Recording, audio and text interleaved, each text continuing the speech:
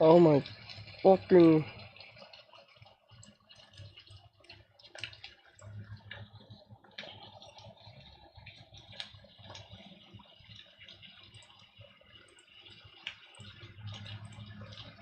Siri_bot. Siri_bot has joined Cerebral Love. Stream Elements. Artextric is now live. Streaming art, Halloween poses, sketches, hashtag how to draw, hashtag drawing, hashtag Halloween. Bot Rick's official. Be a support hero today by using commands like support.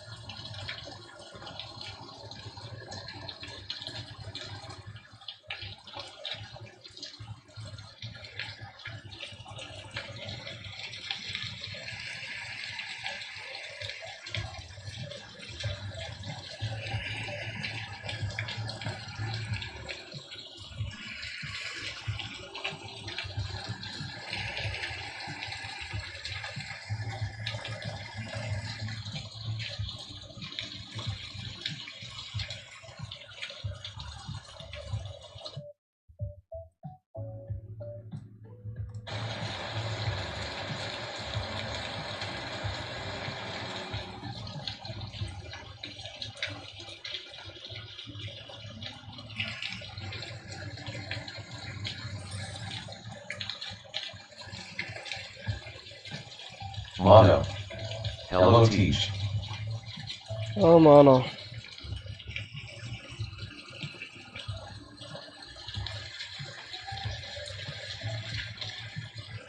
What's going on?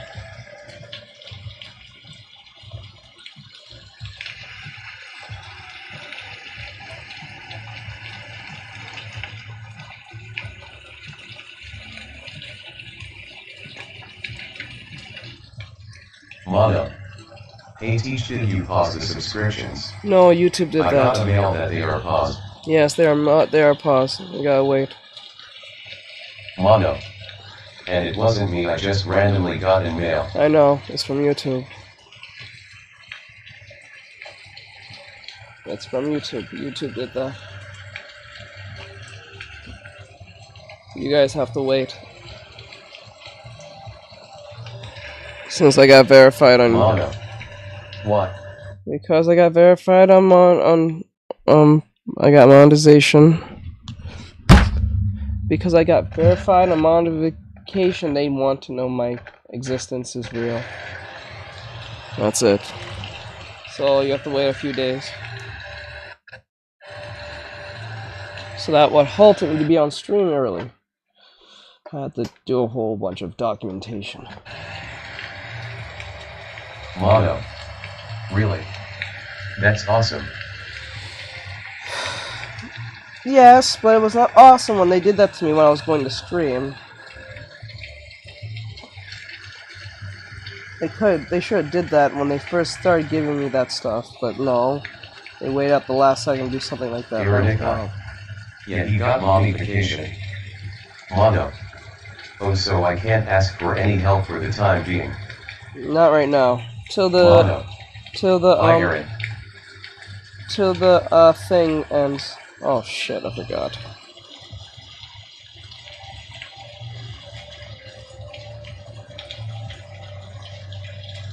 I keep forgetting about this stupid thing. Ironica. Hi Mono. That's not gonna happen in a few days, so it might take 24 hours. Or so. Hello? Hello? Mono.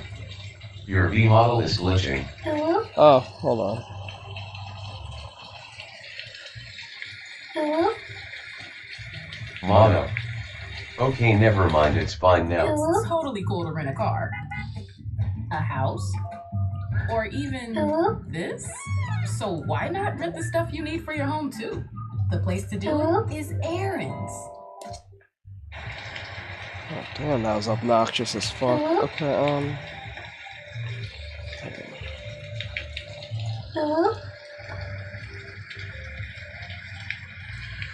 so... Okay.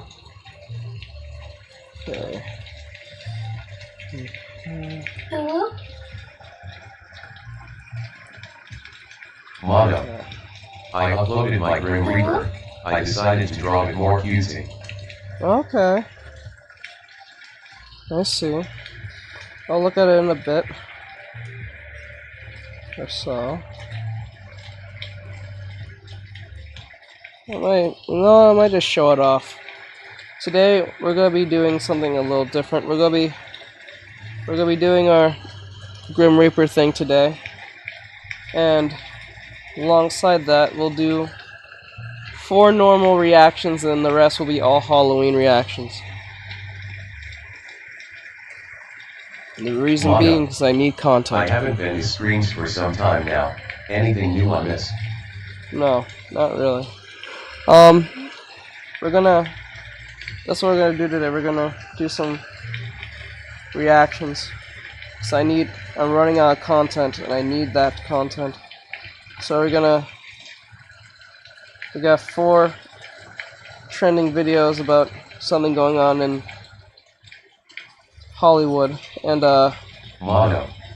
the rest Man, of I hate school. I have to go sleep soon and I want to stay and watch loudly crying face. It's okay. It's okay. We'll eventually get... It's alright.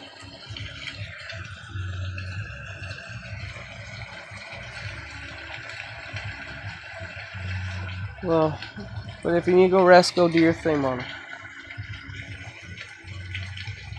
Motto. I love reactions, but not watching live just doesn't hit the same. Oh, I understood. So we're gonna do regular reactions. There's 4 of them, and then all the rest will be Halloween-related reactions.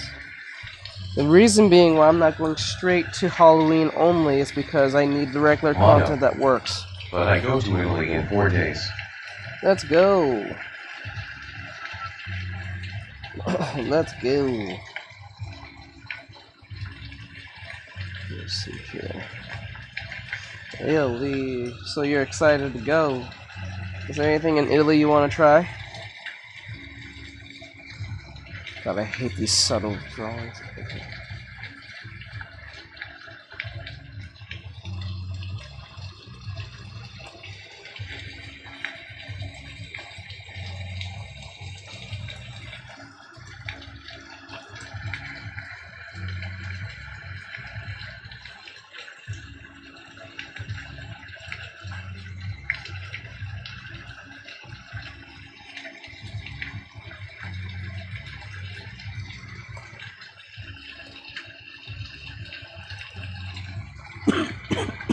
Okay, like that.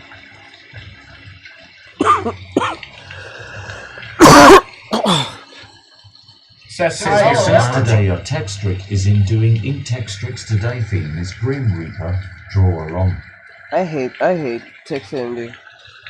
So everything you guys are saying got just shot out at once. Motto. Yeah, I guess it could be fun. No, not really, except that roller coaster. I just want to go on at least one in my life. Oh yeah, you said the roller coaster thing. I remember you mentioned something like that.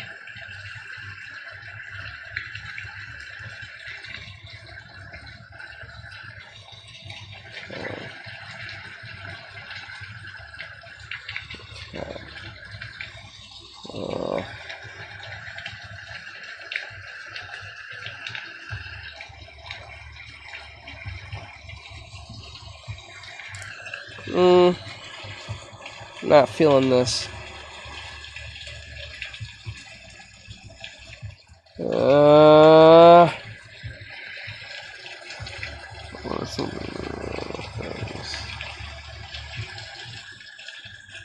We got ratio of personality. Let's see.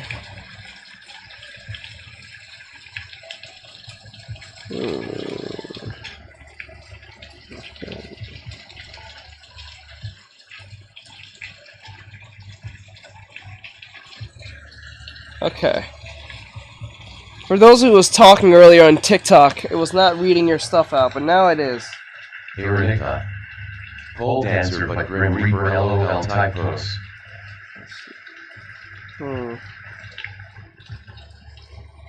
Ironica. The staff is like a pole. Mono.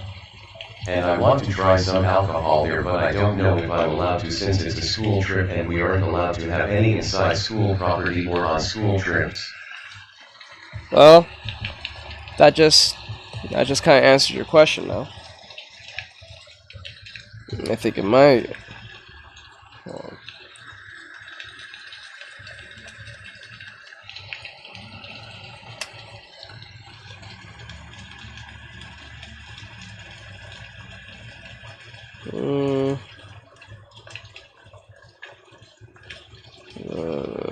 Such a dynamic pose.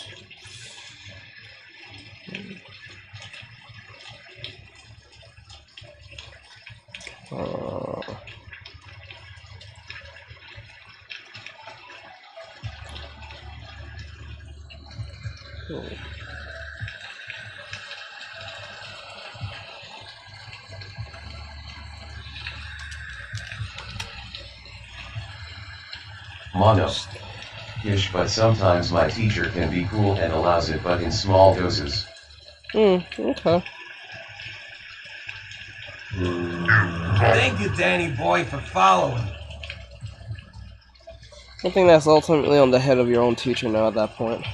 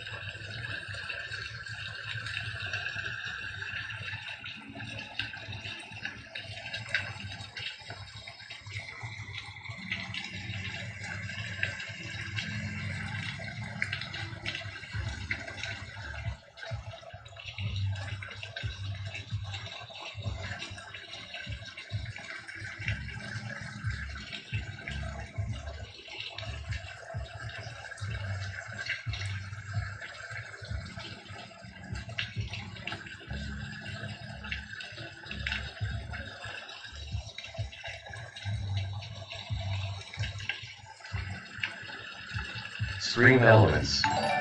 Thank you for following Prismatic Queen. Smiley face. Thank you, Queen. I do appreciate it. Oh! YouTube Shorts, I'm sorry. How are you? Hi, this is underrated. I love that wish bouncing this was pumpkin next to you. It's so funny to me for no reason. Oh, the bouncing pumpkin, huh? Yeah. I think Erin said she likes it herself.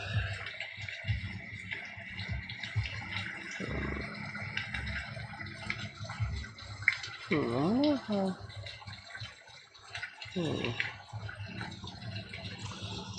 it has to be like this.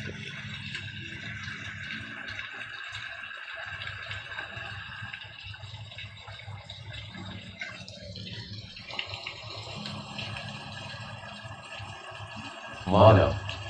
You sound different. Are you sick or just tired? I'm both.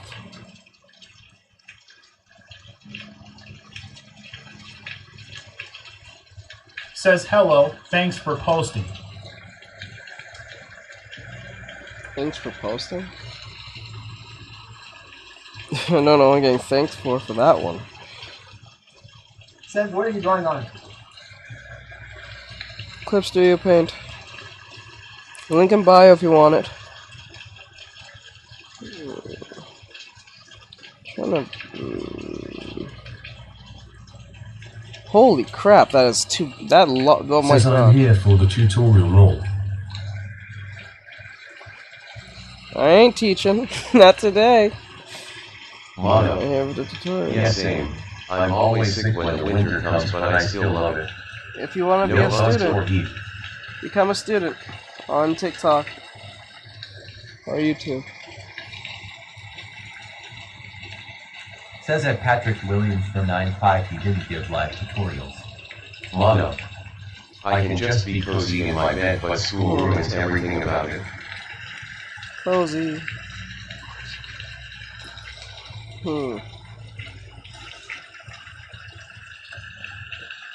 Hold on. I'm not feeling this.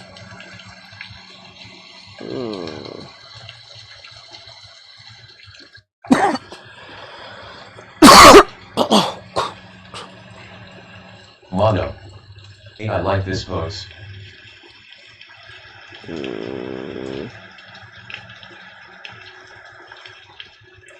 Mono. I asterisk.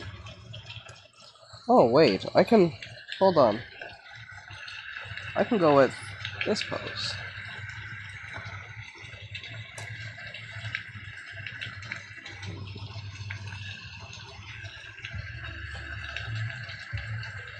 Mono.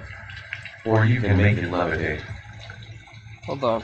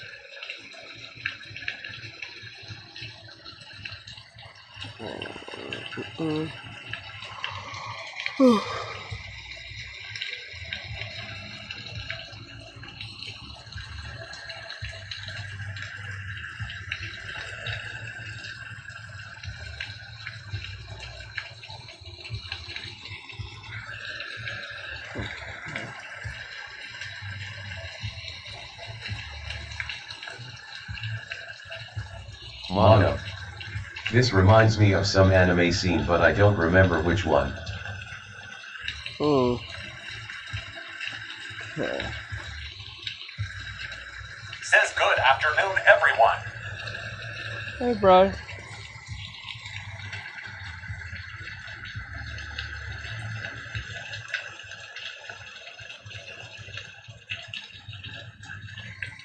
Says that Artextric YT. Mono. Says hi, T. Hi, Brock. Hello. Hello. Hello. Hello. Says Adari Michi Hi Arid. Says hi, Manu.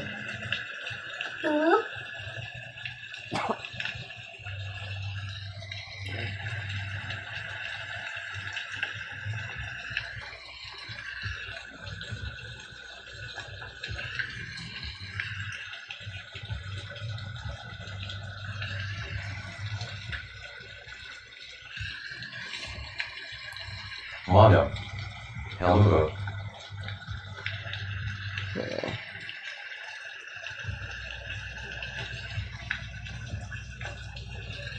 Okay.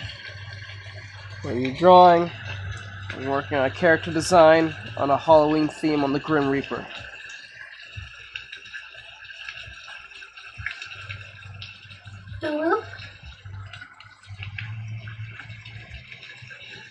Says today, Artextric is enjoying Artextric today theme is Thank you, Loki, for following.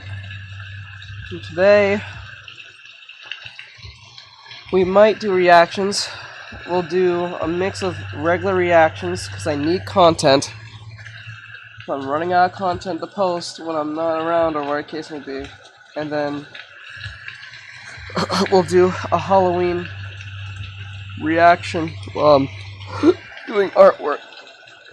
So we'll listen to something like a story or something. I got or some Halloween anime theme stuff because I have something I have planned for that anyway.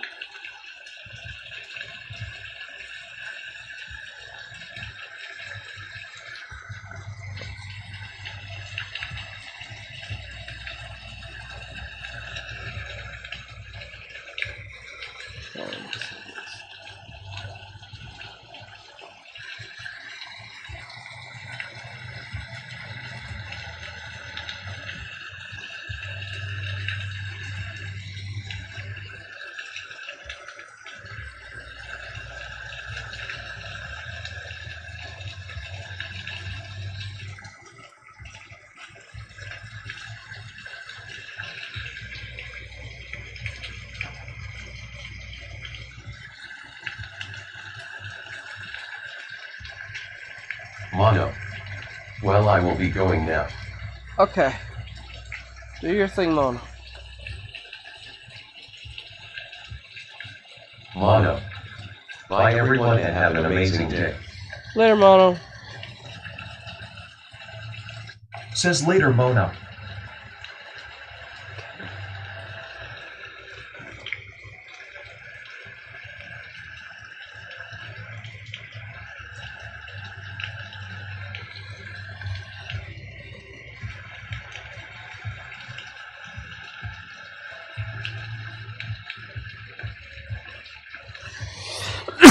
Okay.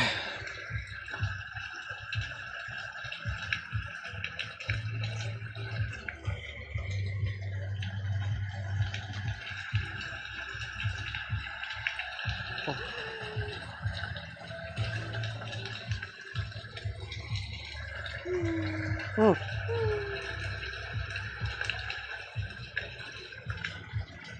Oh.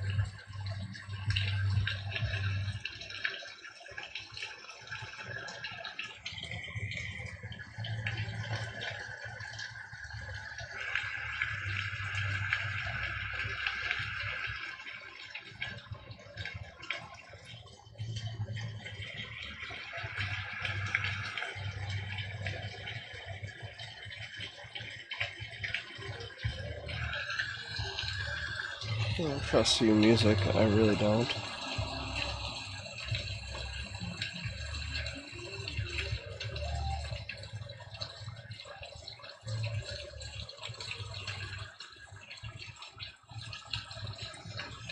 Okay.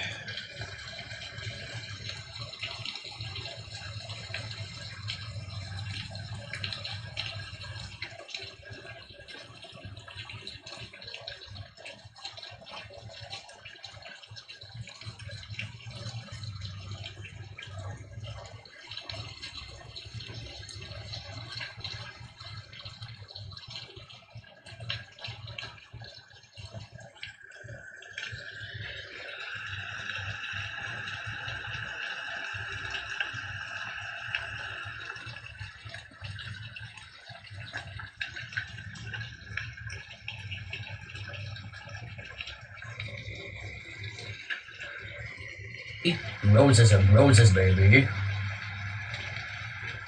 Thank you, Alex Up, for sending 1x rose. Thank you, Alex. Appreciate it.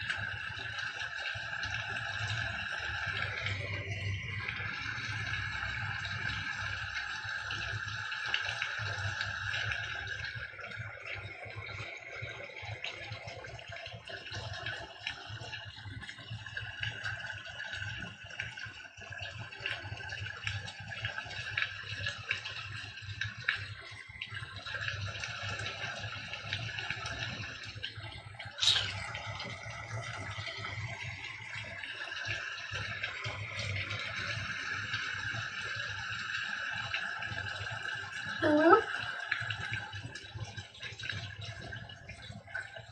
Hello? Hello?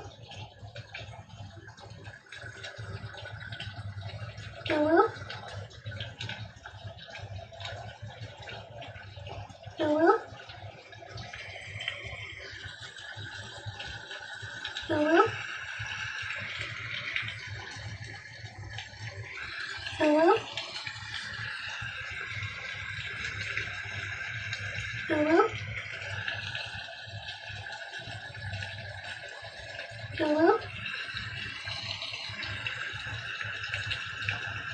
Hello?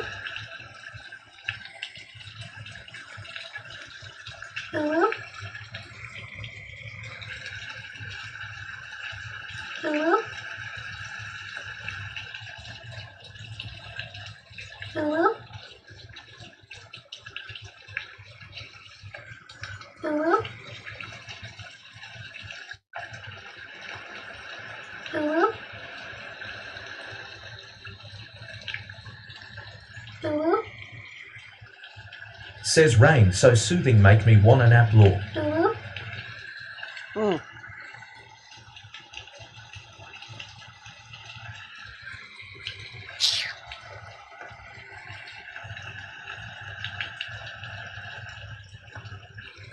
Okay.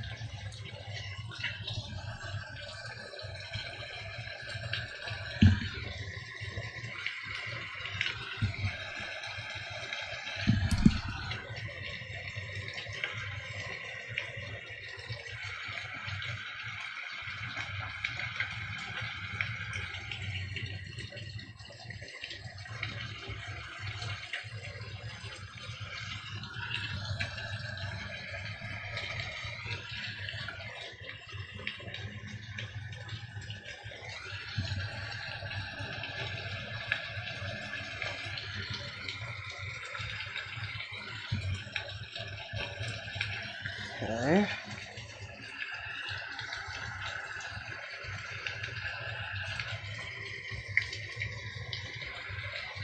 Okay.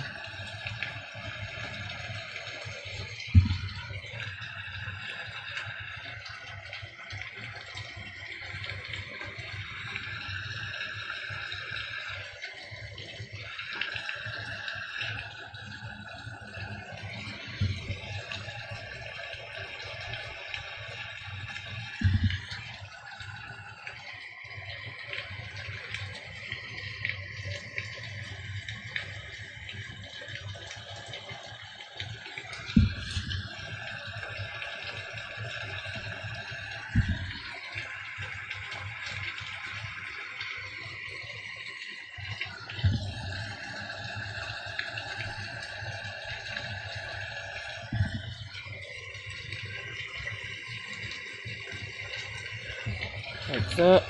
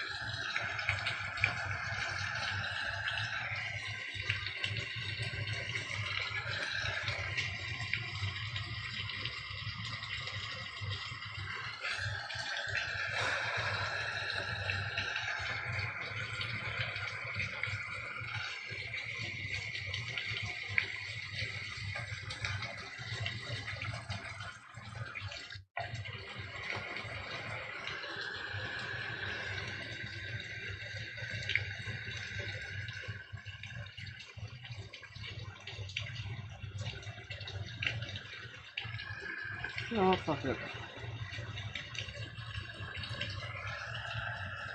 Yeah, that arm's way too wide. This is way too wide. It looks wild as hell. That doesn't even make any sense, anatomy-wise. That needs to be fixed. Like this shouldn't be that wide. No. Yeah, we'll fix that later.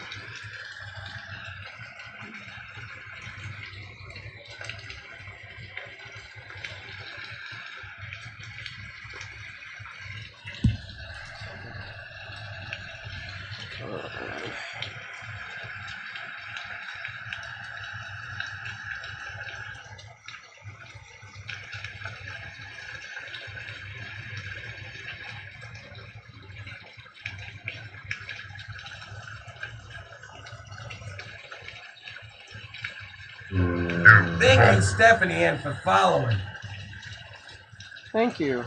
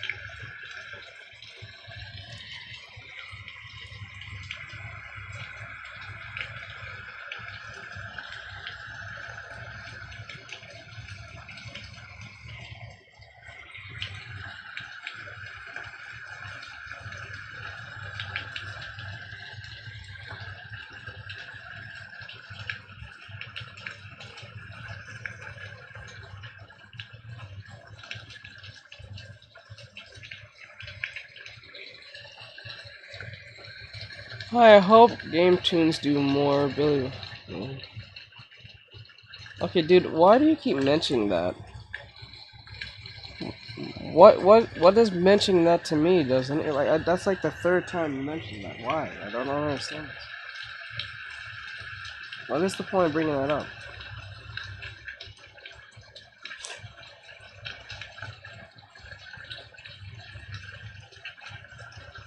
Is that supposed to be some type of meme response?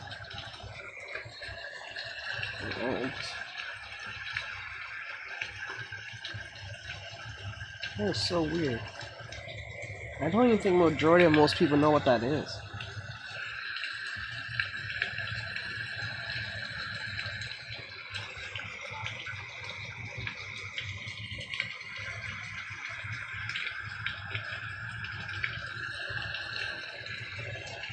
What the hell?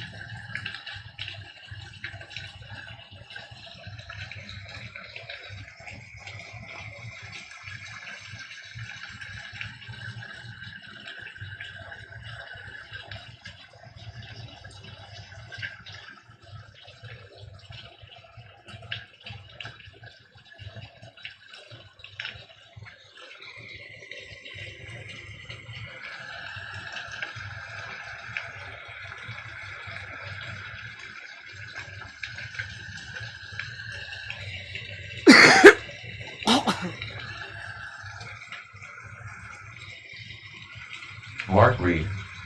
I hope Game Tunes do more Billy Bus soon, when the full game comes out soon.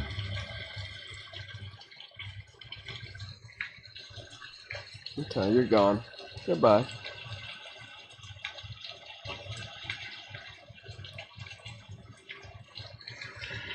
Say stupid shit. I don't know why I say stupid shit like that.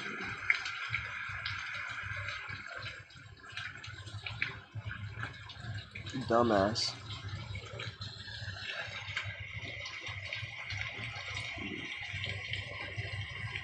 Stupid child.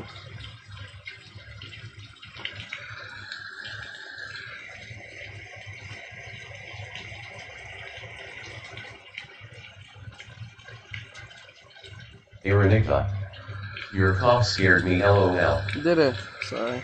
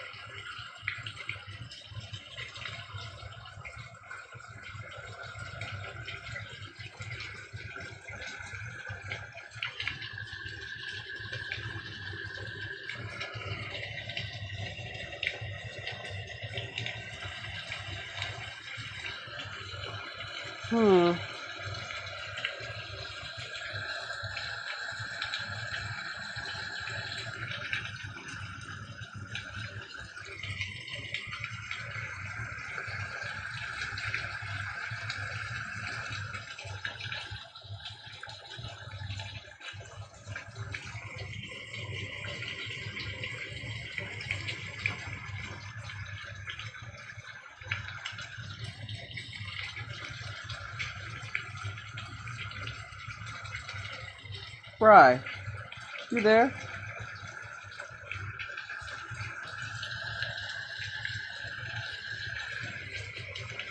Says yeah. You know what I always found very strange? You know, it was a show that I found very, off-putting. I never really understood the premise of the show. It used to call on Nickelodeon, and then went to Nicktoons. You know what that show is? What? What show? Hold on. Says, what's the show? My dad is a rock star. All that you do for Yahweh and Yeshua. Thank you. I think. It was My Dad is a Rock Star. Never really understood that show. Didn't understand its existence at all. I didn't really understand what was the point of the show.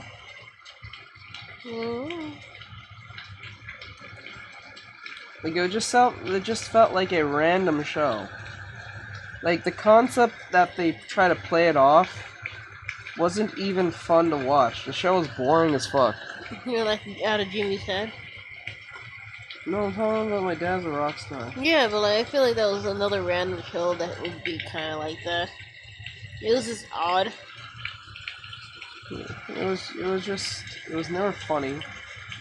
It wasn't even entertaining. It was just straight up boring. I always wondered why. Thank you, Lenny the Great, for following. Yeah, I don't know who thought that was a great idea to greenlight a show like that.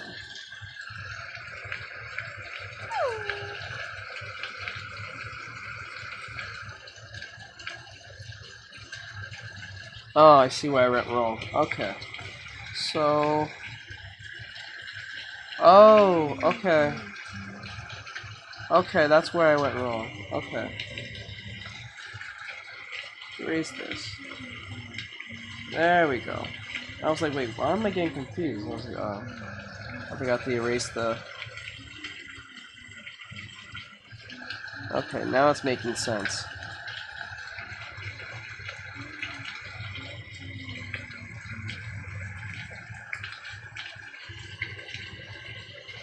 I was so confused for like a split second. Now it's making sense.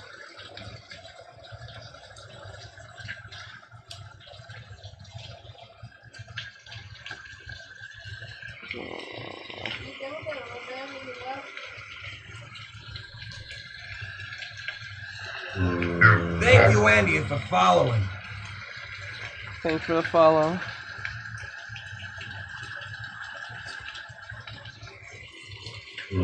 Thank you, Nick and Mike, for following.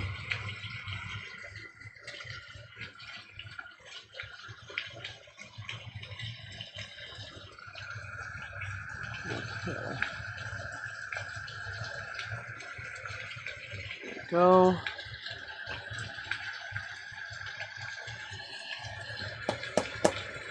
Okay. Making fish. Oh, face. Why do you like this? I ain't done. Don't say it like that. Hmm. Plus, I couldn't chop off the head. I was not strong enough to do that. I could've.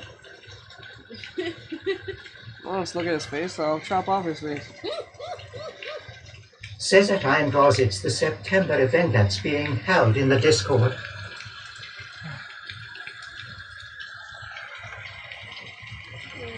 Fish, with broccoli, and coriander, and corn. Don't say anything about his face. Okay. Hope it sings. Why don't you just have Mom do it? Cause Mom don't like dealing with fish. I know when that's in the house anymore. Just pulling one side off and you'll move his out of the way. the vertebrae is so thick it can't break through. That's my problem. Have Dad do it. He don't want to get it. He died. He wants food, don't he? So yeah, he'll do it.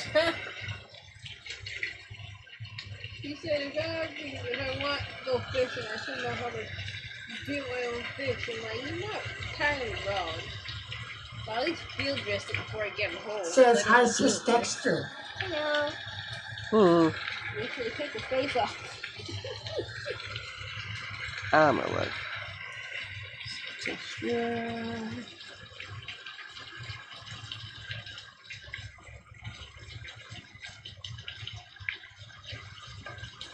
Oh, the face is not my problem. It's the gills. Seeing the gills kind of upset me though. Are you serious? Yeah. Everything How? else, I can get the fish and everything, but when it comes to the gills, Really? Wow, I just look at it as like dragon scales. what am I saying? No, the gills, not the scales. The red thing behind their flap. Okay, what about them? It's weirdly feathery and wet. Just help Dad do it. I don't think you'll care. No, he don't mind doing it. It's that I have to learn how to do it if I'm really good fishing. It's like touching a wet plastic bag.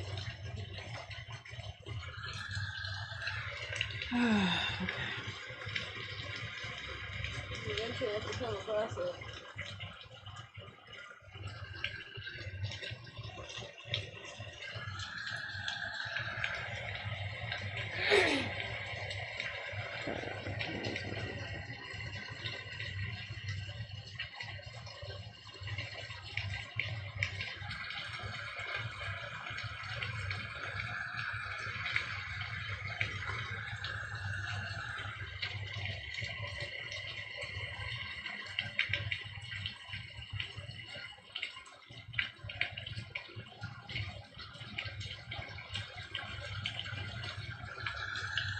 Oh.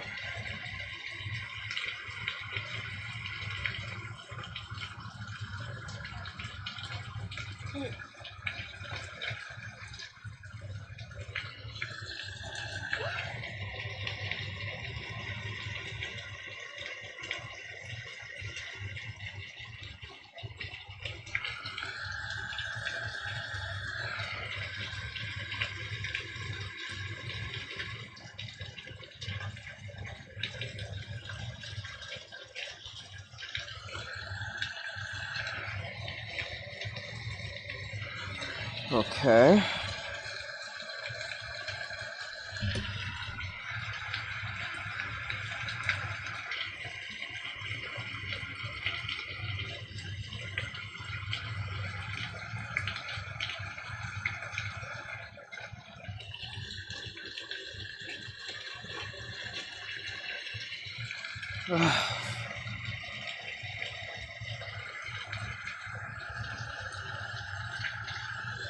Says today Artextric isn't doing Artextrics today. Theme is Grim Reaper, draw along.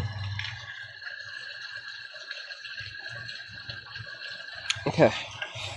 Turn it down. Clean up the pass. Let me see where we went wrong and where we went right.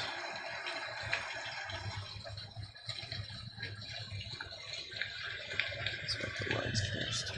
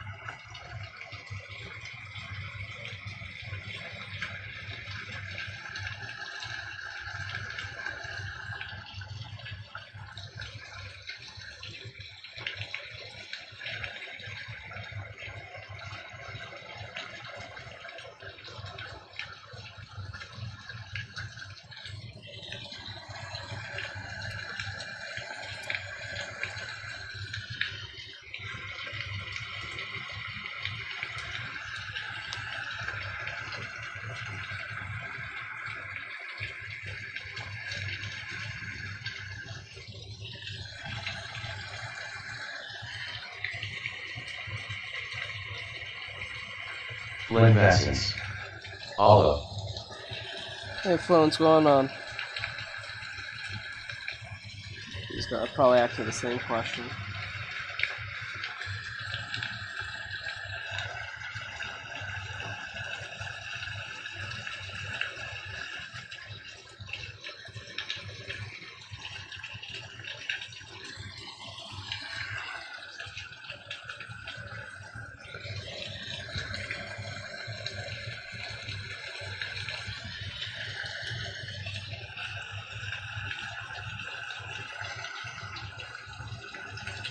Flynn Vassens. I see memberships are gone. They're not gone. They're on hold. The reason why they're on hold is because YouTube needs to verify my account in 24 hours. Since I got monetized.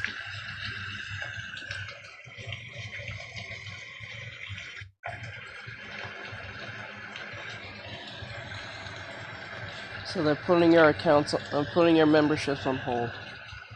They're just verifying my account. My AdSense account or some shit.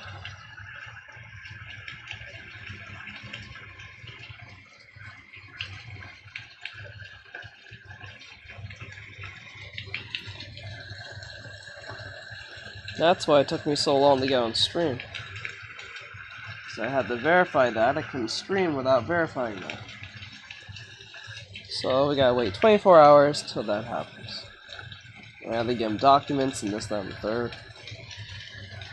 It's annoying because they should have did this from day one when they gave me memberships, but they didn't do that.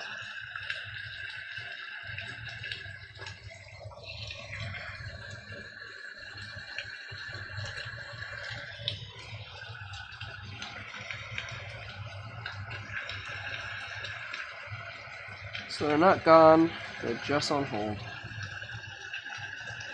Says hi. Hello, Great Papyrus, what's going on? Flynn Vassens. Yes, YouTube changes. Changes.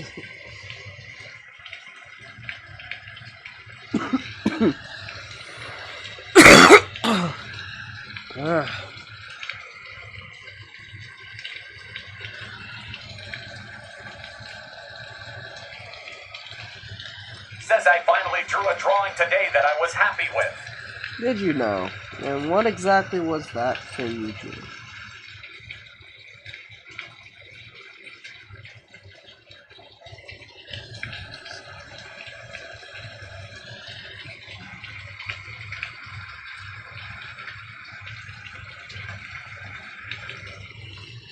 Says a character.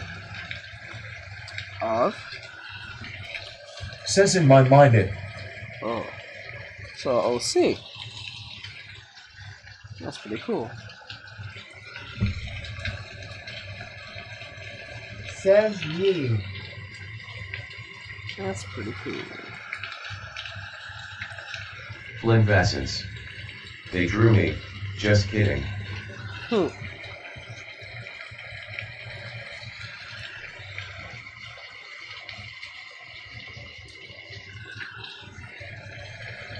Okay.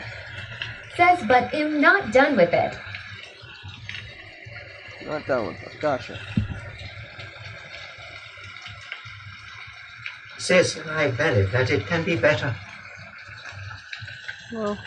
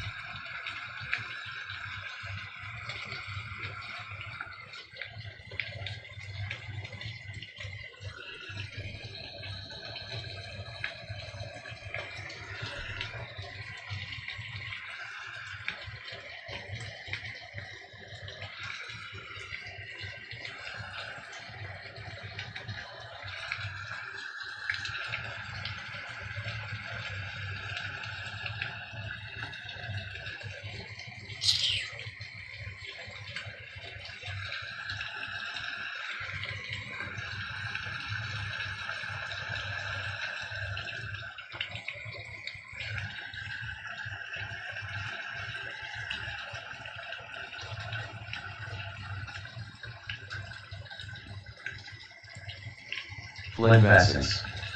Is it spooky month yet?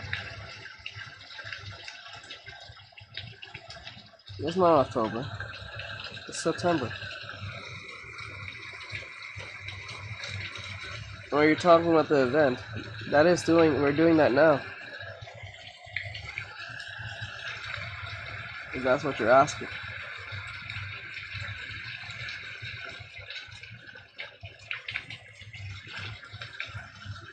I'm doing one of the prompts. It's on Discord. Says today Artextric is doing Artextrics today theme is Grim Reaper. Draw along. Yes.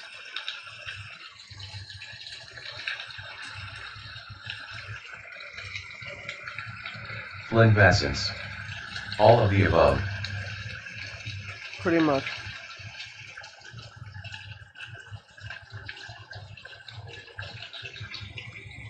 Let's see.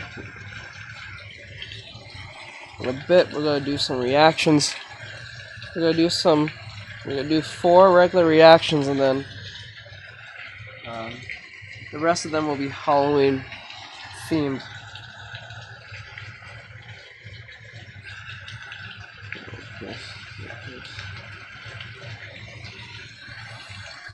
Let's see here.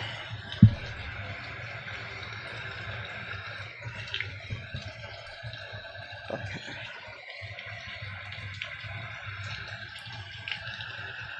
Flint Vassins. Artextric tech support. Okay. Alright, so let me see about. Okay. I think I messed up a lot on the other half.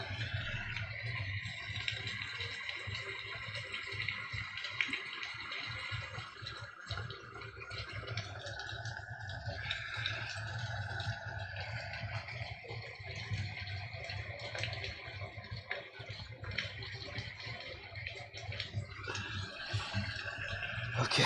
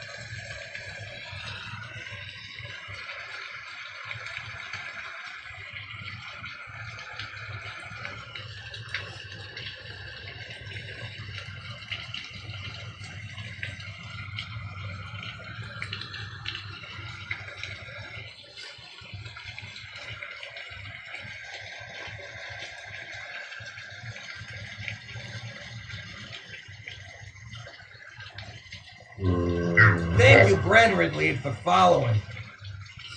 Thank you. Hello? Hello?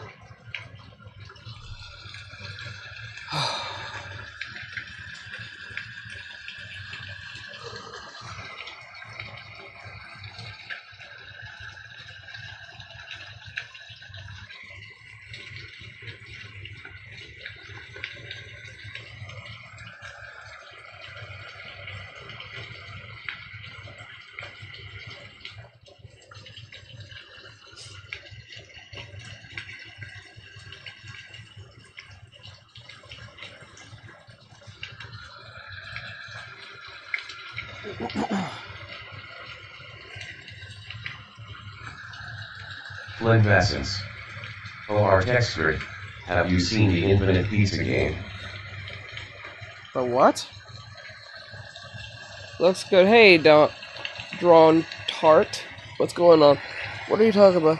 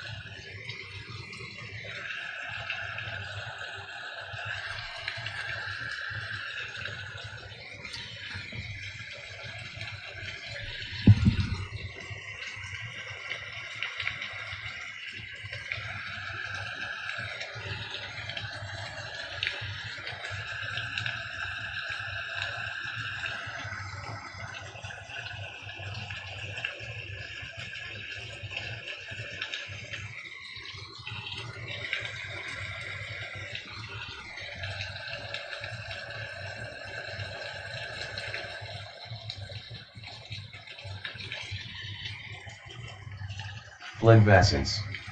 It's literally an infinite pizza that you are sliding down, I think. The hell? I've never heard of this. Sounds bizarro as shit. Never heard of this before. Never heard of this before.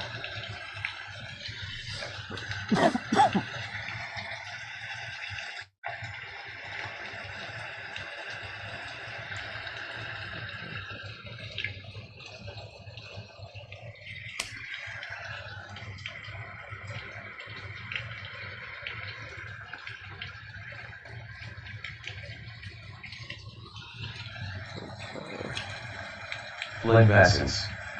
It's trippy. I'm pretty sure it is. I'm pretty sure it is. Okay, hold on.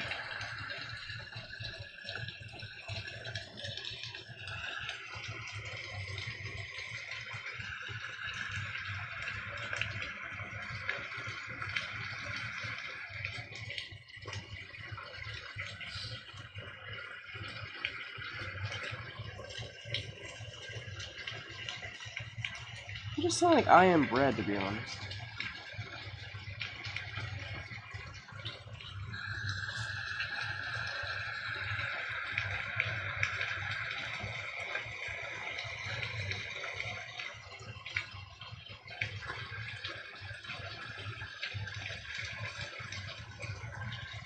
Flimbascence.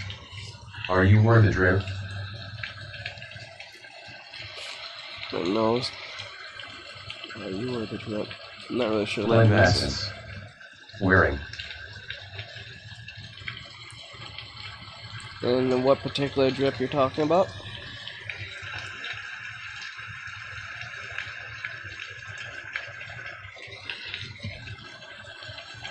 Okay.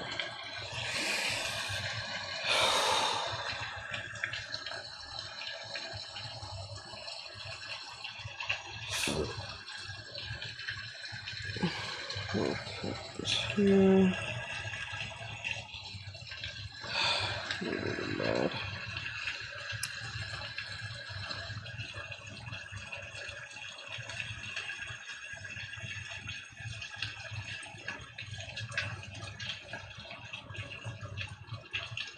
Flimbascence. The Goku drip. That's Supreme shit? No. No. No.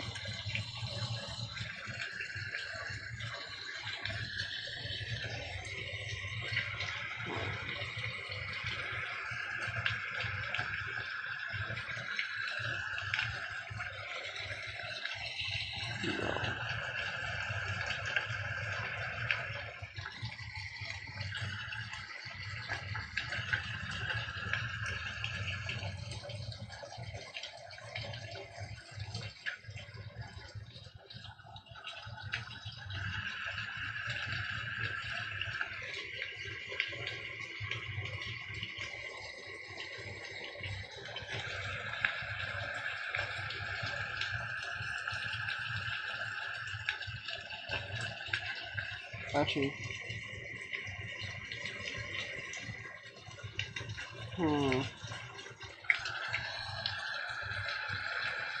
Flimbascence. Fair enough. In my opinion, it's pretty ugly too. I don't know anyone who actually has Supreme at all. all my years of knowing about that brand, I don't know anyone. And I don't know anyone who has Supreme shit. I literally thought that was a meme, but it's an actual brand.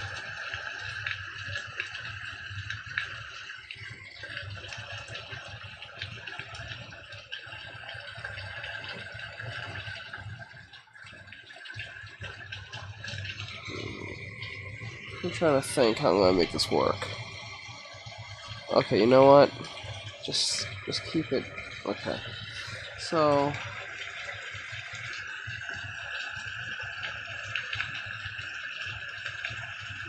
okay.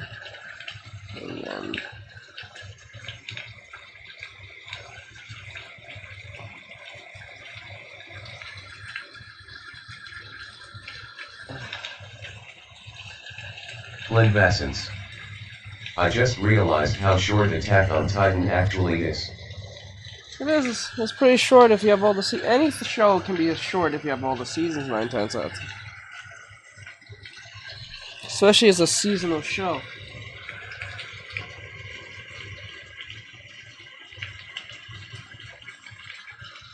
Like you can knock out majority of most My Hero Academia in a week or less than a month.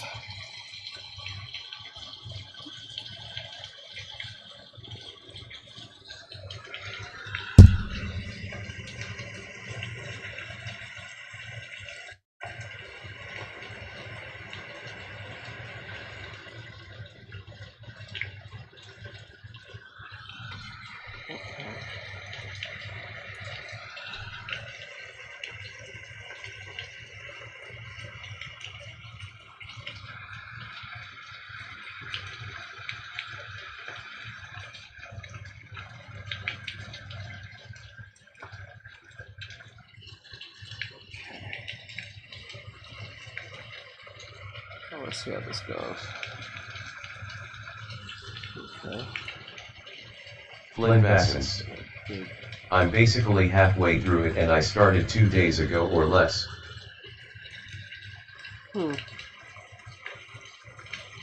Huh. That tells a lot right there. This is why they make seasonal anime.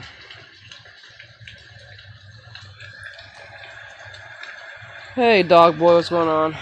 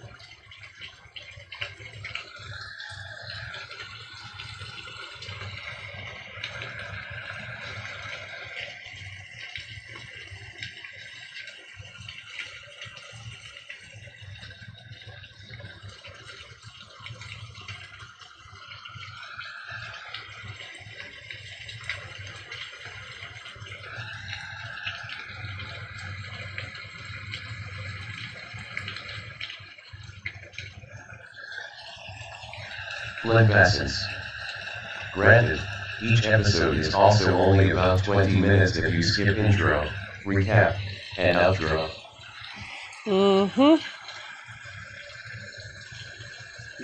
Not.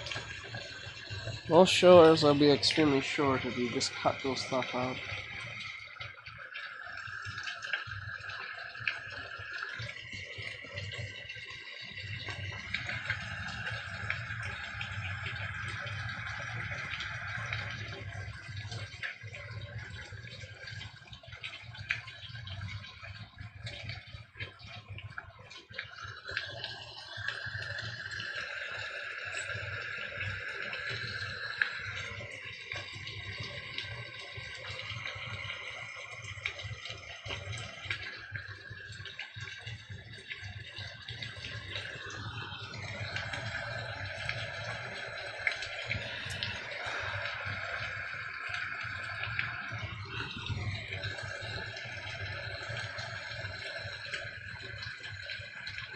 Flynn Vassens. Now I'm curious, what anime has the longest episodes? One Piece.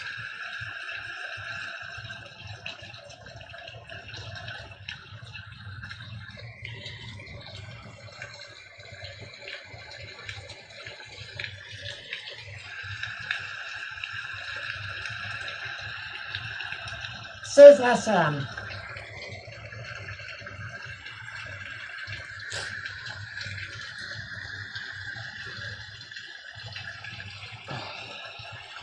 Or you can go with Demon Slayer.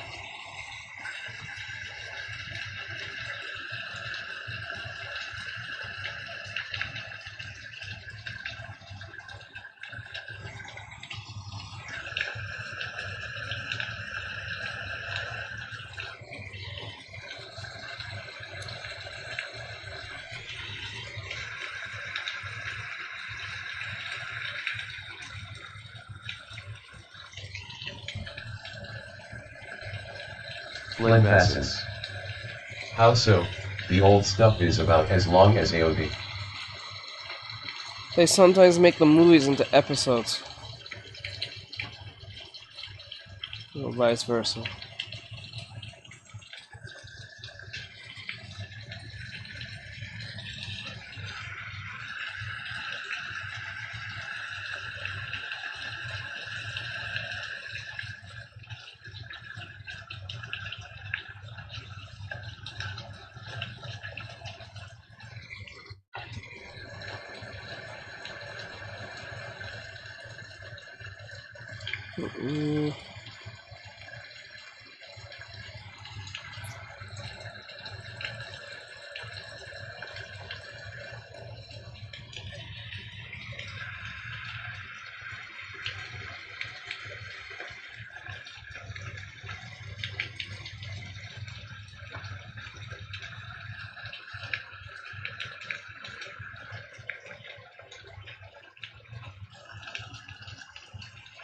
Flinvascence. Ah. Well, if that's the case, I think I might know a longer one. And what would that be?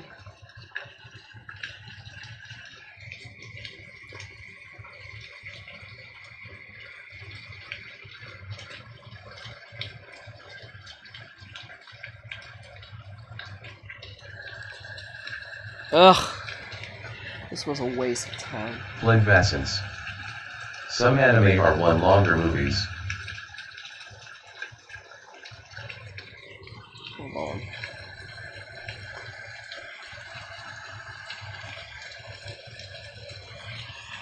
Hold on. Shit. Did I do what I think I did? Yep, I did. No.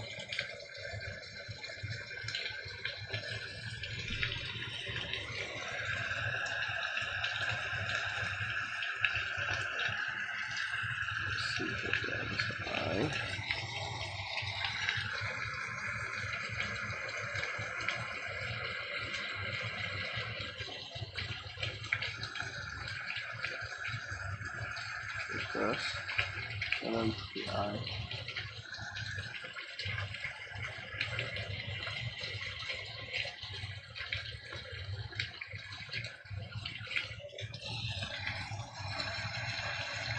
Okay. And then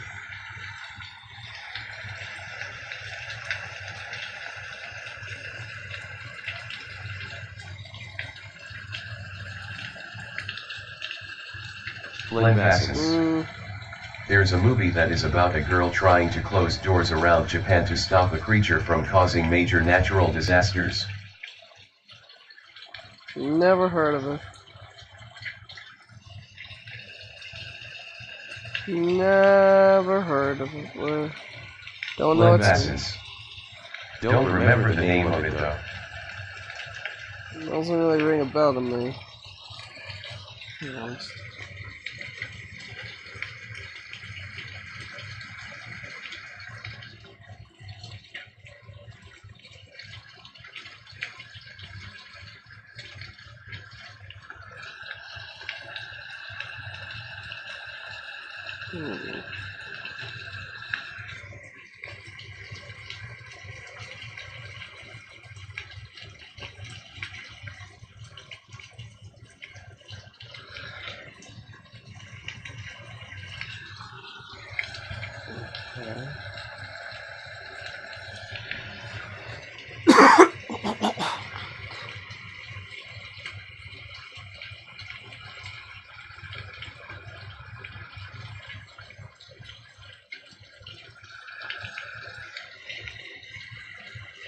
Mouth looking too froggish. So what I'm gonna do is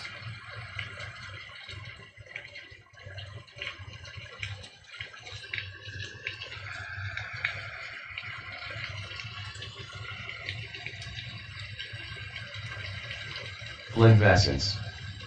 Has a guy that gets turned into a chair and a khaki thing.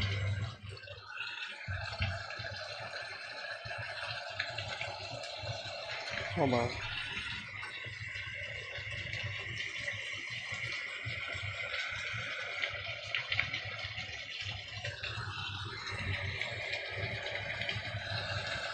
Okay.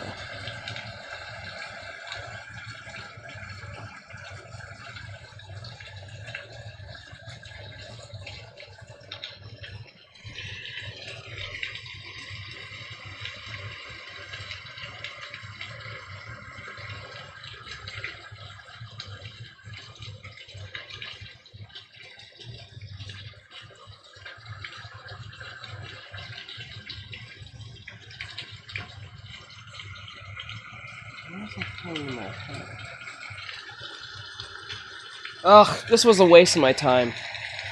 I'm not gonna lie. I don't like the drawing. I do not like it. I don't like it. Waste of my time. Alright, I thought I could do something a little different, but no. So, what I'm gonna do, I'm going to... Let me see.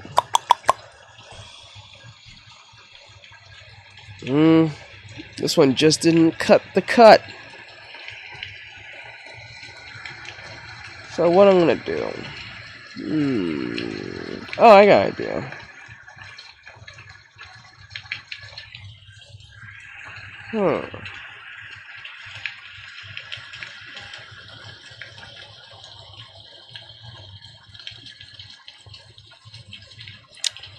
Fine, I'll go with this. It'll be fast and just easy to pull. Let's just do this real quick with the molding method real quick.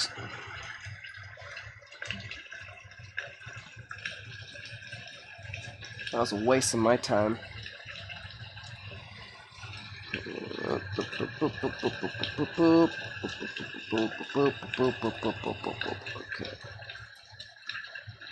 Flimvescence. Suzume, that's its name after I looked it up. Okay. Why does that sound familiar?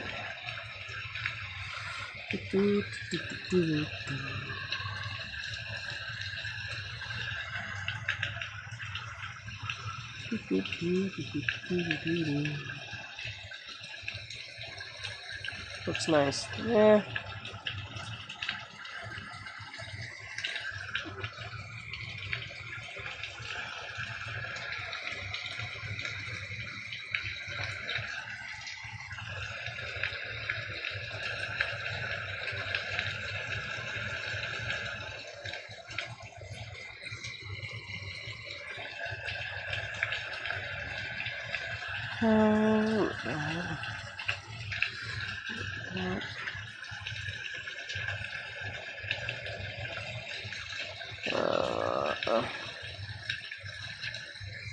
Okay.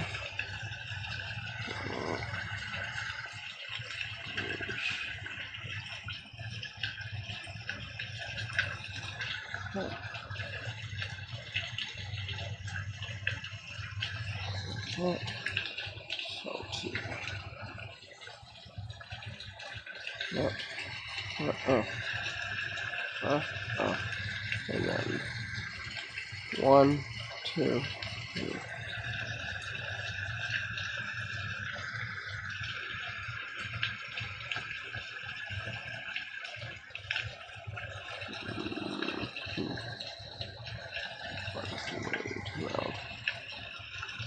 Flimvescence. That's also the name of the main character, which it's funny how many anime have the main character's name as part of, if not the title.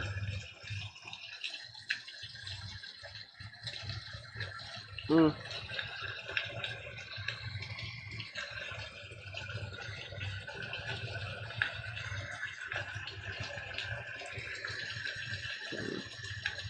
never found that funny. I found that kind of like standard practice. I just find it funny when they titled the whole show after the premise.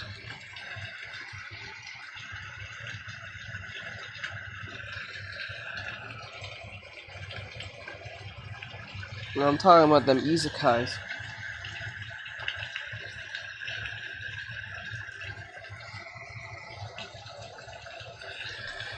Okay.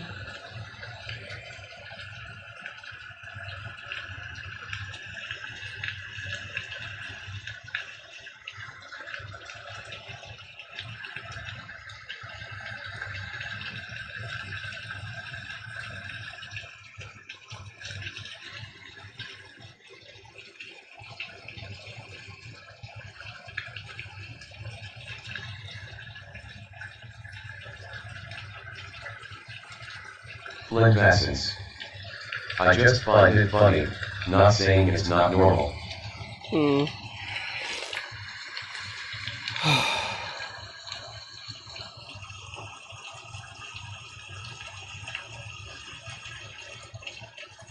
Oh god.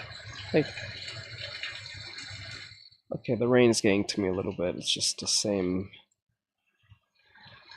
Oh god. Oh my god, the rain was really getting to me after a little bit. Oh, bro. Thank you, Melodic Productions, for sending I one just gotta turn XRP. it down a little bit. Just Says, hey, what's up, Carrot Carrot? Hello. Hey, hum. Oh man. Alright. Okay, guys. While I'm working on this thing, come over here on YouTube. Or Flynn Twitch. Vassens. Oh, it's raining near you. No, I turned down the rain sound effect. Okay, guys, come over here. Flynn Vassens. That explains the background noise. Come over here, everyone on YouTube or Twitch. We're gonna do reactions, cause like, as I need to be distracted as I'm working, cause like that last drawing I did was pissed me off because it was not going where I wanted it to feel. Was not feeling it. I was not feeling its energy. I was not feeling its character design. It was just like I was just mindlessly drawing at something, and I hate that because that's usually when my best work is not coming out. So come over here. If you want to hear the reactions. If you don't, you can stay over there. I don't care. And honestly, yes, I'll do this on TikTok because, well, I don't think TikTok cares anymore these days. Well, it cares, but I'll be mindful what I say still, even though I'm still on Flynn Vassens. pause. Because yes. Because yes. Anyway. So, yeah. So what we're gonna do 4 normal videos, and then that point on we'll just listen to a bunch of Halloween blah blah blah blah Halloween stuff. Given we're still doing this event. Hello? Whatever. So Hello? Hello? Get out of the way. Okay. Hello? Now, since I did that, let me turn her down. Hello?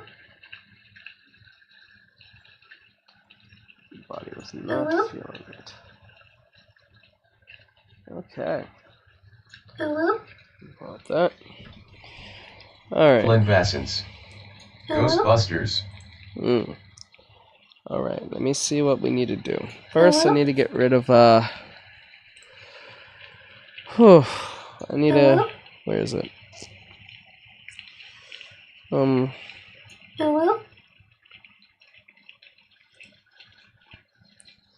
Hello? Okay. Says at Melodic Productions, hi hum. Hello? Hi, hum, hummy, hum. Hello? Hum. Saba hum. Alright. Hello? Humminy, hum. Hello?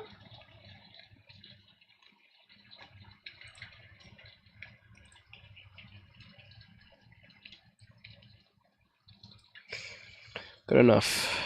Says, hey, Bri. Where's that sound? Gotta turn that shit off. I'm gonna go crazy if I keep hearing that shit. God damn.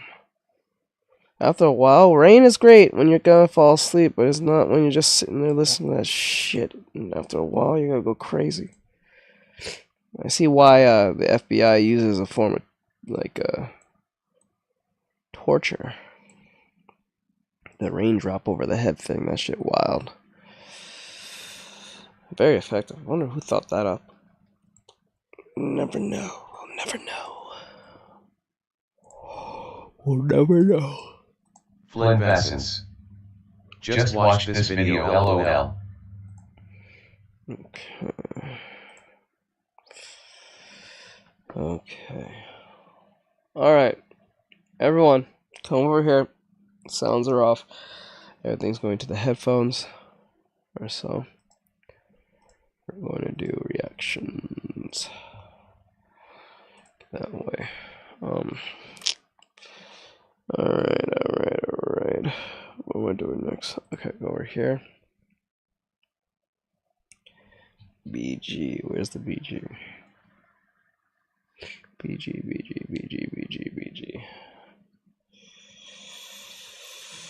Okay.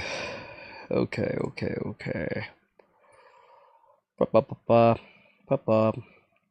Ooh. Okay. That's in there. Hopefully that's not turned off or anything. What type of artist are you? Anime artist. I'm an anime artist. Any reason why you asked that question? Alright. So, for those who are here, come on YouTube or Twitch so you can see the video that we're watching or at least reacting to. Or whatever case may be. While I do the Halloween drawing here. Now, just to let everyone know, we're doing 4 regular, normal videos. I need videos, content. I'm running out of content for the background for YouTube. And the others will be Halloween reactions. Now, there'll be still... We're going mainly anime Halloween reactions. I have one particular in mind. So... it'll be interesting in the least to see where that goes or so. So real quick before I do anything,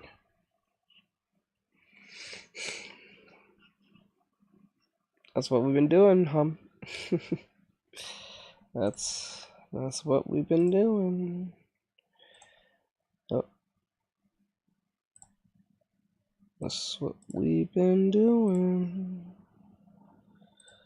Where is it? Halloween 1, Halloween 2, Halloween 3,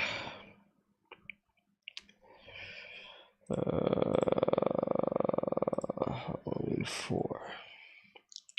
Now we're working on the Grim Reaper. Female. We're doing a female Grim Reaper. So, we will see where that goes.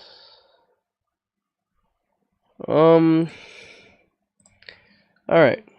So, for those of you who are taking part of it too,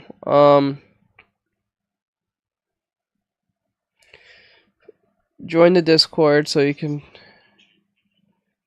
join the Discord and take part of the prompt, the Halloween prompt of drawing the Grim Reaper of your own interpretation or case may be. You do not have to draw the one I'm drawing or the type of drawing. You can draw your own. It does not matter.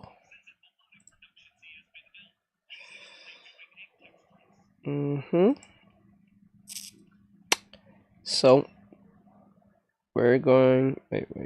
I did like it, didn't I? I thought I had a Halloween one.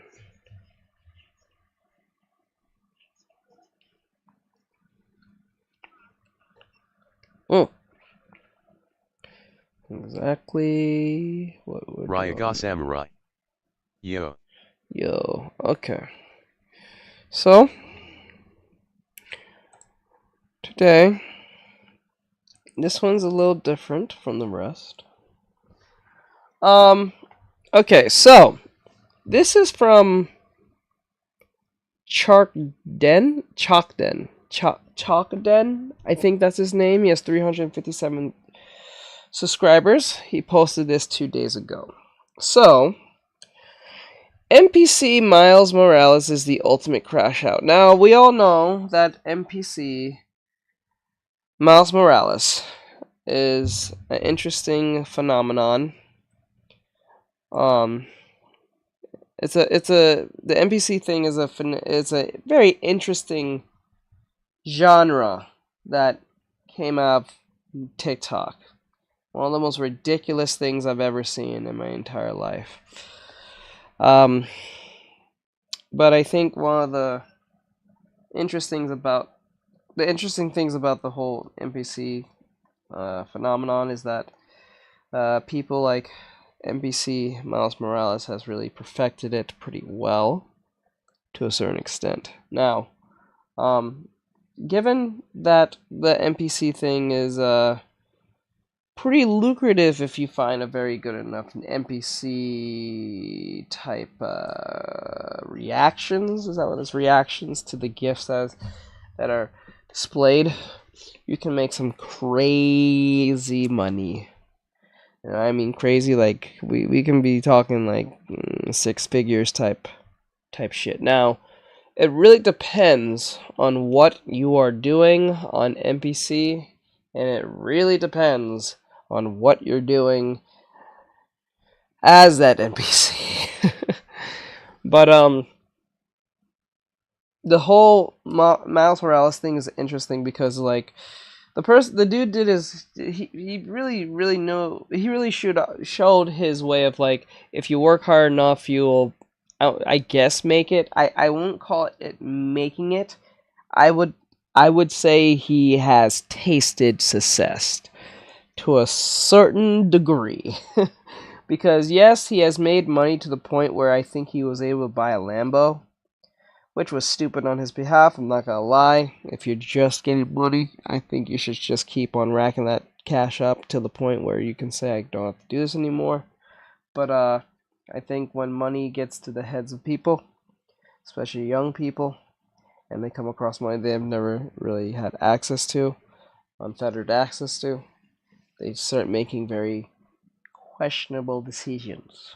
Now, NPC Miles Morales has been somewhat of a beacon of hope and a cautionary tale of what happens when fame gets to your head and money that I wouldn't say you didn't earn for, but like money that gets into the hands of people that isn't, I don't think, mentally ready to have, because he doesn't seem mentally there. And when I say mentally there, I'm talking about a maturity way. I'm not saying he's stupid or anything, even though some of the stuff he's done is kind of dumb. But you gotta come some slack to a certain degree, but, you know, we have to be mindful and self-aware of our situation. Now, I understand that most people have to do the whole pretend to be a character, stay in character thing, but I don't really understand why you have to do it on the street anymore. Like, I really don't understand. Like, there was like a dude I saw on TikTok who was pretending to be like Michael Jackson. Hello, Ari. There was a dude who was pretending to be Michael Jackson. And I think he's in his own house. I think he's in his house. And I don't know if he's making as much as Miles, or I can't tell, but he was making crazy. He's getting a lot of gifts. So I'm like thinking to myself, if Miles don't want to be messed with, NPC Miles, why don't he just do it at home or in his apartment or where? Because he has money enough to get a pretty good place where he has like pretty solid walls. So like, I don't know how he's not doing this like in a like in a gated place or something like that.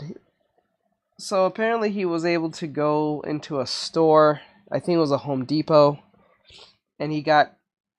I don't know how he got up there, but he managed to get into the Home Depot and set up his whole NPC shit on top of like the railing where they put the wood. That, I'm not gonna lie, that was highly impressive. That's impressive. I don't know how someone can be able to do that with the security cameras right up there, and they didn't send security way before you even got in. Like, you dress as Miles Morales. He was up there a good while. I guess to give his lives a more NYC feel to it. I guess so, but like, you know, that's just that I don't know what to make out of that. That was a weird one for me. But anyway, so here it says Chark then says NPC Miles Morales is the ultimate crash out. Let's hear what he has to say. So if you want to hear the video, if you want to see the video, come over here on YouTube or Twitch. You won't be able to hear it or see it on YouTube Shorts or TikTok for obvious reasons. So come over here if you're interested. If you're not, stay over there and do whatever the hell you're still doing. So anyway, let's go. Let's play this. Here. Today we're going to be talking about... Hey everybody, Chalkton here. Today we're going to be talking about NPC Miles Morales and... Oh, it's Chalkton. Okay, thank you. The plethora of fights that he's been getting into that I've literally seen all over my Twitter page. So yeah, I also heard that. He's been getting in a lot of fights with randoms. Which I'm not gonna lie to you. As brave as that probably sounds, it's pretty stupid. Because, like, I noticed that he's been threatening and quick to argue with people and want to get in fights with people on the street.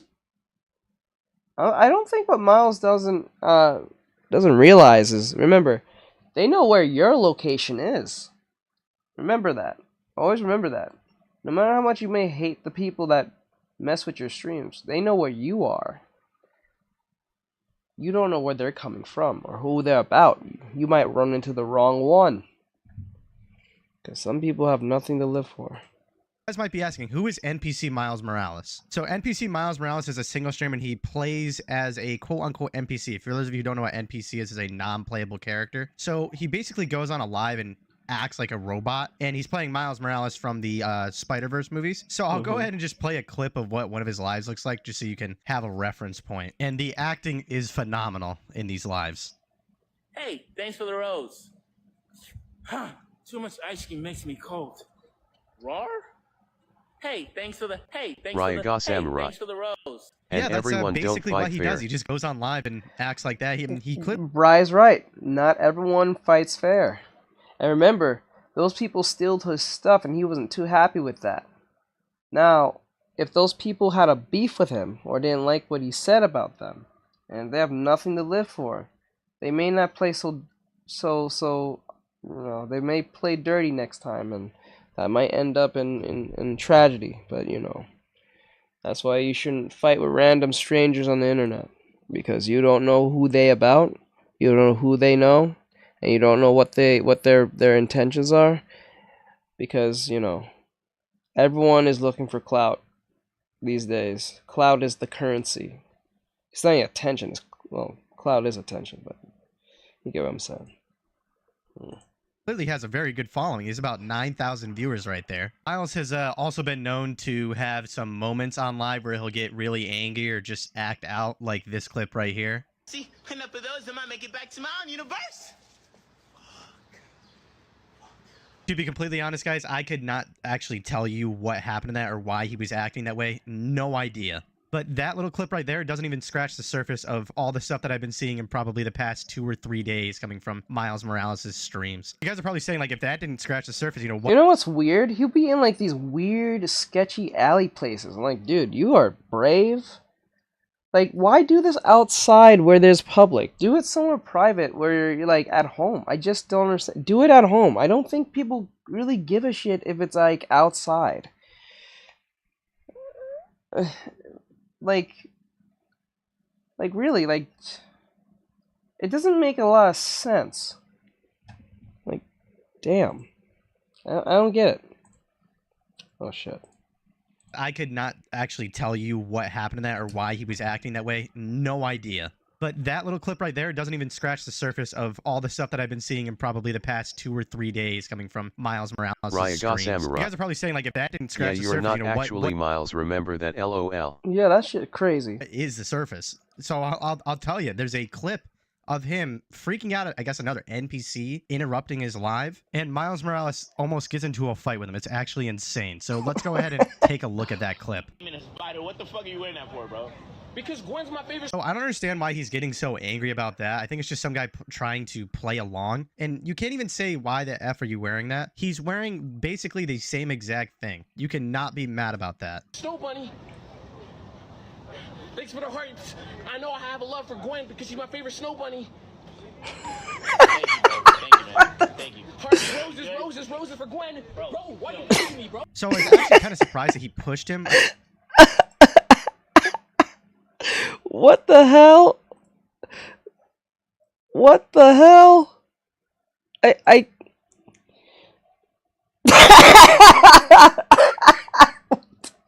No, that...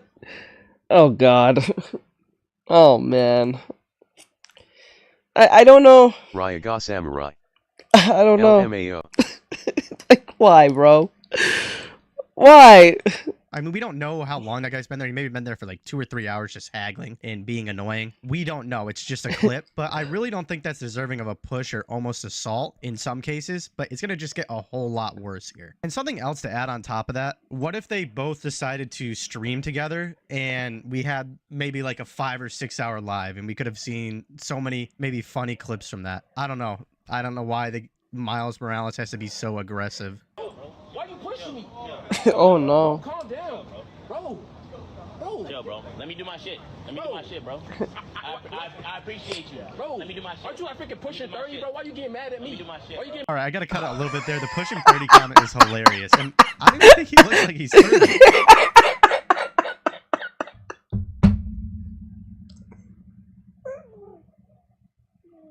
Bro. The pushing...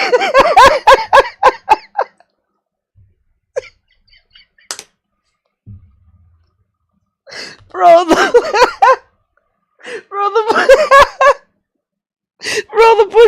the pushing 30.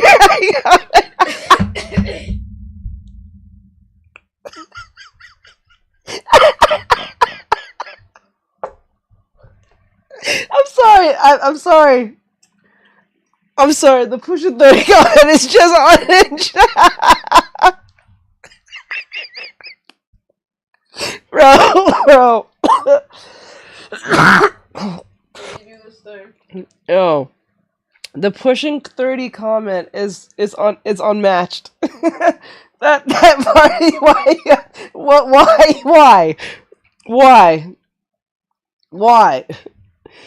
That is funny. I'm not gonna lie. I'm not gonna pretend like that's not funny. That is funny. That is just that is rude as hell. Why? Oh, jeez. Ryaga Samurai. Yo. Breathe, teach, breathe. That's crazy. Like, he said it so fast. He had that loaded and ready to say it. He said, bro, you're not pushing 30 right now. Why are you pushing me? He said it so fast. He wanted to make sure he put that in there before he left. That is such a dick move, bro. Like, why? That's how he makes his money, bro. That's why he's doing it. What does him pushing 30 have to do with anything? He makes more money than most of your parents. What the hell? Morales is 30? If anybody actually knows the age of NPC Miles Morales, I'd love to know. Mad at me because bro. But do you like the snow bunnies?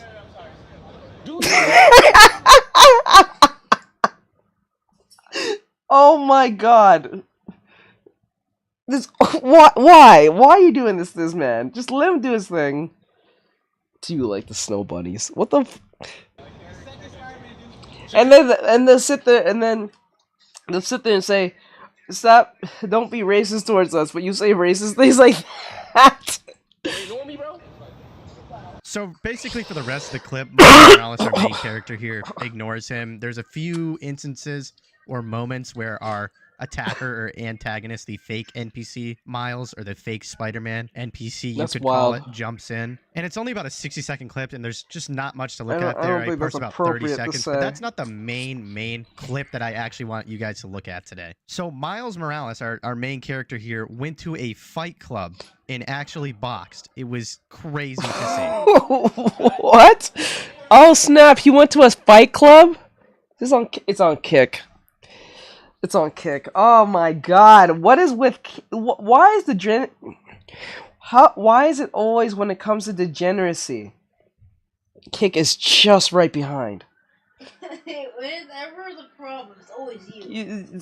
Every time there's a problem, it's always you three. That's what it sounds like to me. Like, oh my God, bro, it's crazy. I mean, Miles Morales isn't even an NPC anymore. You might as well call him a main character. I mean, look at that stance right there. I would be kind of scared of him. But like, how did this even transpire? Or what led up to this? Like, I have so many questions here. It's obvious what went up to this. They said, "Hey, listen, Miles, we know you're like kind of the thing now. You're the hottest thing right now because of the NPC thing. You're one of the most famous people who are doing this crap. Given that you have a very, toxic part of you, we was thinking about putting you in our boxing match, and we'll pay you this much. They'll pay you. I think they'll pay you based on just boxing, and they'll pay you double if you win." So, like, I'm pretty sure he said yes because the money. I don't know if the money he's getting is drying up. I don't. The money. I think it's like it's getting to him because he can't normally stream now. He can't just stream. Because at first, when he said he was gonna stop doing this or like take a break from it, I think he said he's gonna just do streaming. And then I think it caught up to him realizing people don't care about him streaming. They don't care about him. They care about the Miles Morales bit. That's what they came for. That's the whole shtick. That's the whole bread and butter. That's the sad thing about when you want to do new stuff. You have to implement that very small doses. Ryaga Samurai. Aaron. You're not supposed to just outright change completely. That's not going to work. That's going to confuse the hell out of people. So,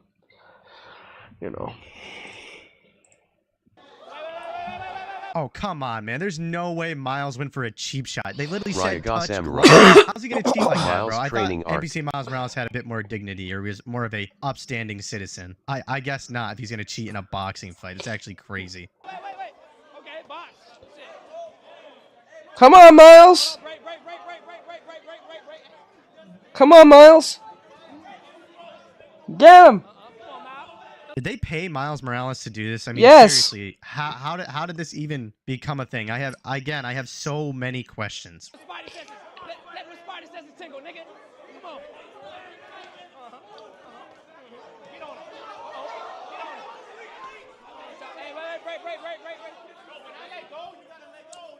Oh, to be completely honest, the rest of the fight is kind of just boring. It's just hugging and some punches. I would even call them sissy punches, but I don't want to sound like an alpha sigma male. But anyway, we get to see who the winner is. So let's go ahead and play that out. The bell was me saying box. All right, in our fifth bout of the night, the winner. Still can't get over. We have Chopper. What the? Respect, nigga. Respect, gang. So that's the end of the clip right there, and honestly props to Miles Morales for shaking his hand. He took What? the loss like a champ. Most people can't even do that nowadays. Again, so many questions, like was there a planned stream with FouseyTube that night, or did they just happen to come across Miles Morales and say, hey, we're going to a fight club, why don't you come box? I mean, I don't understand. There are so many questions that are going unanswered here. Anyway, that's going to do it for today's video, though. I appreciate you guys watching, and if you enjoyed the content, feel free to leave a like, If you have any thoughts or any updates that you can provide me with, feel free to leave it in the comments, and I'll make sure to try and respond to you. And if you made it to the end of the video, I appreciate you all, and I hope all of you have a great one. Peace out. Alright, so that was Chalk then. Yeah, hoax. Okay. So that was Chalk then with the whole NPC Miles crashing out situation. So like, subscribe, share, follow, and comment. If you like his stuff, just give him a follow. I always tag their name and stuff in the title and also in the description and the location of the video that we reacted to, so it stays consistent. So with that said, I'll see you guys in the next one. Okay. Alright, so we're on Clownfish TV. And it says here, Disney told Pixar. Disney, this is what they said. Disney told Pixar to make Inside Out 2 less happy. If you get my drift. Make it 2 less happy. Lightyear. Honesty, that wasn't as crazy as I thought. I know, it's not as that was kind of like anticlimactic. I think the only best part about that whole situation was the part when the dude said, "Are you pushing 30?" I'm like, damn, dude. Like, people really think 30 is like old. That is not old. It's like a death sentence for some reason. No, to most young people, that's like super old in their head. That is not old, actually. But they like to convince themselves like that's like some type of like, it's not like you're 50 or 40. You know what I'm saying? Mm. Like, Jesus. There's girls who are like in their 30s or 35s and they still look like they're 28. If you take care of yourself and work out and blah, blah, blah. See, they don't believe that. Yeah, I know. But if you work out and eat healthy and go to bed at reasonable times. Look at Nick Mikado. Yeah. That looks normal. Look at Nick Mikado. And that dude, I think he'd beyond 30. No, he just turned 30. Yeah. Okay. See, he pushing 30 and he shredded off that whole like, you know what I'm saying? And he looked like he's 20, like he never even, the man looks like he never lost weight. Yeah. Which is actually quite hard to do. Because most people, when they lose weight like that, they look sick. No, they look stretched and sick. Yeah, right, probably. But then again, he was making avocado money, so he probably had enough money to take off the hanging skin. Probably. So that's probably actually, a thing. they said if you have a lot, your insurance actually has to pay for it. Hmm. Because it will decrease the quality of life. Okay. Alright, so this is Clownfish TV. It says, no, I don't give shoutouts. This is Clownfish TV. It says, Disney told Pixar to make Inside Out 2 less happy. Lightyear used a warning by execs. Alright, let's see. Ryaga Samurai. They be acting like you turn 30, your hair turn gray, and you wrinkle up, lol. Yeah, like, it's weird. It's very weird. It's very weird. Hey guys, welcome back to Clownfish TV. This is... But then again, we come from an era now where most of these kids are born to other teenagers. So that tells you right there. Their parents will be like in their 20s. And by the time they're 10, their parents are at 30. So I think that's old. Neon, I'm not here with Geeky Sparkles in this video. She's actually out and about today, but we're going to talk about overlapping Disney itself. However, if you can imagine that. We're going to talk about Dismal Disney. We're going to talk about Pixar, and apparently, now this is an article coming from IGN, but apparently the animators at Pixar had to be reined in when it came to Inside Out 2. They were given notes, again, according to IGN, that they needed to make the movie less gay. They wanted to go all the way gay with Inside Out 2. Now, Inside Out 2 wound up being the biggest animated hit for Disney in a long time. I think it's actually the biggest animated movie ever at this point, I think. And a lot of people praised it because they're like, this is a return to form for Pixar. This is like a Pixar movie we would have seen 10 or 15 years ago when we fell in love with Pixar. It's fantastic for general audiences, right? And it made a lot of money. And apparently that was kind of by design. The higher ups had to rein in Pixar and tell them to make it less gay. So all the speculation about Riley being bisexual or trans or whatever that the shippers have had, which I don't know why they're obsessed about the gender identity or sexuality of an 11-year-old or 13. That tells you right there. That tells you who this was really for. That's why. These are the people that Disney and them has been hiring. These mentally unstable individuals because they're caring about something is that they shouldn't care about. Which is very creepy. That is very creepy. So, that tells you who's the sacred cow. 10-year-old or however old she is in this movie. But yeah, this is because of they're claiming Lightyear. Now, I do not believe, we'll talk about this. I don't think Lightyear bombed because it had a gay family, a gay kiss in it. Lightyear bombed because it was supposed to be a Buzz Lightyear origin movie, and there's no way in hell this is the movie that Andy watched when he was a kid because it was boring AF, right? Yep. There's no way. Buzz Lightyear Star Command, I could see Andy being into that, but this was not a 90s science fiction movie on any level. This was Interstellar, and I would say for kids, but wow, it wasn't really a kids movie.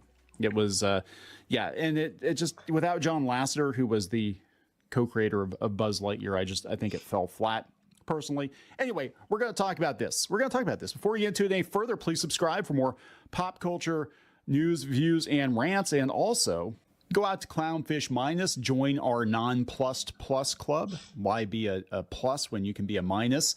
And we're going to have more exclusive content and podcasts over there. And also, we've got new products. Check this out. This is an officially licensed Under Armour Clownfish TV hat. We got a tie-dye one. And of course, we've got everybody's favorite. It's back in stock. The Dismal Kingdom t-shirt. So we're going to be adding some new merch here. We got some people helping us with fulfillment. Now, we've kind of gotten beyond the point where we can handle everything ourselves.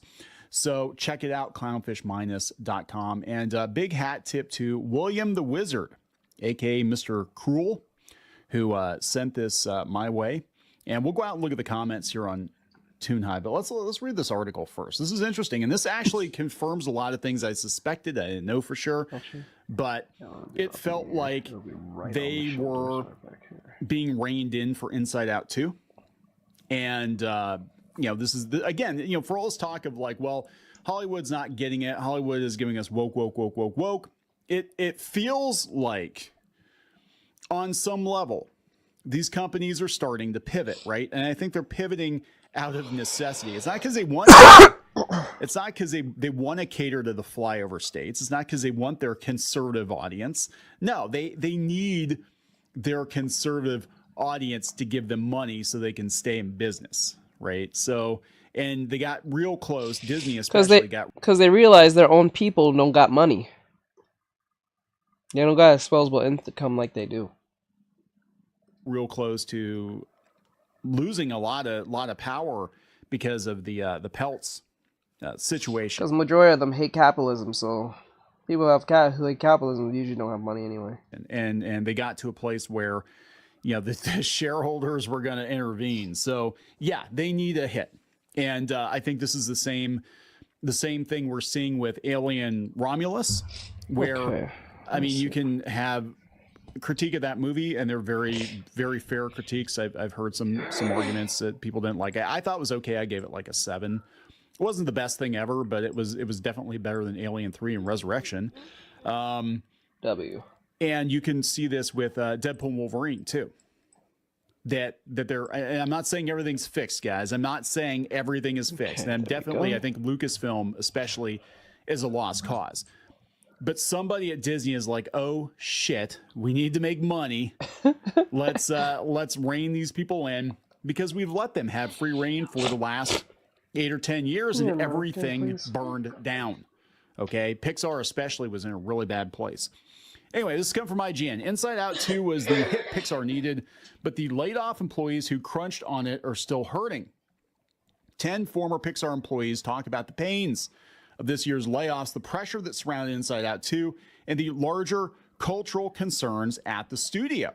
So this is all about the people who got fired. They fired a whole bunch of people right before Inside Out 2 came out, and Inside Out 2 was their Hail Mary pass. And I'm still convinced at some point that Disney is going to merge Walt Disney Animation Studios and Pixar and just call it like Disney Animation. And that's it. That's one big happy dysfunctional family, right?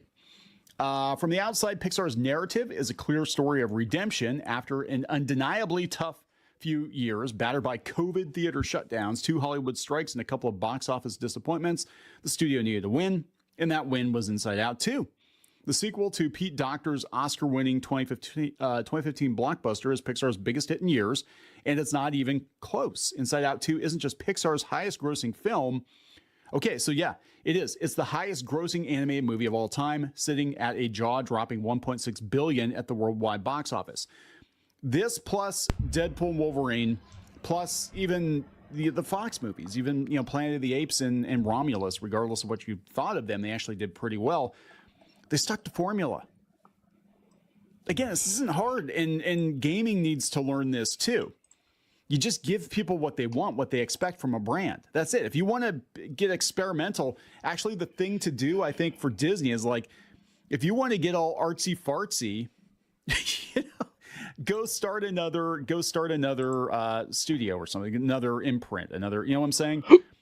Like, so people have an expectation, right? People knew that Miramax, well, now we got the whole Harvey Weinstein thing, but they knew that those were artsier, fartsier indie movies and not like mainline Disney movies, or, same with like Hollywood Pictures and all these other, different, Touchstone, all these other, kind of brands that they had. Do that, but people have certain expectations for Pixar. People have certain expectations for Disney, right? For Marvel, for Star Wars. You want to do something else. You want to make movies for the modern audience. Call it something else so people know, oh, okay, these are movies for the modern audience. And then let them succeed or fail on their own merit. I'm just saying, oh, no, we don't want to do that, right? Because a lot of them are probably going to fail because there's not enough of the modern audience to support them. Anyway, it's a stunning turn of events when considering the studio's aforementioned recent struggles, and who doesn't love a redemption story, especially when a brand as beloved and nostalgic as Pixar is involved. But for many of the workers behind Inside Out 2, its record-shattering success is more than a little bittersweet. As reported earlier this year, they began layoffs, 14% of their staff in May, and not only are laid off employees unable to the ghost audience. Yeah, the ghost audience.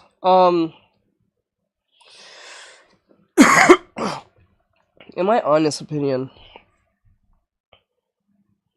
I really don't think, I don't know what's going on over there in Hollywood, and I don't know what, I believe it's spirit, I think it's ultimately some type of demonic reason why they're doing this, because, like, they're ignoring the things that actually work, or can work. They're just doing it as what Neon said. They're doing it because they don't want to. They're doing it because they have to. I'm like, why don't the have to be a want to? That's the question I have. Why is it a have to when it should be a want to? Don't you want to make money? Why would you hate to make money? You know what I'm saying? Like, they should switch that I have to I want to. I want to make money. I am a business. That's what businesses do. So it makes no... It doesn't make any sense on why they want to follow this so-called message. Now, maybe most of them want this message to work, as majority of them are the people who they want the modern audience for. It's like, okay, so let's use an example. I don't think it's a bunch of people who believe the modern audience exists. I think it's for them. And they think the modern audience will come after the fact. So what I mean is, like, the people who they're trying to cater to, it is themselves. It is not for the audience. They're just, if they come, but it's actually for us. I think that's what that is. Ultimately. Benefit from a bonus for Inside Out 2's success. Ouch! Some are also recovering from what several sources describe as unprecedented crunch surrounding Inside Out 2. Probably. Look, Disney's gonna I'm hearing rumblings behind the scenes that there are concerns that Disney's going to outsource more stuff. And we saw that they kind of, just secretly set up shop in Canada to do Moana 2. How many other secret productions do they have? Do they have like a secret Vegas? Do they have an Area 51 for Disney? Area 33, is that what they have? Area 23, Area 69? I don't know. Area 666? I don't know. I'm just saying. Yeah, they said, I think for a month or two, the animators were working 7 days a week. I can believe it. Ridiculous amounts of production workers, just people being tossed into jobs they'd never done before. It was horrendous. Yeah, because they got rid of a bunch of people. IGN actually spoke to these people. They spoke to 10 former Pixar employees for the story under the condition of anonymity. They go into detail about the pains of the layoffs, the financial struggles those layoffs have left them with, and the details behind what the source calls the largest crunch in the studio's history. It's a claim disputed by a senior exec at Pixar who tells IGN the crunch at the end of Inside Out 2 was no different from those on many other films from the studio. Could it be that the people that got laid off had not been there that long and they only knew summer? Yeah, I'm just saying. Like, if they're working for John Lasseter, I think he'd be a lot less nice.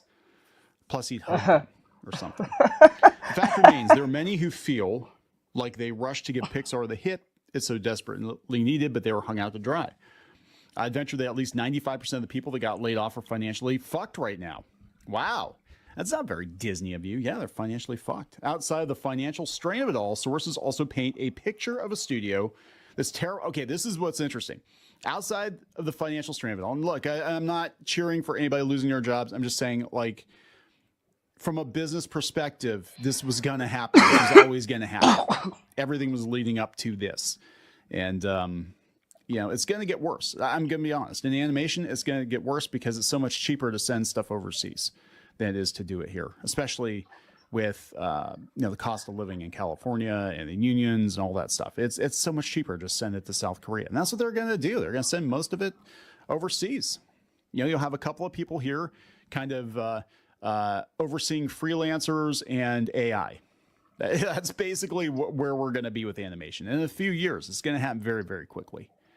The technology's there. I've actually seen some examples of very modern AI animation, and it's shockingly good. And it got shockingly good in a very Rob Bresnahan knows we need common sense solutions.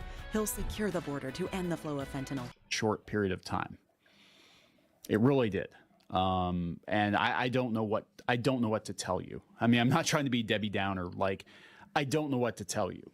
In 5 or 10 years, many of the people working in animation right now, the grunts, they're not going to be necessary. You'll just have the showrunners, the producers, the storyboard artists, or you'll have, people that kind of, do everything. They do a little bit of everything.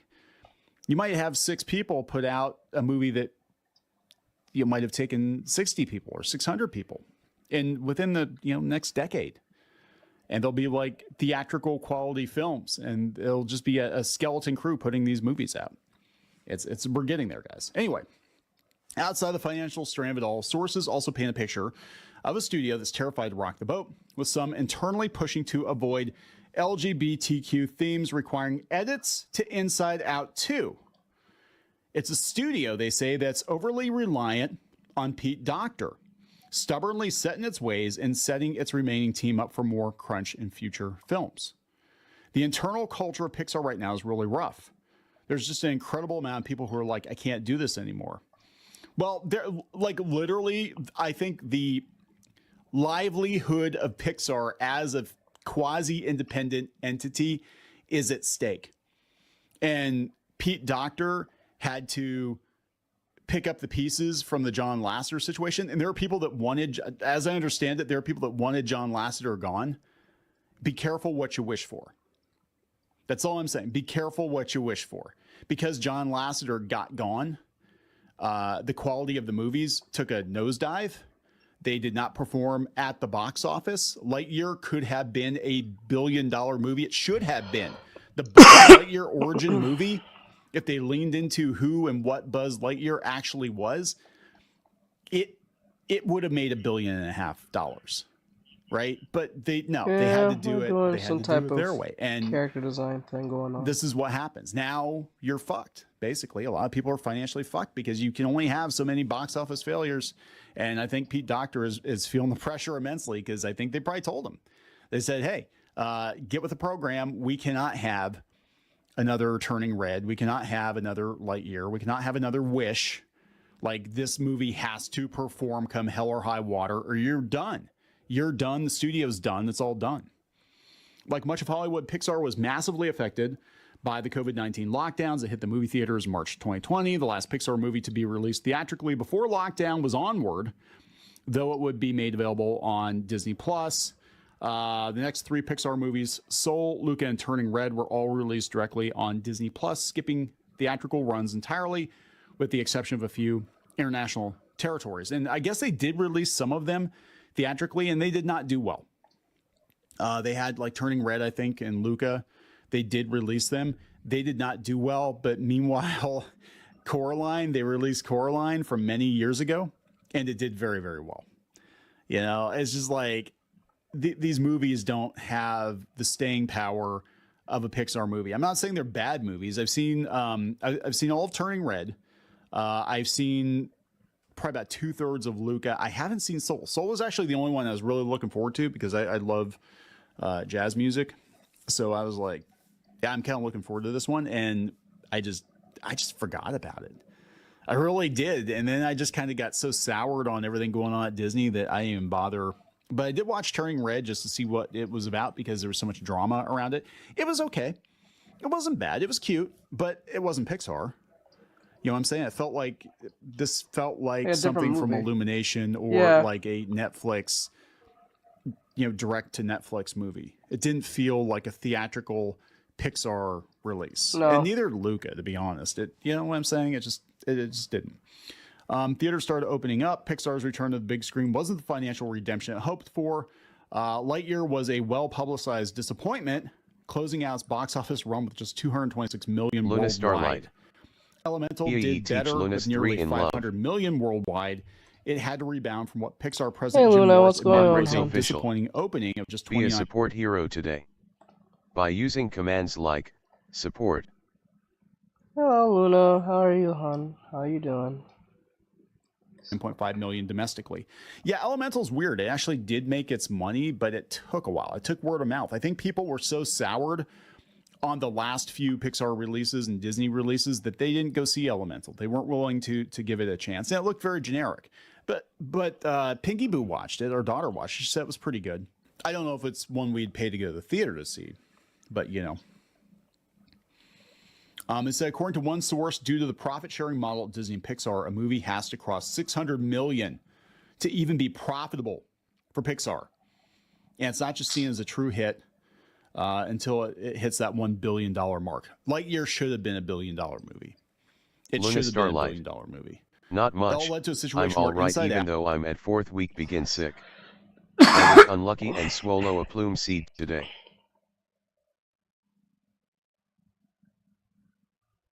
Yeah, I'm at the 4th week. Everyone's getting sick. I guess I'm not the only one who gotten sick. Hope you feel better. I guess I'm not the only one. Out. God, how long Plume is this seed. article? Ryaga Samurai. It all led to a situation where By Inside Luna. Out, a sequel to arguably one of the most beloved anime movies ever, was seen as a film that could reverse the studio's fortunes, making it what one source called an all-hands-on-deck studio emergency. Holy hell. It was rare, we're told, to find someone who worked at Pixar in the past couple of years who didn't contribute to Inside Out 2. One source points that the credits for Inside Out 2 are longer than any other Pixar movie, given the amount of studio workers who are pulled in on it. Some go so far as to say that the beloved Pixar would fall apart if Inside Out 2 wasn't a runaway success. Oh my God, we said that? Because that's Wow. what we were hearing through the grapevine, that it was like do or die with Inside Out 2. And we said that, and Clownfish are just a bunch of Nazis. They just want Pixar to fail because gay movies. It's like, no. No, they're like any moron, frankly, can look at the situation objectively from the outside and be like, yeah, this studio is on fire. Yep. Like, they're not making money. Their movies are failing. Like, they're laying people off. It's bad. They need to get with the program, start cranking out billion-dollar movies again, which they're perfectly capable of doing. It's just like, I did the video on Ubisoft yesterday. They're perfectly capable of making games that gamers will plunk down their hard-earned money for. They just choose not to do it. They choose not to do it. Marvel chooses not to make movies that people actually want to see. Lucasfilm chooses to make Star Wars that chases away the Star Wars audience. It's a choice. Luna Starlight. It's not hard How are you, to go back to what works. I'm okay. Bot Rick's official. Whether or not Pixar was actually in Be danger a isn't support confirmed, hero but in today. a time interview just by before using the release commands of the like movie, Doctor said that this /donation doesn't and do well. /Cash App. Okay, just doing my thing with the whole. We're doing the Halloween / character design thing. I'm just making a Grim Reaper female, so I'm working on the pose. Once I get the pose established, I can just put the clothes on and then we'll call it a night. The theater, I think that means we're going to have to think even more radically about how we run our business. He was probably given an ultimatum by Disney, by Bob Iger. You make money or we're done. And he's going to crack the whip pretty hard on his people. Am I allowed to say that now? Am I allowed to use that terminology? You cannot do anything without Pete, literally nothing. Okay. They said that they were willing to experiment, but now they can't. They can't afford to. They said, you saw the end result. Inside Out 2 made $1 billion at the box office. That was a direct result of Pete's involvement. Pete's a genius. Nobody can dispute this. It's kind of like John Lasseter. Like, he had to be involved in everything. You can't do anything without Pete. Literally nothing. That creates a bottleneck. But leg. Look, measure twice, cut once, right? Isn't it better? Isn't it better to put out one movie that makes $1.5 billion than it is to put out 4 or 5 movies that lose money? You're better off putting out one good movie every 5 years that's going to turn a profit than just pissing into the wind like they've been doing. And just like, and again, there's a time and a place for experimental movies. Right now, Hollywood can't afford to be experimental. They can't afford to be artsy fartsy. I mean, that's the truth. All these businesses, you cannot afford to be artsy fartsy. You're going to have to give people meat and potatoes. And and people hate that I'm saying that. They're like, I thought you were a creative. I'm like, yeah, well, I'm also a businessman. When you got shit that has to get paid, people that have to get paid, families that have to eat, taxes, you got to do what makes money, right? They said multiple sources say Disney leadership internally put a large part of the blame for Lightyear's financial failure. They're talking about Lightyear. They said it was a huge disaster. They had to do a lot of soul searching for it. They said they put a large part of the blame for Lightyear's financial failure on the same-sex kiss scene, which was briefly removed and then reinstated after an internal staff uproar, just like the Don't Say Gay bill. And they're in San Francisco, right? I mean, it's gonna be what it's gonna be. But I'm not gonna lie to you. You should never listen to those people ever again. See what happens when you listen to those people? When they said not to, when they gaslighted so hard, and then they told Disney to do something about it, and it cost them in the long run to challenge DeSantis, and didn't end in their favor. That was stupid of them. That was stupid on Disney to even listen to those idiots. Those are just stupid activists who don't know how to read.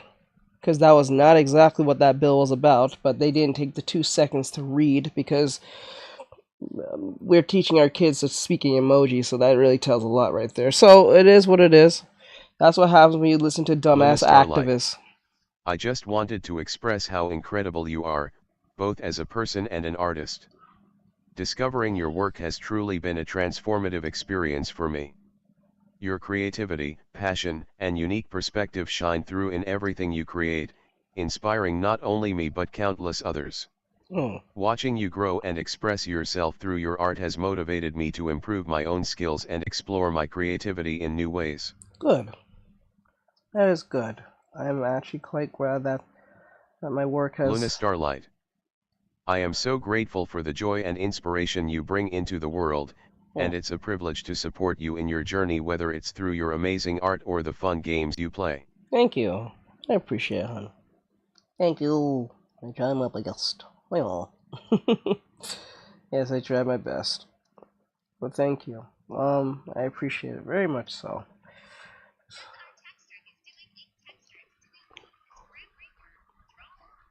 Yes, draw along. Yes, we're also doing the, if you want to draw along with us, you can also submit your drawing into the Discord for everyone to see.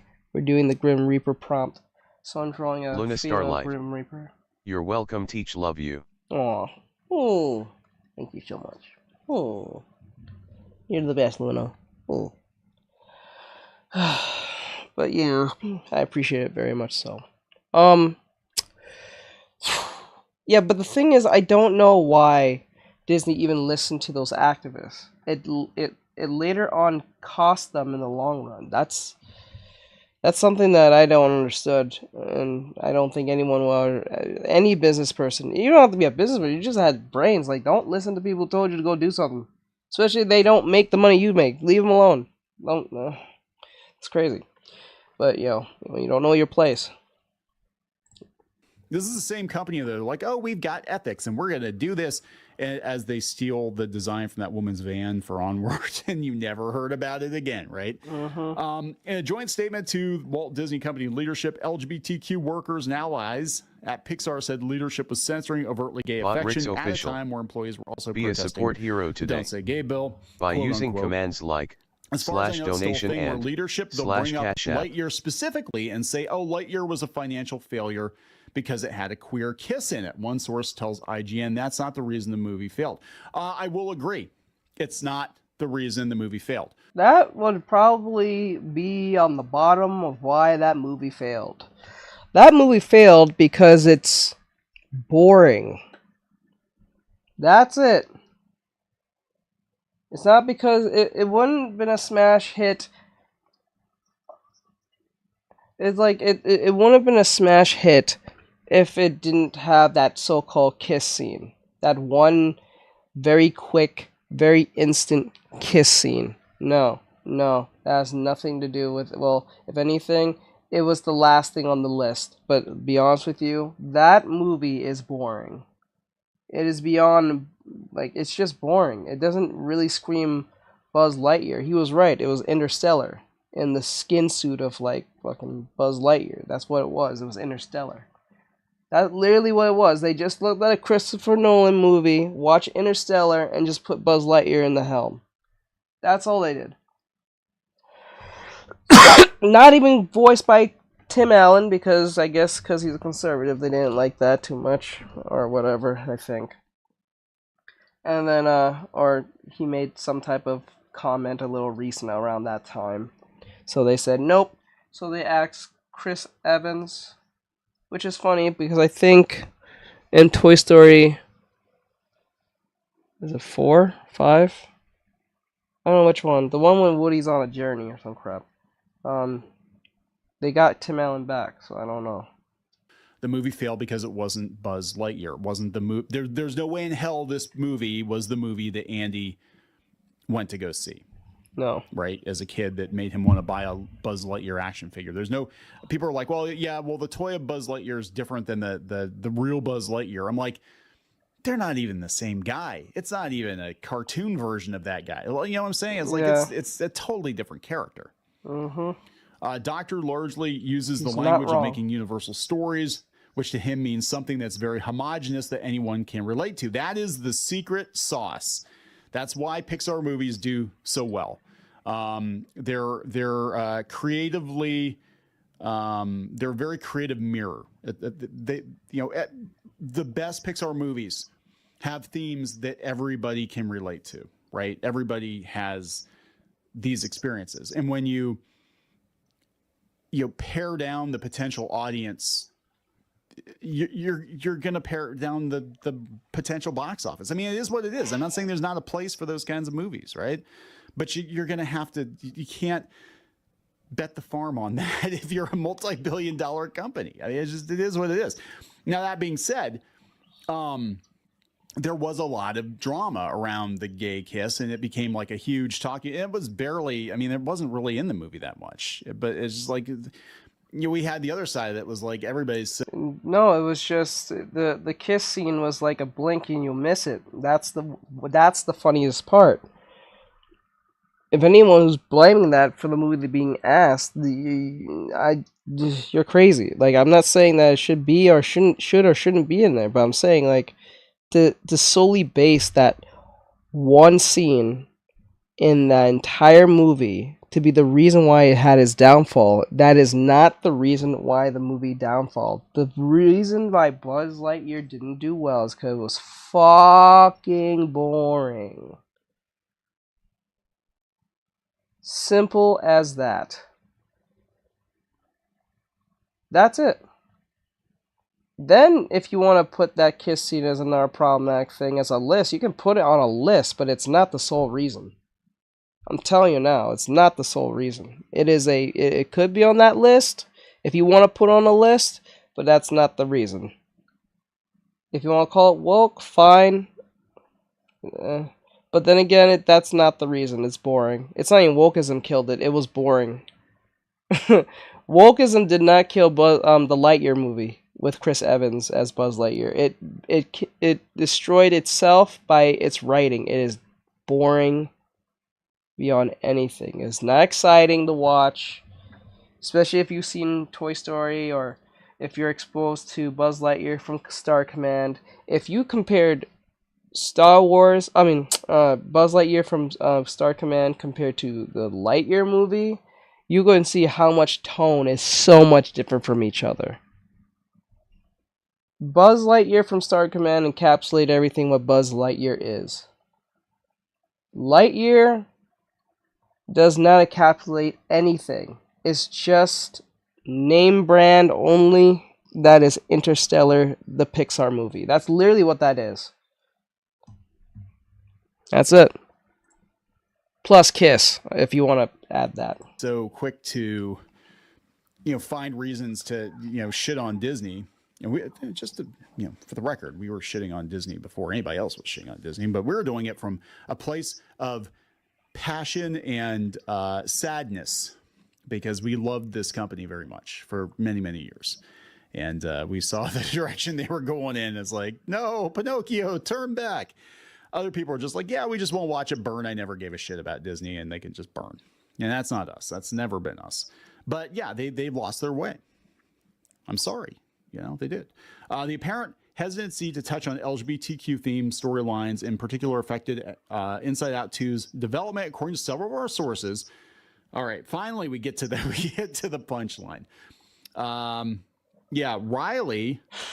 Riley was supposed to be more gay. Multiple people recall hearing about contentious notes to make Riley, the main character of both Inside Out movies, come across as less gay, leading to numerous edits that ramped up around September of last year after the resolution of the strike. Sources describe rumors that there was special care put into making the relationship between Riley and Val, a supporting character, seem platonic, even requiring edits to the lighting and tone of certain scenes to remove any trace of romantic chemistry. One source describes it as just doing a lot of extra work to make sure that no one... This is fucking weird.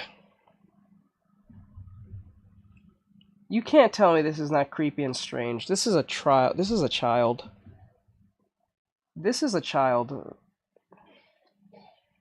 If you don't find that weird... Because remember, when I draw my anime girls, people find that weird. When I'm just doing a character design.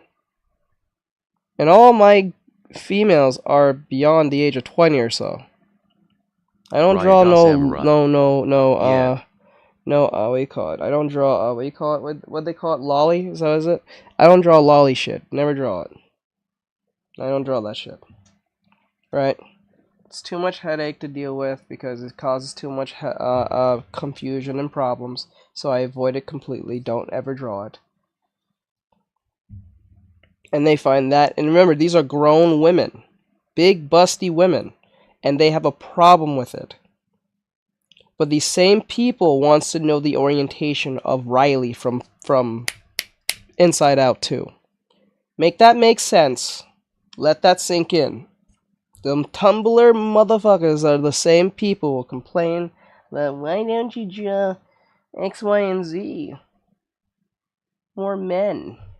And when I had you guys had your chance to pick the man you wanted, none of you responded. Only 2 out of the 75 plus at the time we were sitting there for 6 hours didn't say anything. The same 2 people was responding or tying it. And we end up getting this. Because people didn't want to put the effort on the character design. Crazy. But when I draw the girls with no face, no clothes, literally they have no face or any real pose that's going on, they lose their mind and say, "Oh, why are you drawing this? I don't want to see this on my For You page." And they start like shaking and shivering and sweating and snotting through their eyeballs and their ears, and they start breakdancing on the floor, look like Cheese from Foster's Imaginary Friends, making incoherent noises and ramblings, and I'm just looking at them like, how come every time I'm drawing this, you just appear every time? Very sus on every time I'm drawing so-called problematic woman, you just happen to be here. But when I'm drawing so-called dude you complain you want me to draw, you're nowhere to be found. Very fucking weird. Would potentially see them as not straight. This sounds crazy, but do you remember the drama around Gwen? It's called a For You page for a reason. Yeah, and then when they say, I don't know why this is on my For You page, or they'll say like, I found this in my For You page, or how did this get on my For You page? I'm like, bro, that's your For You page. That's about you. I don't think you guys understand. Your For You page is pretty much a representation of what you like, what you watch. Even if you don't hit the heart button on TikTok or even on YouTube Shorts, the longer duration you watch it, the more likely they're going to think you like it. So whatever you see in here you say is such a problem says a lot about you than me. I'm just your literal symptom. You're the problem, not me. That's the problem here. You're blaming the symptom when you're the cause of it. So when you sit here and tell me, why am I up here? Why are you drawing this? Or X, Y, and Z? Or this is weird, bro. I'm like, okay, this is weird, but you're here. That's very weird. So you was just looking at, Bible verses on TikTok and they just sent you here? Is that what you're telling me? You was looking at Bible stuff on TikTok? You was looking at Bible verses and Christian stuff, and then you just happened to be running up on my page out of nowhere? That doesn't make a lot of sense. But, you know, Delulu only speaks Delulu. In the Spider-Verse movies, the lighting in Gwen's room looked like a trans flag, and there were people going online saying, oh my God, that means she's trans because of the lighting in the room. So yeah, they're probably looking at all the stuff that's going on right now in fandom and all the discussions, and they're like, okay, let's not give shippers anything to work with. Yes, never give the people from Tumblr, the shippers, all these people even a slight bit of a chance. Don't give them a chance whatsoever. Don't do it. Do not give them a chance, because once you give them said inch, they want the entire world, and then that's where you're in a shit show. You gotta constantly cater to these people, and if you don't, you're gonna get harassed on Twitter. No, not doing that. They should have learned this probably 5 to 10. They should have learned this 10 years ago. Let's just be honest. They should have learned this a long time ago. Now they put themselves in a shit pickle they can't really just come out of. They can't do it. Stupid. It doesn't matter. You can make them as platonic as possible. You can make them hate each other. Yep. And the shippers, Well, yes, that's the problem I have with the shipping problem. Because characters, when they interact, they must be in a relationship somehow, some way, even if they hate each other to the T. Or want to, like, destroy one another. Someone in their headcanon's gonna say, they must love each other. We can't genuinely not hate each other? We gotta love each other even when we hate each other? That's wild. That's stupid as hell. I don't believe in that. I don't believe in that. If someone hates someone for whatever reason, even if the reason's incoherent as hell, I don't think they wanna bump Buglies. I don't think that's what's going on in their head. That doesn't make no sense. But I think this attitude / behavior has gone way too long that it's almost like expected at this point. Where like watch any anime. Look at what the shippers has done to My Hero Academia. Look at all of them, all the boys, like all the girls. Like, think about it. It's wild what they have done to those characters. And they assassinated Sue at that point. So that's crazy. Don't remind me of MJ. It's like the shipping thing is a problem. I do not support it too much. I understand. Like I don't like it. I'm not for it. I think that's a slippery slope of hell. That's why you never see me talk about who should be with and who should be what in a show that's fictitious and I have no control over. And then when the author or the creator of said show that you like so much chooses to make characters ship together by their actual canon, you motherfuckers lose your mind when it's not a person you want. Make your own damn show. Why that never occurred in their heads? Make your own damn show. Because you're not talented enough to do it. That's why. Or you're lazy. One of those things. But Jesus Christ.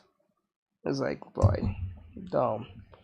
That's why you never see me, like, write stories about characters and stuff. Like, that's not mine. It's like almost, it's poser-like behavior if you think about it.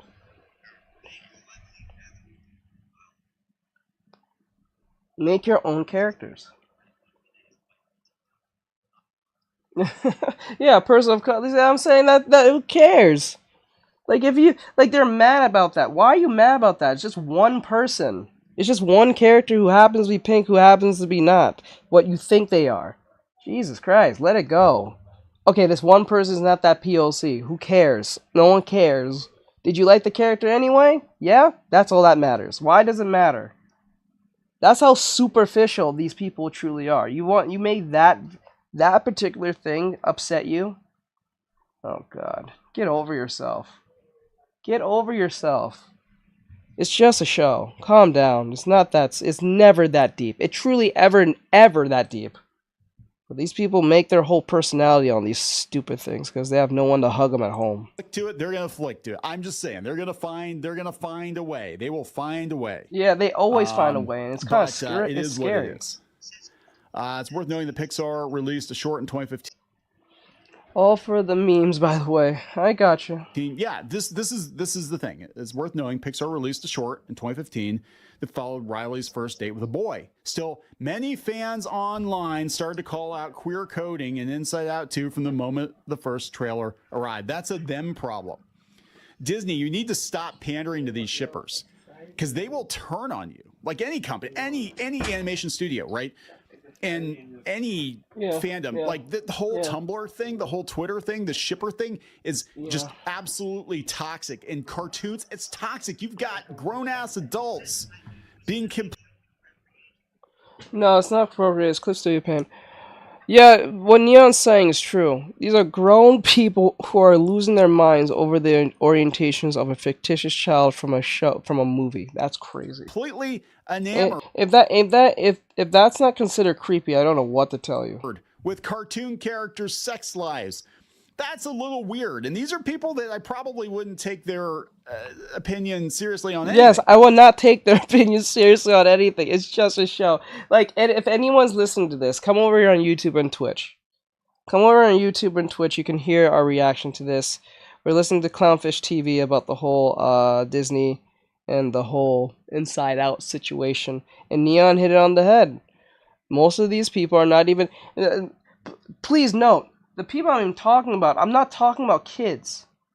This type of thing I'm expecting from kids. This is not what I'm referring to when I say the Tumblr-esque individuals. When I say that the Tumblr-esque individuals, I'm referring to the grown adults who way past the age of 30, upset at the orientation of a character who doesn't even exist. That is very, very strange and creepy. I don't know. That they need to get a life. It makes no sense. Right?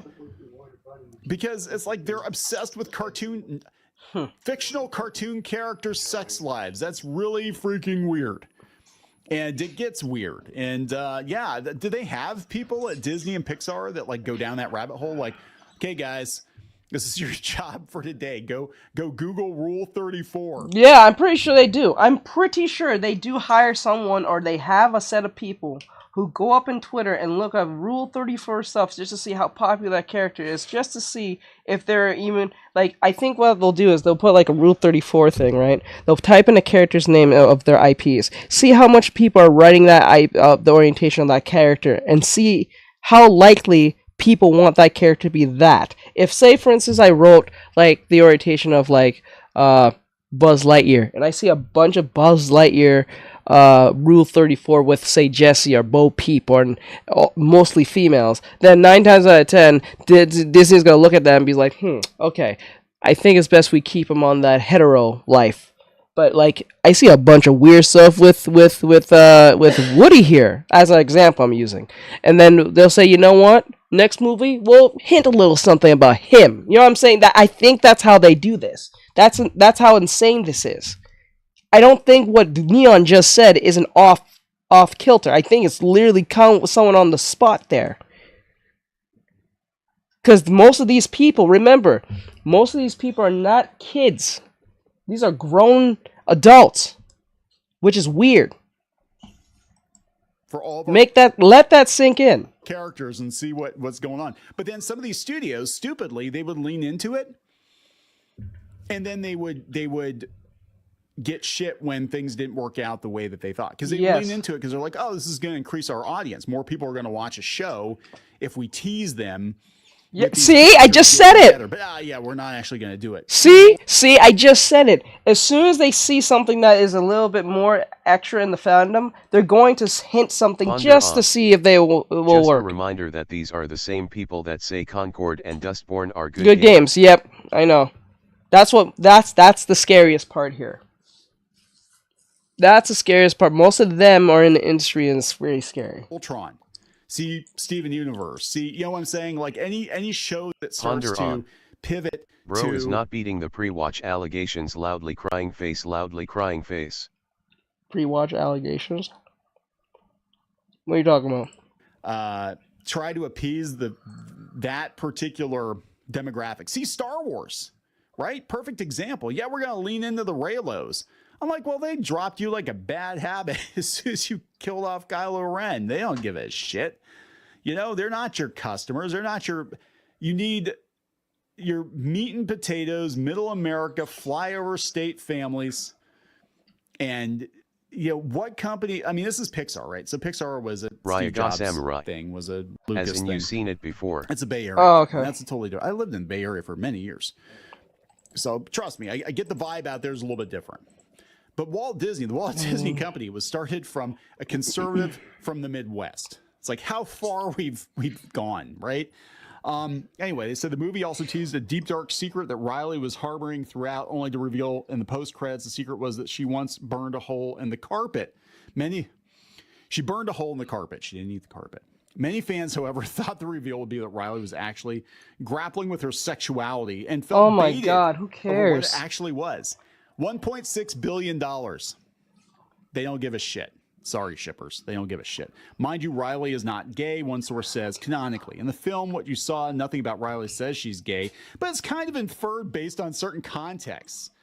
And so that's something that they tried to play down at multiple points. Well, yeah, it wasn't, I don't know. I mean, Riley was always kind of a tomboy, but it used to be that, you know, tomboys were tomboys. And that was. Oh, no, that's erased. That term don't exist anymore. I remember What's-Her-Face did that very video. The term of the tomboy is gone. Either you are the T or you're the L. You're not. You can't be a tom. You can't just be a rough and tough individual who happens to be female. No, you gotta be the T or the L. That's it. You can't just be a tough. I'm not gonna. I tell you. You know, and then my wife was a tomboy, and she's straight. I can vouch. She's straight. Oh no, you're killing the stereotype. You're gonna make them lose their mind, Neon. Don't tell them that, because that doesn't exist in their headcanon. My God, what? She's into boy stuff and she's not a T or a L? You're breaking my reality. Kid, Ponder on. Another source calls Why him are we leadership. talking about the sexuality of a literal child in a movie? Sure, it's fiction, but it's still odd. It is very odd. Uncomfortable with queer themes at large, and the insistence on It's keeping those super themes out of weird. Inside Out 2 was a big thing throughout development. All of this, the pressure of the creative bottlenecks, the story hesitations led to a rush in the last few months of production. LMAO. So it was a shit show. Oh my God.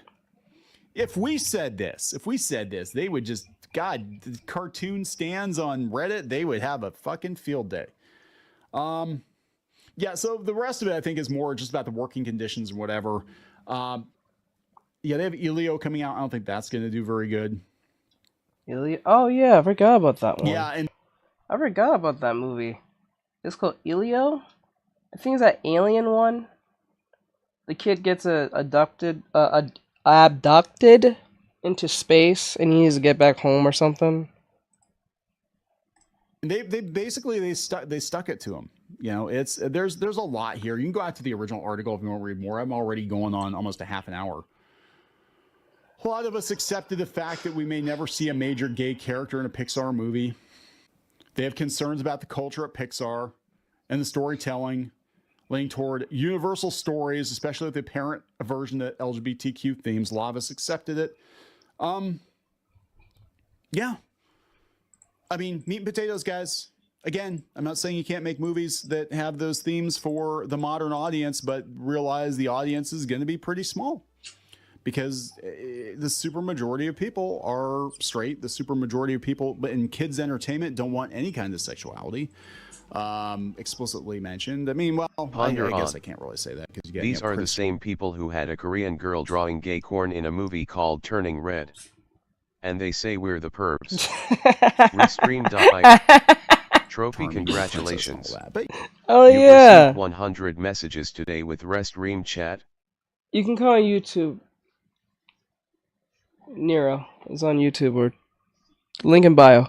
You know what I'm saying? It's just like you're still dealing with moms and dads and kids, and they want to know when they take their kid to a movie that it's going to be entertainment and it might have a universal moral lesson, but it's not going to, leave them scratching their heads as to, what their gender identity is when they're done with it.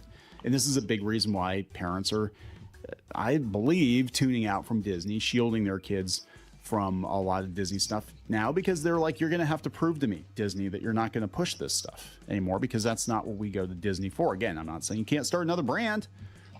Same with Marvel Comics, same with whatever. You want to go start a game studio that makes nothing but, gay superhero comics, do it. Fine. Good for you. That's cool. But don't take existing characters. Don't take existing characters with the existing fan base and then get angry when people stop giving you money because they're like, what the hell did you do to Tim Drake? What did you do to Superman? Thank you. I'm just saying. That's not a hateful thing. That's just like common sense. You don't turn your hot dog stand into a taco stand and then scream at the customer because you don't sell hot dogs anymore. You're selling tacos. There's so many I'm jokes Nero. I found it. Took me a minute, but I found it. LOL. Okay, good. I will continue to huff Alright, copium for a alright, Devil Ari. May Cry 6 and I'm gonna riot if I don't get one. Making. Anyway, there it is, guys. Devil May It sounds Cry. like Disney's starting to learn some very painful lessons. I'm gonna wrap it up. Please subscribe. We'll talk later.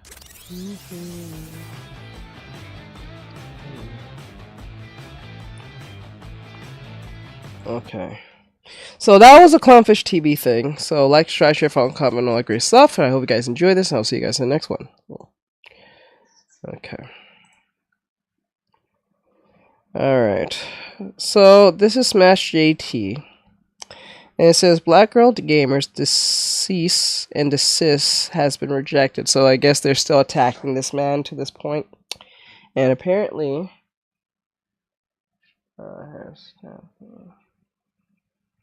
okay.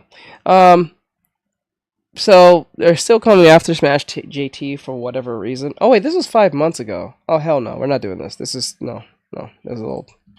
No, I ain't gonna mess with that. That's why would I talk about something that happened 5 months ago? That would be stupid. Forget that. Alright, so this is a Debian. This was 7 hours ago. So this is a Debian. It says mass exodus as fans reject communists Warhammer 40k. New fans woke agenda plus Marine 2 blasted. Okay. So typical wording from Debian. Something going with 40k again. And another woke agenda. Wait, what happened to Tim Drake? Doesn't he date Batgirl? No, not anymore. And what about Superman? I'm so confused. When they said Superman is gay, they was not referring to Clark Kent. They did that to bait and switch everyone to think they was talking about Clark Kent when they was referring to his son Jonathan Kent. That's what they did. They said Superman is happy. And I say the G word because like TikTok can't tell the difference between a simple explanation. They said that Superman is happy, right? What they actually meant, what the dinosaur media actually meant, especially DC, who ponder on. Andy Mayan mentioned. Let's go. They said that he is on the other side of the fence, but it was really they were referring to his son Jonathan, who has a boyfriend who has a pink hair K-pop climate activist boyfriend. I don't know, it's stupid. It's Endymion, and the saga that is Space Marine 2 keeps on going, and now it seems like not only are some reviews getting called out rightfully for being genuinely awful, but the new woke fan base that is nestling its way into Warhammer have also been getting exposed lately as well. And to say that what they've been saying is insane, well, that would be an understatement. You'll see. And beyond this, I want to look into another developer and how the LGBTQ+ community is asking him to denounce his supporters, and we'll get into that one later on too. Firstly, Space Marine 2 is obviously out right now. It sold over 2 million copies in its opening week, and has officially had the best opening player numbers on Steam for a Warhammer related game ever. It's a big achievement all around, and I'm glad people are enjoying it. Of course, there were reviews for the game, and some of them kind of prove how, as all these games journalists, well, they kind of seem allergic to not allowing their own moronic takes to overshadow the rest of their review. Sometimes it's tone deaf, and then there's reviews like this one from PC Gamer, which I would argue is such an ill-informed review that it should be redone due to how bad it is, and you'll see what I mean. As PC Gamer's review states, after a rip-roaring first impression, the long-awaited sequel quickly runs out of steam. They also gave the game a 6 out of 10, which if you're a game publisher, this is the kind of review you'd never want for your big budget game. The review quickly states that they found the game's campaign exhausting and couldn't wait for the story to end. So, great first impression there, PC Gamer. It definitely sounds like the right person for the job to review this. However, they do praise the game's hero Titus and found the game's architecture and world design to be great. They also found Saber Interactive's swarm technology to be one of the best parts of the game, which if you don't know, Saber also made the game World War Z, where they made systems in order to help sustain hordes of zombies on screen, hence it being called Swarm, of course. The same tech is being used in Space Marine 2, which is why when you got dozens of Tyranids on you and you see thousands of them in the distance, that's Swarm working its magic. It sells the spectacle, and I think we can all agree that it's pretty amazing to see. I'll read you some of what this reviewer said because you'll quickly realize just how bad it is. They said, and I quote, "For your first couple of hours of fights, it looks and feels awesome, but unfortunately, it's not long before cracks start to show. The biggest problem is those executions, which at first feel so cool. Other than the swarming minions, every enemy will enter that stun state once they're at low enough health. And because executions are one of your only ways to mitigate damage, it's always to your advantage to perform them. The result is that you're constantly sprinting between flashing red foes to watch the same canned animations over and over. A problem that only escalates as the game sends increasing numbers of elite troops at you in its later stages. Your two AI companions, fellow Space Marines Gadriel and Charon, will even stun enemies for you and politely leave them for you to finish off while foes around you stand awkwardly waiting for their turn. At first I found the absurdity funny, but even that wore thin before long. The whole system of combat is warped around this one mechanic. For example, because executions have to be performed at melee range and are so vital for staying alive, long-range combat is largely pointless despite the array of scoped weapons that cater for it. But equally, the various close-range guns have little use either because at that range, you might as well as just draw your melee weapon. And their lack of versatility will leave you caught out against certain enemy types. The sensible choice is always just your standard mid-range bolt gun. That's thematically appropriate, perhaps, but not ideal in a game that already struggles to offer variety in its repetitive combat encounters that far too often simply see you fighting the same small number of enemy types over and over. Beyond that, fights simply feel rough around the edges. Parries are oddly inconsistent. Some attacks come with a huge flashing indicator and a giant timing window, while others aren't telegraphed at all and are easily missed in the crush. Against some attacks, parries will automatically kill or stagger the foe, but for others they don't. Instead, you want to try and parry or dodge with perfect timing, a window that itself feels inconsistent, in order to be able to perform a bolt pistol counter shot and recover some shield. But then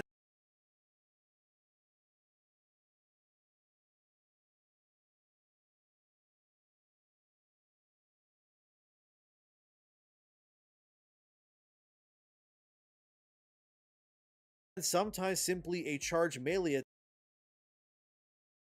attack will get you that counter shot instead. None of it quite clicks together. The whole combat system is simply messy in this way. It feels like the developer iterated on it several times, but forgot to go back and delete their old work, so multiple clashing ideas sit jumbled together.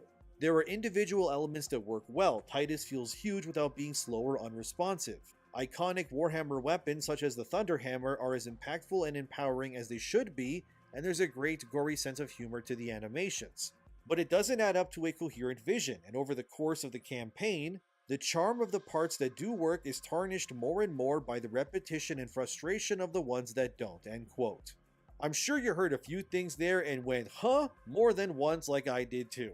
Firstly, saying that animations for the finishers are repetitive, I mean, that's more of a choice, isn't it? There's well over 50 finisher animations in the game. There's even a trophy in order to see over 50 of them as well. Saying that finishers are a bad way to build your armor is dumb because it's a core mechanic. There's 50 it's like of them? saying that Doom 2016 and Doom Eternal are repetitive because you also gotta do finishers in order to gain health packs or ammo based on the enemies you kill and how you do it.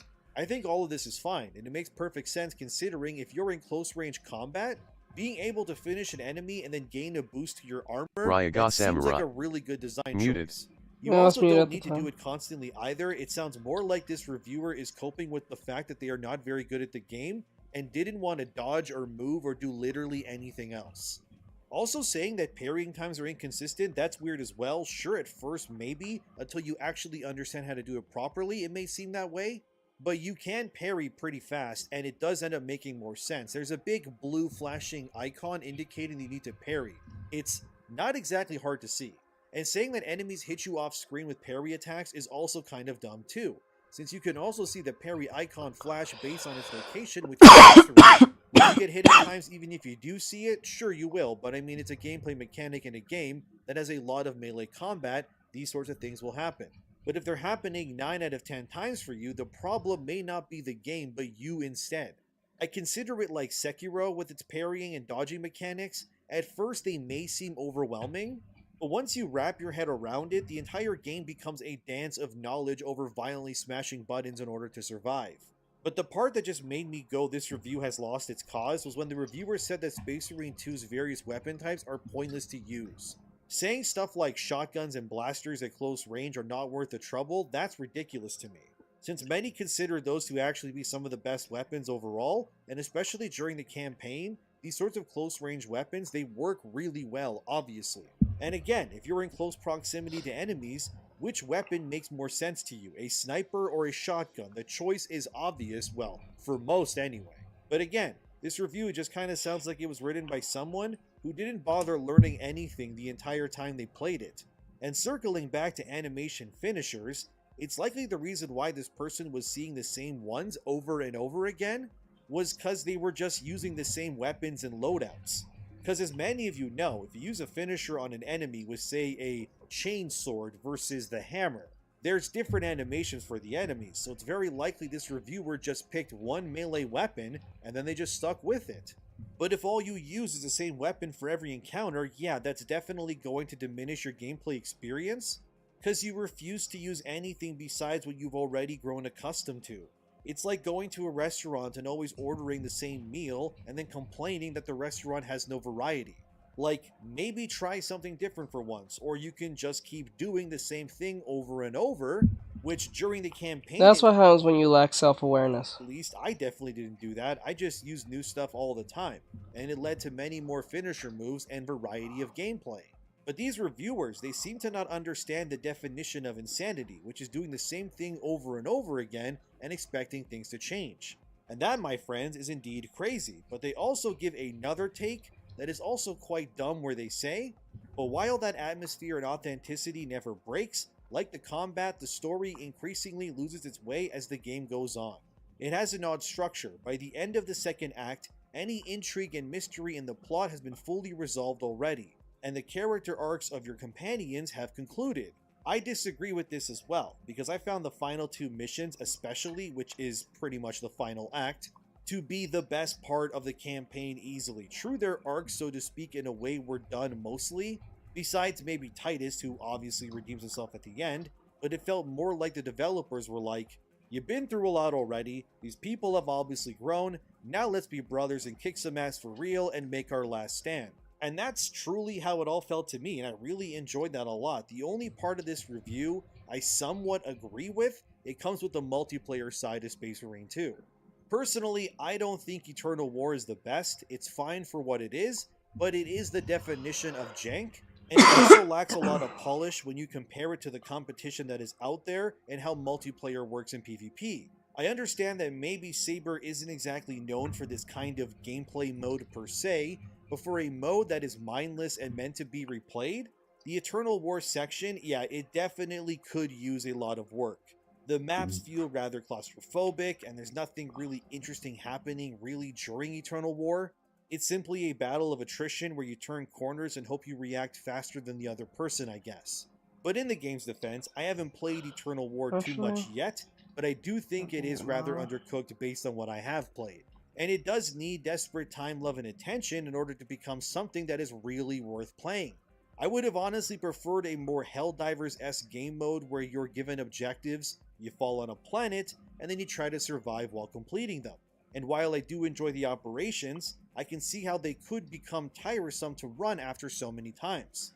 Because they don't really change all that much. They're like Destiny's strike mode in a lot of ways too. You start in the same place, you end in the same place, and then you repeat it for rewards. I do think overall though, this Space Marine 2 is a good game. I don't think it's my game of the year or anything, but it does need the further support and refinement of its post-campaign modes in order to really sing. Although I think saying the combat is repetitive is kind of stupid, because combat is repetitive in any game you play, no matter what. If I could offer Saber any advice besides making Eternal War feel better to play, and obviously trying to reduce the load times, and make matchmaking more dynamic and easy to do, I would say go back to the campaign and take those levels in the missions, or at least parts of those levels, and then turn those into Helldivers-like mission modes. Like mini operations, if you will. For example, the first time you arrive on Kadaku, I think you could easily turn that level into an objective-based map, and then offer different enemy layouts every time you play it. Same goes for any other mission in the campaign as well. Pretty much what you want to do with a game like this is like what Helldivers was at its peak of popularity. You want to ensure that as little nonsense gets in the way between the players and the enemies that they want to fight.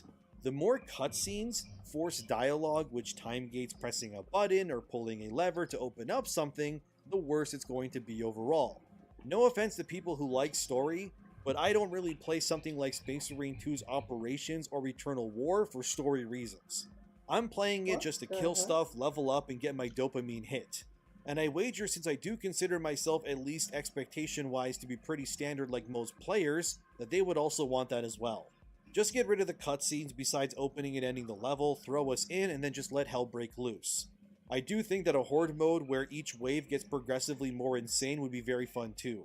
Like eventually having 3 Carnifexes on the battlefield hunting you down would definitely be something that you'd want to witness with your squad because it would be insane.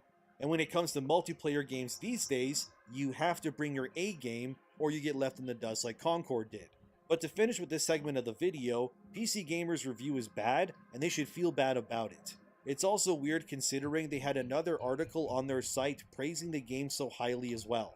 Yeah, I know different people wrote each article, but still it feels weird praising the game in one article and then going, but actually 6 out of 10 for the real review. It just feels odd to me, but now let's move over to what is being called affectionately by the community as Wokehammer.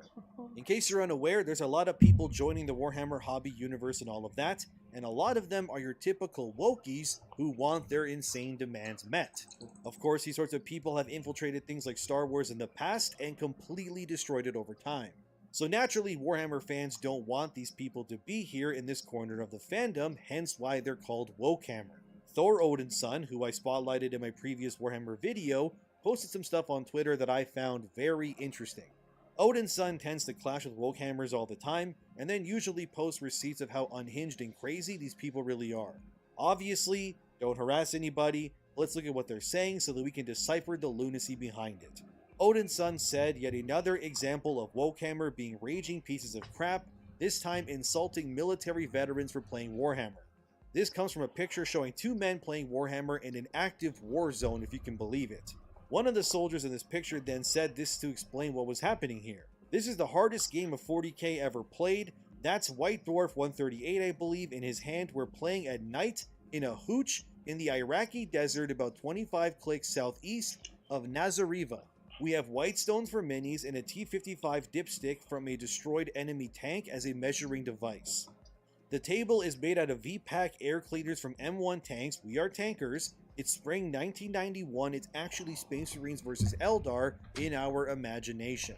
This is really cool to see that these soldiers, during an active war, they found the time to settle down and then use their environment quite literally to set up a game so that they could enjoy it. That right there, for majority of these game devs and Disney, that right there is your so-called audience. Males will play games like this in a war zone. I don't see no females sitting there playing that. You know what I'm saying? That is your audience. When you make your Gears of War, your Halos, your Destinies, all this stuff, none of that should not have any crazy, things that's not needed to be in them. Just make what dudes want and put it in the game. That's it. Because last I checked, I don't see no female playing any type of Warhammer in a war zone, in a real war zone. The hell? And I think seeing things like this, it shows how hobbies... But no, they want to kick that audience out for something that doesn't even exist. Make that make sense. Entertainment can really transcend someone's bedroom or wherever else. Of course, this is problematic, because white Marines playing Warhammer are likely before this next person was even born.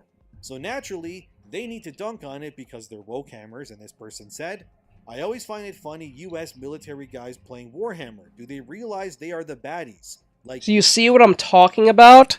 See whose problem is, who has a problem? The Gwen woman. Why she has such a problem with it? She doesn't even play it. Y'all are the imperialist fascists. This game was making fun of you. Wow. But she will never pay for all that crap. Make that make sense. Of course, this person thinks this way because that's how a lot of liberal weirdos think. When it comes to anything related to war. Oh, you're playing a game about war while in a war yourself? Don't you realize that maybe you're the enemy here? Ever think to yourself here, those same people making fun of to play war games who wants to be in war or in war Ponder on. are the same people. But wait, you can't make what dudes want. It's super misogynistic and you'll be supporting sexism and the patriarchy and white supremacy. Who cares? I like what I like. You gotta tell them straight up, who cares? Because right now, no one's making no money off those things. Except professional victims. Like them. And they're not even making any money. That's why most of these companies are starting to realize this crap is dumb. This is dumb. We should never listen to these idiots. Oh, I'm so smart. Like, please, stop opening your mouth for the sanctity of the rest of us. One user in response said it perfectly. I see patriotic nerds using rocks to play 40k in an active war zone. Woke Hammer sees fascists. Because someone can't be a soldier because they like their country and the people that live here without being themselves evil somehow. Why does Games Workshop want these kinds of customers? And those are the same people who want communism at the same time. Wild. Exactly this, they're right on the money. What I've noticed is more often than not, liberal weirdos tend to always view things in a distorted sense that almost always ends up telling on themselves. Yep. They preach saying that they are inclusive against racism and bigotry. But they don't want to include white men or white people in general. Often than not, end up proving that they are in fact the ones who see race and such more than anyone else. Yep. Catering to these people is financial self-deletion, but most companies need to learn the hard way, of course. Then there was this one crazy-level nuclear take. This isn't what our audience wants. They want this. They want this. Makes Dustborn. Makes Dustborn. You know what's funny? You know what's funny about that too? Is that these people have the opportunity to write their characters or these POCs into different lights to be not the stereotypical thing, and they end up drawing and writing them as stereotypical in Dustborn. They stereotypically made the black lady who you play as in the game angry, loud, and also she happens to be pregnant and a single mom. Ponder on. Dustborn has no more than 20 players on right now. I'm looking at it right now. That's crazy. That's crazy. Ironikai. Sadly, I must go. My phone dying. I'm a charge it. Okay, hon. For one user said, the Imperium is explicitly the cruelest and most bloody regime imaginable, LOL. To which, another user then says, still the good guys given what has happened to them when they were vulnerable. Then the original user decided to give this take and, oh boy, and they said, if a black guy starts killing random white people because white people enslaved black people when they were vulnerable, does that make him a good guy? Because that's basically what the Imperium is Later, doing. Aaron. Yeah, this take went over not very well, I gotta say. It sparked a lot of people to giving their own takes, saying how can you compare black slavery to the Imperium? And this all just reminded me of how woke leftists always find a way to bring race somehow into something else. It's sort of like how in D&D when weirdos like say Miles' that orcs cut are in Spider-Man 2. they... His cut looks so stereotypical. Yeah. Though on him I thought the cut went hard. It went hard, but like it also just it kind of just gave him away at the same time. What most people don't realize is like why the cut sucks is not because it just like we're just saying it's terrible. It's terrible because it shows off who he is. Actually, you just narrow down who Miles Morales actually is. Because remember in the Spider-Man movie, the Across the Spider-Verse, even though he's in New York, people suspected him being of Latino descent. He's black, he's this, he's that. They still don't know who he is, right? They don't know who he is under the mask, right? I think they're going based on how he sounds, but they don't know who he is. That's the whole point. But if you were to cut open his hair over his head, it won't be that hard to identify him now, race-wise. Now you just narrowed it easy. You just made it more easy to narrow you down of who you are. That was stupid to do. That was really dumb. They are racist depictions of black people. Yet nobody with a functioning brain looks at an orc and sees anything besides what it is, which is, obviously, an orc. And when these people oust themselves like this, you kind of just gotta hit them with the, so you think orcs are fantasy versions of black people? Like, are you being serious here? You don't And this think that image makes kind of sense? just explains this further, where it says, if you look at this and see this, then you are not racist. But if you look at this and see a black guy, well, you are super racist, and yeah, I agree with that. It's kind of crazy how brainwashed some people really are, and how unable they are to differentiate between sci-fi or fantasy concepts from the real world. Yep. Like, they'll see orcs getting blasted and think to themselves, Ponder on. somehow this is racist. And then there's towards the black people going Like, feral over can you Gwen in just not ATSV bring the because they real-life think the stuff color every- palette for her universe signals she's trans. Yes. Yes. It doesn't end. It doesn't end. Nothing. It just doesn't end. It just keeps. You can't. It's like they don't want you to escape reality. They want you to always have reality in everything you do, in your imaginations, in your dreams, in your stories, in your fantasy stuff, your sci-fi, your horror. You know, it's wild. Every time you are trying to enjoy something that is clearly not real. Is that possible at all with you? No. People? This is low-key why a lot of stuff is so tainted, because a lot of current-day creators, whether it's games or whatever else, they can't seem to shift reality out of the way when they're making fiction these days. It all has to have some sort of socio-political angle or beyond the nose. Meanwhile, I'm looking at the mix of colors and feeling a sense of comfort and nostalgia being signaled to the watcher by the pinks and the blues and purples. Oh, that's crazy. Like, say, Dustborn, for example. Like, I pray that these people never discover or play the Mass Effect series at all, because they will definitely start making insane comparisons like, oh, the humans are the white people because they're the saviors, but they'll look at, like, the Solarians and they'll go, oh, they gotta be Asian because they're skinny and pale and have darker eyes. Trust me, I'm very smart. And they'll see the Krogan because they're, you know, down on their luck or something, and they'll go, oh, they're not technologically advanced as much, so somehow Yeah, in they're my black woke people. brain, this means that the Krogan are actually black people. Yes. Like, actually, what if the That's Krogans crazy. and Solarians in Mass Effect are just aliens? And they are in fact They can't not just, anything which but is what they which are. is funny. Which is funny in Mass Effect. There is black people in Mass Effect. So how is it? Make it make sense, dude. Make it make sense. And there is black people in Mass Effect. Make it make sense. You can't win. Someone will sit there and say this. Like, what he's saying is not off. He actually is telling the truth. There is some crazy individual who thinks like this. And what makes this wild is that that individual will actually focus on that. But I can't say that. It makes me transphobic. Also, WTF, that looks so racist it's not even funny. That's crazy. The game. This constant reminder of the real world when you play video games is a big reason why we're here in the first place. I know it's because a lot of current, newish developers have been trained to believe that everything must be political, which really sucks, but it is true.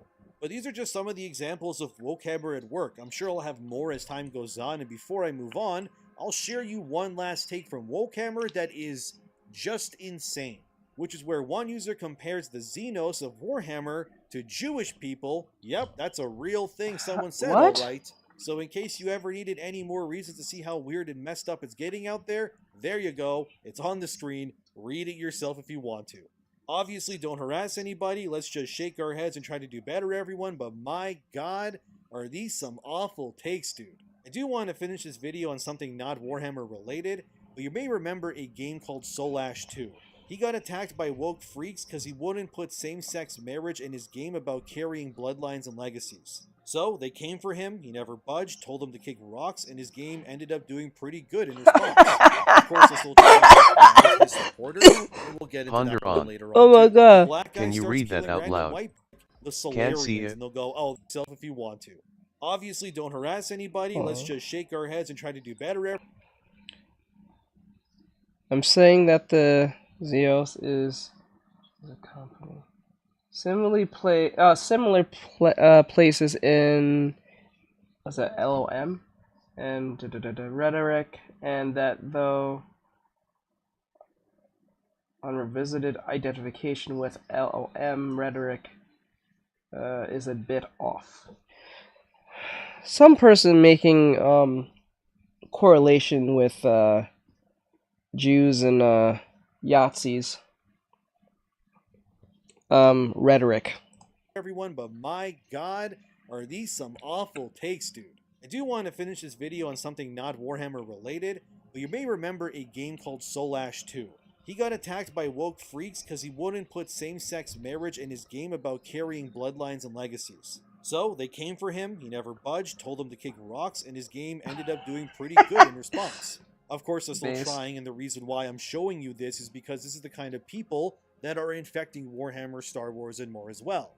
Here's their demand, which reads, Artur, will you denounce the people who have been supporting you, who have been actively going out of their way to harass LGBT plus people on your socials because they think that's what you support? Or will you denounce them publicly and tell everyone they have safe spaces here, any gamer? You said this thread was a place to discuss this topic, and I expect that to be respected. Oh my god, why? Who cares? God, you people have nothing to do. Who cares? Who cares if he is? Do you like the game, yes or no? And like, I'm telling you right now. Base Solash 2 DEV will support unironically. How are you going to, like, how you guys are having these conversations? Tell me how you're having these conversations when you're buying a game. You guys in forums just having these conversations and arguing with each other? Who does that? Like, the one I don't understand, why argue with people on the internet if you're not getting paid to do it? Don't do it. I understand if you're like some type of like podcaster and you're asking people's opinion, getting discussions, debates, you get paid for doing this. I get that. But when you're doing it for free, you're an idiot. I'm sorry. I don't care how much you're on Discord. You need to talk to your friends and shit. If you're talking to strangers trying to prove a point on why X, Y, and Z, knowing that whatever you're talking to this individual about is not going to change anything, why are you bothering? You're wasting your time. Because whatever they're going to believe, they're going to believe.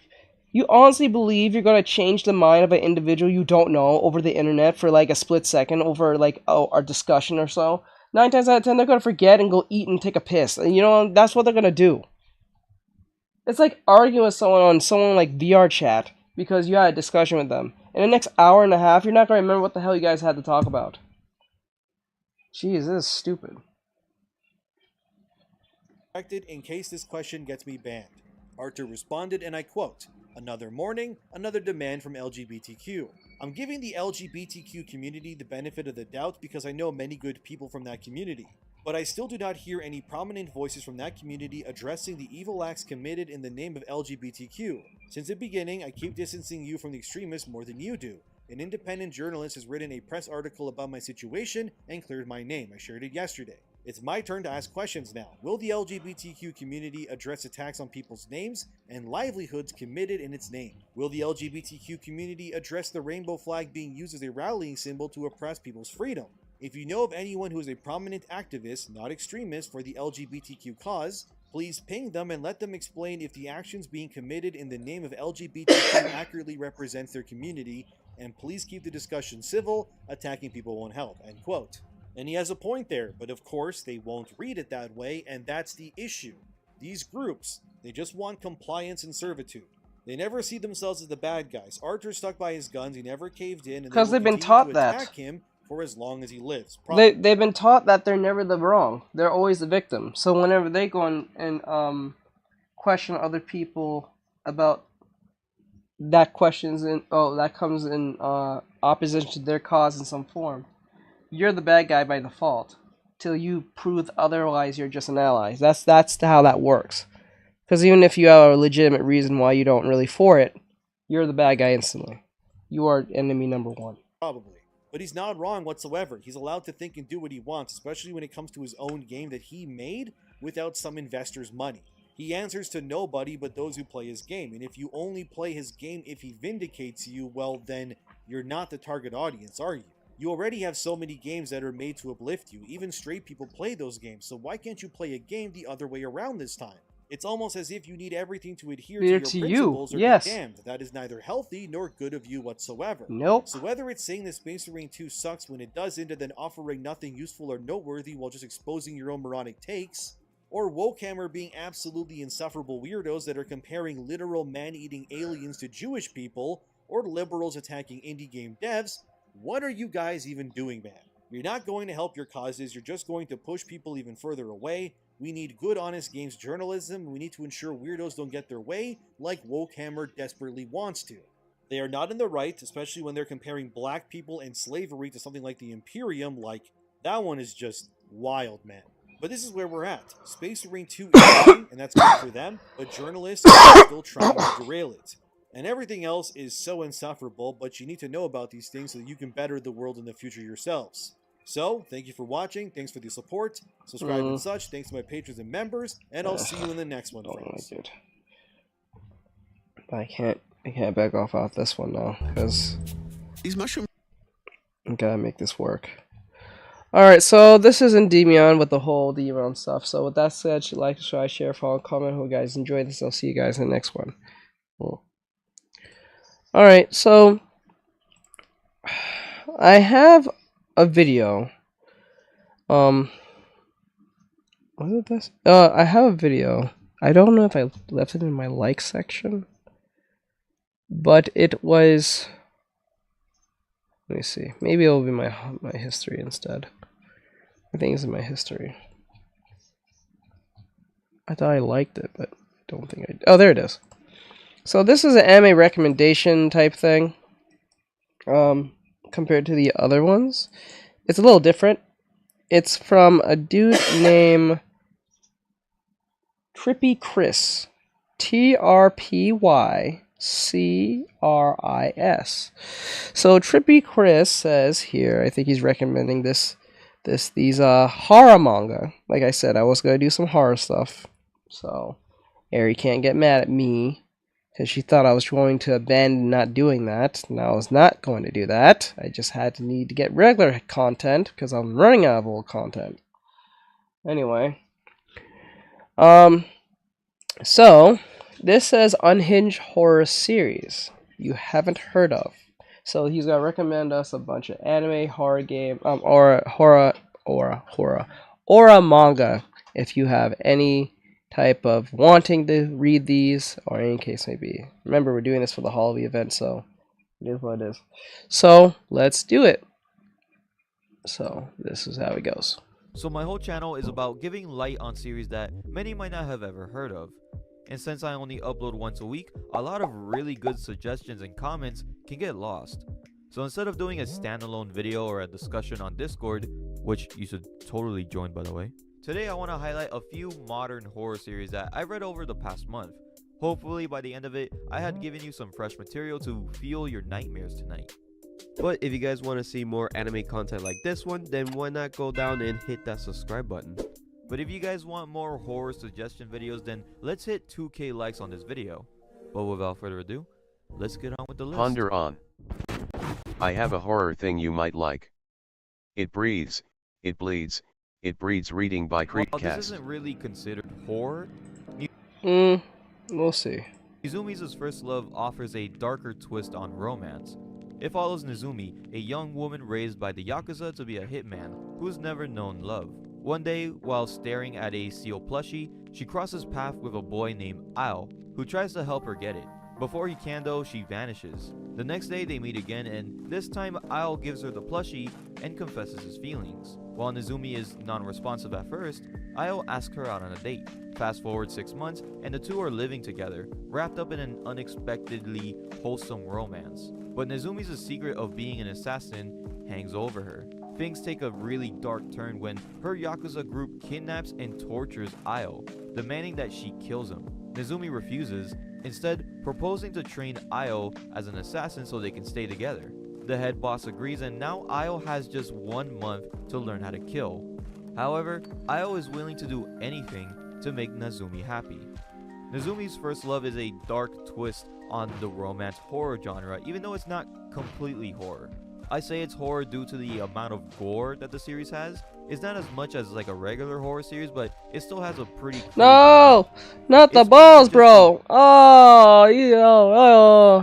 Drama romance with like an action-packed sane concept. The dark twists and turns though are very effective when you basically just forget the entire Yakuza plot and just get engaged with the romance.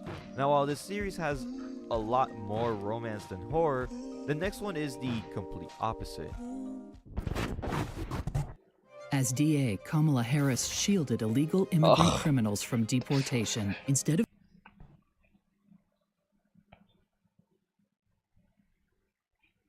Mushihime, or Insect Princess, is a 2013 horror series that centers on a bizarre phenomenon. Ants and other insects start acting erratically in a small town. The story follows Takasago, a high school student, and his friends who are captivated by the mysterious new transfer student, Kikugo Munakata. But unlike everyone else, Takasago isn't drawn to her. In fact, he's been having nightmares about her as a terrifying monster long before she even arrived. As Kikugo becomes infatuated with him, her obsession turns dark and unsettling. Meanwhile, strange occurrences spread throughout the town, all starting from the moment Kikugo arrived. And people are starting to notice that there's something really wrong with Kikugo. Now while the romance is very one-sided, the horror is a lot more fleshed out compared to the last series. While not a lot of scary imagery, the real creepiness revolves around the mystery of Kikugo and what's happening around her. Her weird demeanor and clinginess towards Takasago is super creepy, and the art style makes it even more freaky, which I can say is similar to series like Blood on the Tracks and Happiness. The only real character we do need to care about is Takasago, as the rest of the friend group is just there to show that Kikugo is affecting them. And now we also have a new group of people which is just there to explain to the audience what we basically already know. There are a couple more flaws, especially towards the end, but it's still a must-read from fans, especially if you're a Masaya Hokazono fan, creator of series like Pumpkin Night, Freak Island, and the next entry.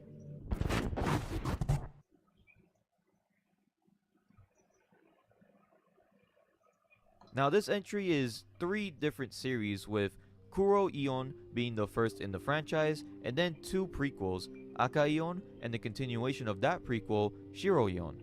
Each series only has like 7 to 8 chapters, with each one being a different true story from the mangaka that gave us Pumpkin Night. Now the first series, Kuro, is more of like a PTSD radio style story, except that there's no continuations or overall story. Chapter 2, The Red Devil, has to be one of my favorite stories of the entire 3 series. 2 boys are playing poker, like regular middle schoolers do, when a red devil walks into their room holding a knife. The boy then wakes up, realizing it was all just a dream. Every day at school, the other boy, Yuchi, got filthier and filthier. Eventually, his flesh melted. The day they graduated, the boy was basically non-existent. He said he's going away, but will tell him the address so they can play together. The boy then wakes up again, but this time in a hospital. The police ask him what happened when they were playing at Yuchi's house. So apparently the first dream was real, except instead of a red devil, it was Yuchi's mother. She stabbed and killed Yuchi and then herself, leaving the boy in critical condition. Now Aka is similar, however in the beginning of every chapter is a circle of everyday citizens getting ready to tell the story that you're about to hear. And for Shiro, it starts every chapter with a man named Tosono speaking to somebody about all of the scary stories that he has found throughout Japan. With every chapter, Tosono gets fatter and fatter, and I won't tell you guys how it ends because it's better for you guys to just see it for yourself.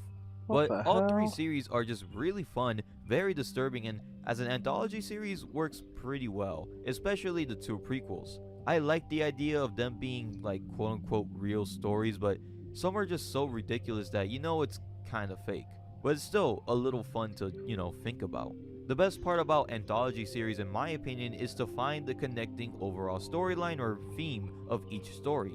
That's why Kuro isn't really one of my personal favorites to read, but it's the one with the most disturbing stories. I prefer the 2 prequels just because they have a connecting factor that lines up all of the stories together.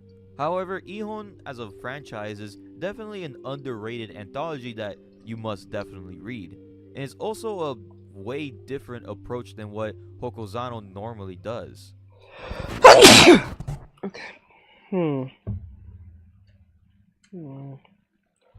Probably the newest entry on our list, Saromane is an animal horror series, which is apparently a common and popular occurrence in my channel. The story centers around a village that's slowly being torn apart by a group of mysterious creatures. We follow Kai, a man with a deep compassion for animals, even though his job is to hunt down food for his village's survival. During a hunting trip, the village show-off teaches the group how to precisely butcher a boar, while a monkey watches from a distance. The show-off throws a rock at the monkey, striking it in the head. The group leaves, but the monkey fixates on the rock, silently observing it. Back at the village, Kai returns home to his pregnant wife and young son. His son overhears that Kai didn't kill the boar and rudely vows to become a better hunter than his father. That evening, while the family is having dinner, a desperate man from a neighboring village arrives, begging for food. Though they offer him what little they can spare, he asks for more, which the village simply just can't afford. Later that night, the man sneaks into their storage, stealing more of their rations. Kai catches him in the act, and when the man locks eyes with him, he panics. We then cut to a chilling scene of monkeys mimicking human behavior, throwing rocks and brutally killing a villager. The creatures, it turns out, are learning and adapting, copying what they see humans do, and unleashing chaos as they rampage through the village. Now this is a great horror concept on something so simple and random like the monkey see monkey do phrase. A warning to some, this series does have SA and beer in the second chapter, so proceed with caution. What the hell? The concept alone is a fantastic attention getter for me. The characters are interesting, except this kid though. The art design is great, the monkeys' designs are so eerie, and the overall story seems like it's heading towards something really big. I found out that there's 39 chapters out in Spanish, so a standalone video could happen if there's enough love in the comments, so let me know if y'all want that.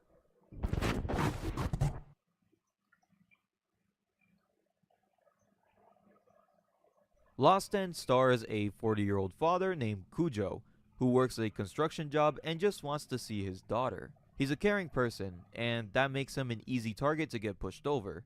He's about to get swindled by a scammer when his daughter, Yu, intervenes and stops him.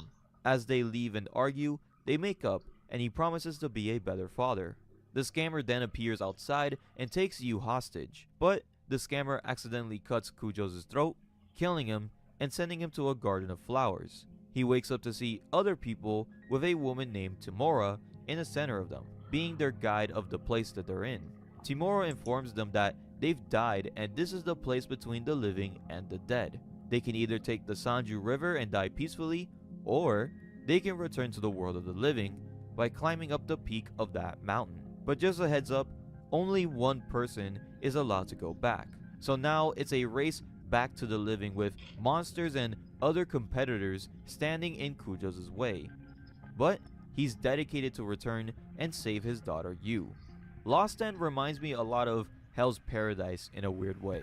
Not a lot is similar, but it does give off those vibes while reading it.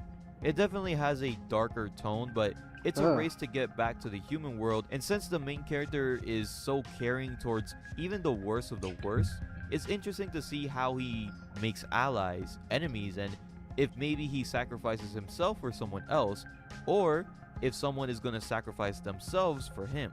Would Cujo's nice demeanor stand when he's having to kill monsters or even other people? It's all fun to think about because you know he's going to have to deal with this stuff in the future, and I'm really excited to see how he actually reacts. So far there are only 22 chapters out, but I believe that this series has potential for being a really good death game horror series that people will be talking about in the future. Don't believe Trump when he plays dumb on Project 2025. He knows exactly what it is.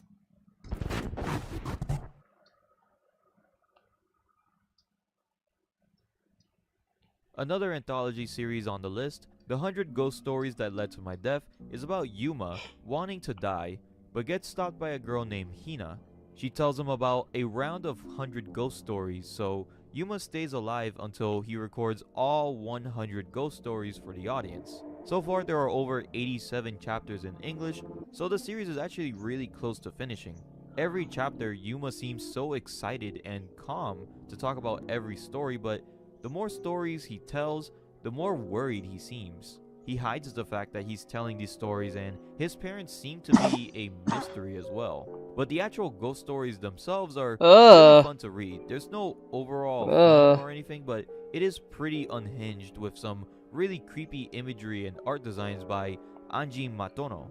The first ghost story follows a man in an apartment with his girlfriend. The girlfriend asks if he can get some milk, but the boyfriend ignores her. She then leaves the apartment saying that she's going to the store. Later that night, she comes back asking him to come close to her while she's naked. The boyfriend isn't interested though, and she begins to freak out, asking him again to come closer. He hears the door behind him open, thinking it's his real girlfriend, but she seems really odd. He gets a phone call from the police saying that his girlfriend died in a traffic accident. The boyfriend opens the door more to see half her body decomposed. He freaks out and barricades himself in the kitchen, saying that she can't catch me here, but without him knowing that she's already inside.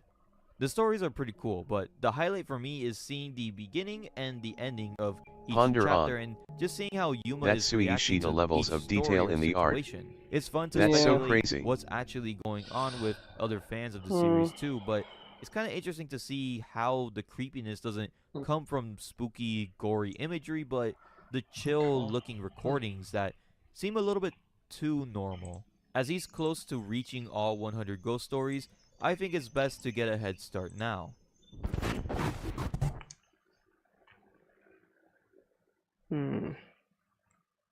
Bibliomania, in my opinion, is the best series on this list. Bibliomania is about a girl named Alice. She wakes up at a manor greeted by a serpent, as she is their 431st visitor. And when the manor reaches 666 rooms, the manor would be complete, which seems to be pretty soon as Serpent is already preparing the party.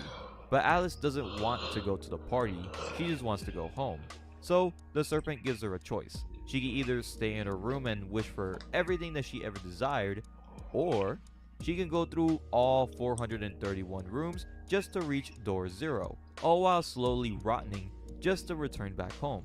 So Alice goes on a journey to reach door 0, all while meeting a bunch of different entities in the way. That's the most I'll say about this series, but already you can tell it has a lot of comparisons to Alice in Wonderland. Alice seems to be like a little innocent girl just dropped in a dark fantasy of hell, but she seems a bit weird, as she's not even fazed by the things being shown in the rooms and even the serpent. The art is amazing, the characters are very intriguing, and just something about the different rooms and entities we see give off more of a nerve-wracking feeling than just a terrifying vibe. And again, I would rather not talk much about this series, as it's better for you guys to explore and analyze it for yourself. Fright Ranker also made a great video discussing the series, and I will be making my own special video on it for Halloween, so stay tuned for that. And that's it for this list. If you guys have any suggestions for future videos, you can always comment them down below, but I mainly check for suggestions in my Discord, so you can go ahead and click the link in the description below. And if you guys like more horror manga videos like this one, then why not hit that subscribe button. But God bless you guys. I really hope you guys have a good rest of your day, and I'll be seeing you guys in the next video. Yeah, the skull. It's just too 2 distracting. years ago. The skull is too damn distracting. It looks kind of silly. Fine. I guess I'll do this the hard way. I lost the light of my life.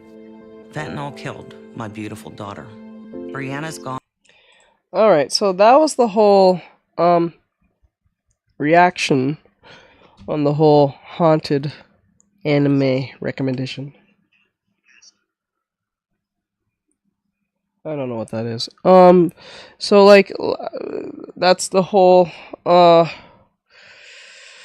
unhinged horror series. That one that one scene was a little off. Alright, so with that said, like, subscribe, share, follow, comment, give a follow to Trippy Chris, and I'll see you guys in the next one. Link in the description and all that great stuff if you want to check them out.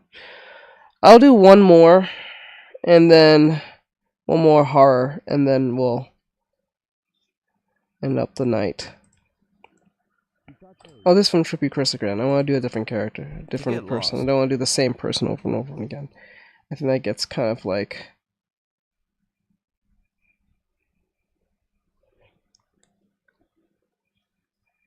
Ryaga Samurai.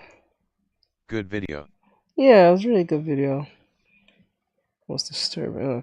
I think Trippy Quish. I think Trippy Chris is the only. Well, not only one, but I'm pretty sure there's others. Hold on. It's true. Hold on. It has to be another one.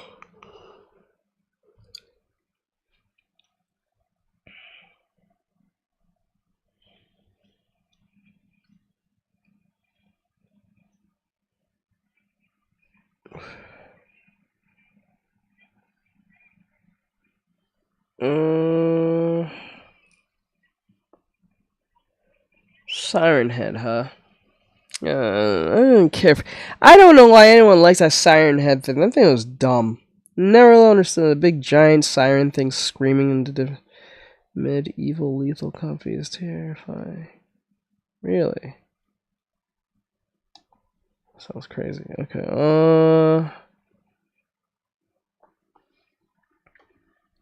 I'm getting a headache now because I gotta figure out. I will have to figure out how to make this character be appealing because, like, I don't want to do anything generic with it. Let me see. This is bad. How is this? Oh, that's an hour long? Hell no.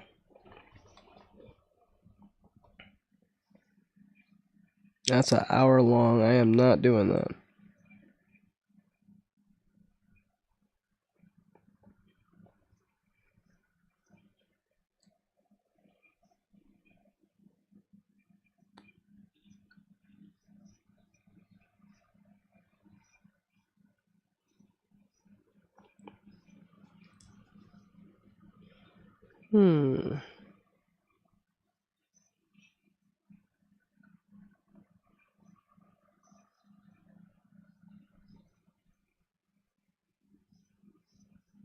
Ban Chimpa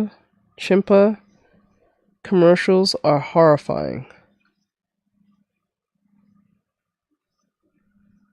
I don't know about that one. Work night. Okay. Okay. Whatever. I'll just type it in. I'm just being lazy now.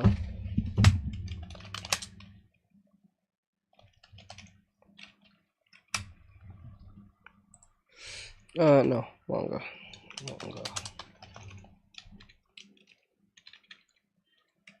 A strange headache. Okay. X-Men. Okay. Okay.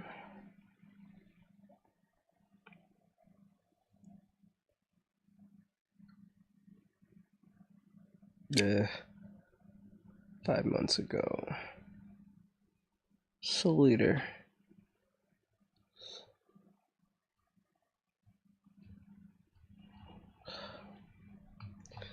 Alright. I guess we'll go with. Wait, did we do this one? That's no new G. Oh, that's on G. We did that one. I know we did that one. Tons of horror manga. Okay, this is from Anime Collective. I've done videos on them before. Whenever Kamala Harris saw something unfair as a kid, her mother would ask, "What are you gonna do about it?" No, she didn't. So That's a when she liar. saw the big banks cheating homeowners, as an attorney general, she did something That's a big lie. for our families. As president, she will. Mom never said no stupid nonsense like that.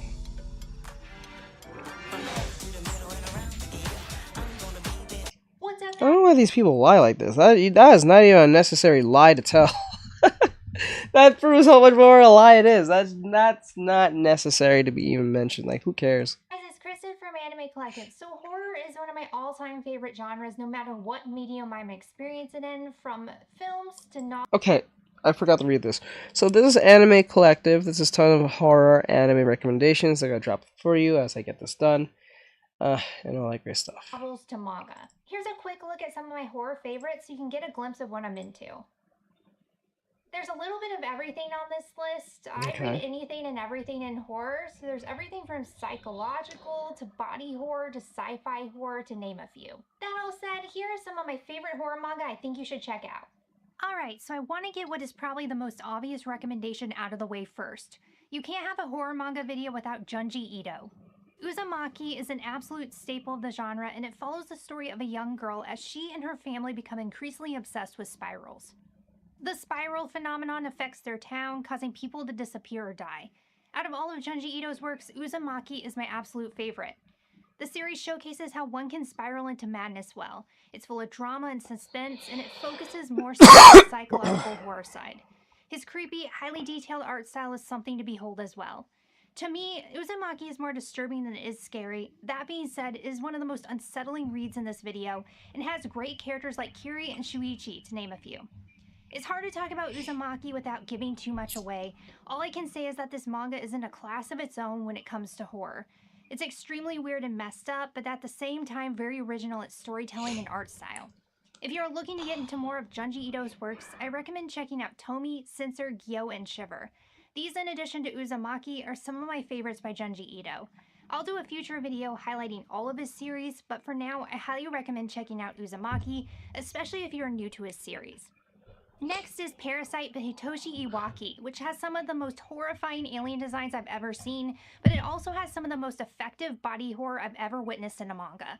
Something about the way the aliens pop out through people's heads and their grotesque forms really stick with you, but even more so than that is the fact that they still have somewhat of a human form, albeit a twisted one that stuck with me most. Parasite tells the story of Shinichi Izumi, who's your everyday average high school student. His life changes forever one day when an alien creature called a parasite invades his body. Somehow he manages to prevent it from infesting his entire body though, containing it only to his hand. No longer the same with his hand under the control of a murderous alien named Mickey, he will have to face this new reality head on. Others who have been infested by parasites have not had much luck and have been taken over by these otherworldly beings. Their bodies now host under the control of the parasites, who morph their bodies any way they please into horrifying visions and use their bodies to hide within the crowd as humans. It's a series that was released over 30 years ago and is still highly influential and loved to this day. It's a sci-fi horror classic that has withstood the test of time and is without a shadow of a doubt one of the best released so far. You can currently collect the manga via the singles released by Kodansha or the Parasite Full Color Collection. I have a video comparing the two on the channel if you'd like to check it out. It's no secret by now that Berserk by Kentaro Miura is my favorite manga of all time. And while it's more so a dark fantasy, its pages are full of horror, so it's one that horror fans are sure to enjoy. It features some of the best manga panels and artwork I've ever seen, but it also has one of the best stories in all of manga as well. Berserk is a story about so many things: human nature, struggle, one's own will versus their destiny, the sacrifice we make for others, but also those we make for ourselves, and so much more. It's set in a brutal world that's plagued by war, and our main character Guts is quite literally born into it. Later on in the Golden Age arc, he joins a mercenary group called the Band of the Hawk that's led by Griffith, a charismatic leader. This is the arc where things take off in the story, but this of course is a dark fantasy, so something happens later on that changes everything for Guts, and the story develops in a way that continuously keeps you invested. This is also where the story begins to feel more like horror as well. While Kentaro Miura's artwork is beautiful, it is also extremely brutal to witness at times. Even though it's bloody and gory, the story always remains front and center. Everything in this manga serves a purpose, and the violent moments are never there to just shock and awe you, although they will at many times do just that. The panel when Guts and Griffith first meet Zod still gives me chills to this day. It's just a masterpiece through and through, and I highly recommend it to any manga fan, no matter what genres you are into. You can currently collect Berserk via the singles or the Berserk Deluxe editions released by Dark Horse. Tokyo Ghoul is one that often appears in best of videos, and rightfully so, as one of my all-time favorites. It challenges the black and white narrative of good versus evil and plunges us into a world where these lines blur. At its heart is our main protagonist, Kaneki, a regular kid who's thrust into the nightmare's intersection of the human and ghoul worlds. The horror isn't just in his transformation though, but in his realization that he now craves human flesh, with every familiar face, including friends, looking and smelling like food. Beyond his internal struggle with his ghoul instincts and the looming presence of a darker self, the world of the ghouls introduces Kaneki to factions with sinister tastes like the gourmets that add even more darkness to the series. As the story unfolds, the horror elements become more prevalent, making it an unforgettable read. If you enjoy Tokyo Ghoul, be sure to check out its sequel, Tokyo Ghoul Re. The series is available as single volumes, a box set, or the Barnes & Noble exclusive Tokyo Ghoul Monster Editions. Up next is Blom by Tsutomu Nihei, and it is unlike anything I've ever read. The journey centers around Killy and his relentless search for the net terminal gene and the allies and threats he faces along the way. Diving into a blend of sci-fi action and horror, you are immersed in a cyberpunk world where the story is told more through art than words. This isn't your typical dialogue-heavy manga. It's a testament to Tsutomu Nihei's talent that he can evoke so much emotion and depth through visuals alone. The designs of the Silicon Life are as breathtaking as they are terrifying to witness. I sometimes felt echoes of H.R. Geiger's art from the Alien universe, especially with those intricate biomechanical touches. The sense of isolation in Blom's world only added to its disquieting vibe. Bob Casey voted to give stimulus checks to murderers. Go big or go home. It's time for Casey to go home. Liberty Mutual customized my car insurance, so I saved hundreds. But the money I saved, thought I'd get a wax figure myself. Ryaga Samurai. Oh, I've been pronouncing it as blame. I've been calling it blame. I don't know why she said blom. That just sounds dumb. I think it was blame. I think I'm still gonna call it blame, because I ain't gonna call it no blom. That's weird. Blom is not just about the visuals, though. Tsutomu Nihei's portrayal of a desolate and haunting world and how he makes the structure feel so expansive struck me the most. You can feel the isolation of this world, and that in itself is unsettling. You can collect Blom's manga via the singles or the Blom Master Editions released by Vertical. If you'd like to learn more about the series, check out my in-depth review of Blom. Dorohedoro is a dark series that doesn't necessarily feel like one. Despite it being chock full of gruesome fights, blood and carnage, and messed up developments, you still feel warm and fuzzy while reading, thanks to the dynamics between the characters and its sense of humor, which, while dark, lightens the mood of the series. Later on, though, the series' tone changes, so while it's a fun read, it's dark as well, thanks to the world and the issues these characters have to overcome. The story is about Kaiman, whose head has transformed into a lizard head and has no memories of his past. He teams up with Nikaido, the owner of a small restaurant called the Hungry Bug, to find the sorcerer who did this to him and get revenge. Along the way, they meet other characters in this strange world they live in called the Hole. But later on, the story expands to the sorcerer's world, which opens this story up to a new world of possibilities. Ryaga Is Samurai. an incredibly weird and lovable series that's funny because of its dark humor and over-the-top violence. It has a lot of fun nods to horror, including the Night of the Living Dead and more. The art style is unique from any other manga I've read before too, which makes it stand out even more than it already does. On top of all that, it has some of the best characters in all of manga. For these reasons and more, it is one of my top series of all time, and I hope you'll check it out. Homunculus by Hideo Yamamoto, the mind that also brought us Ichi the Killer, is one of the best psychological horror series. 7 Seas recently began releasing Homunculus with English translation in an oversized omnibus format. I love Homunculus because it feels very much like my favorite Japanese horror movies, and I appreciate its more nuanced approach to horror. The story follows Susumu Nakoshi. One day he's in a lavish hotel, the next he's living in his car.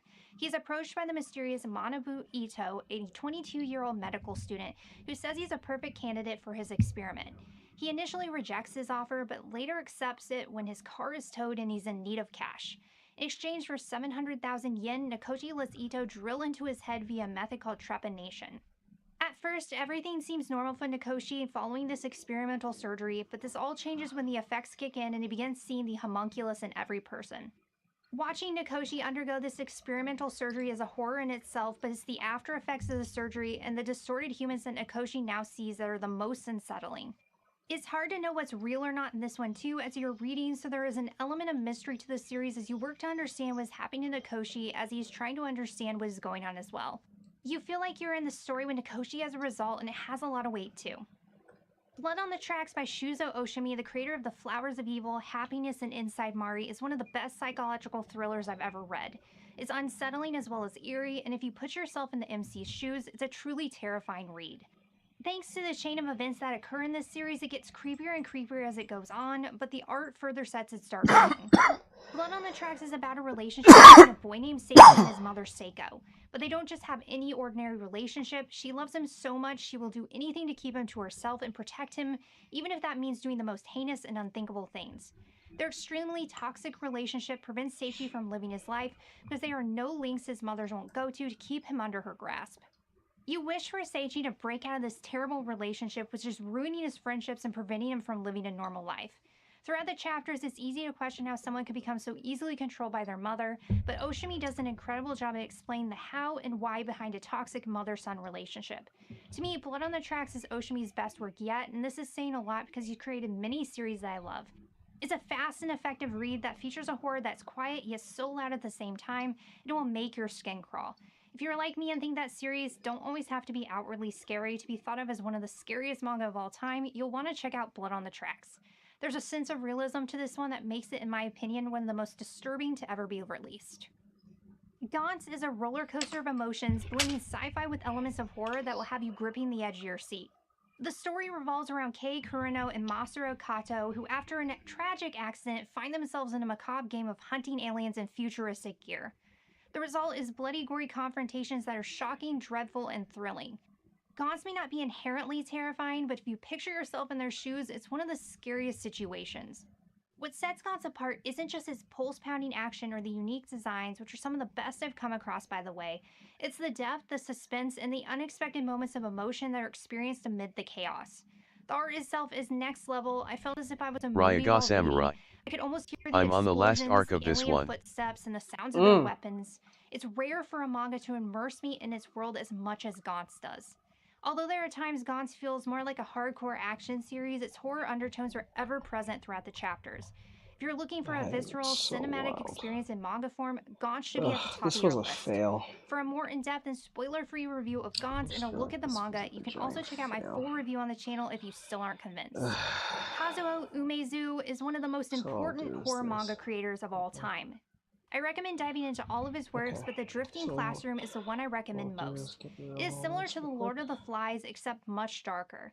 The environment is just as important as the characters in this story, and Kazuo Umezu developed both extremely well. It's a survival story, but it takes place in a school, and the characters are all kids, which makes it all the more disturbing. There's a sense of camp to this one too. The expressions of the kids, who look like they are always yelling, always makes me laugh.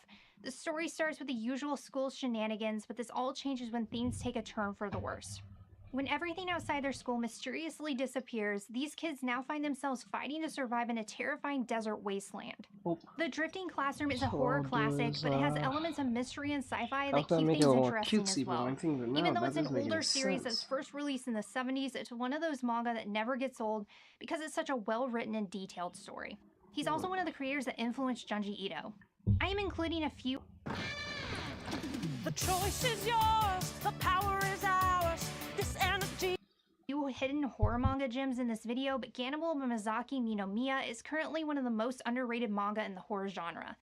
When we are first introduced to our main character, he has just moved to a remote village in the mountains with his family, but it's not just any ordinary village. It's one that's shrouded in a lot of mystery. More terrifyingly than that, it's a place where cannibals are rumored to reside.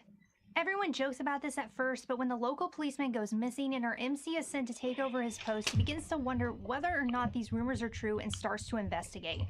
The only problem is that one particular family in the area doesn't like him poking around in their business. It reminds me of the Texas Chainsaw Massacre in a lot of ways, because there's the townsfolk and then there's the main family, in this case the Goto family, that put the whole town in a state of unease. The townspeople acknowledge them, but they don't pry into their lives. It's a rather suspenseful but also scary read as a result, and it constantly puts you on edge. Through his interactions with the people in this town, but also the Goto family, you uncover this mystery alongside the MC and others. As far as scary manga panels go, this one features some pretty gruesome scenes that will chill you to the bone, but it's a mysterious and thrilling series also. Cannibal is being released with English translation by Ablaze. Brutal Satujin Keisatsukan no Kokohaku is an extremely underrated series about a detective named Hiroki Don who will do anything, even the most unthinkable, to get revenge on criminals that slip through the cracks of the justice system. When all else fails, he is there to make sure they never hurt anyone else ever again, even if he must dirty his hands to do so. He has this eye for an eye and tooth for a tooth type mentality, but the people he kills are the absolute worst of the worst who live out their days harming and taking the lives of others. It creates a sense of uncertainty within you as the reader. On one hand, you'll think they got what they deserved, while on the other hand, you find yourself questioning his methods as well as the joy he gets from killing them. In this way, he is very similar to characters like Light and Death Note, Dexter, Morgan, You know and what? Dexter. Let's save So if the you enjoyed headache. watching these series, you will enjoy Brutal.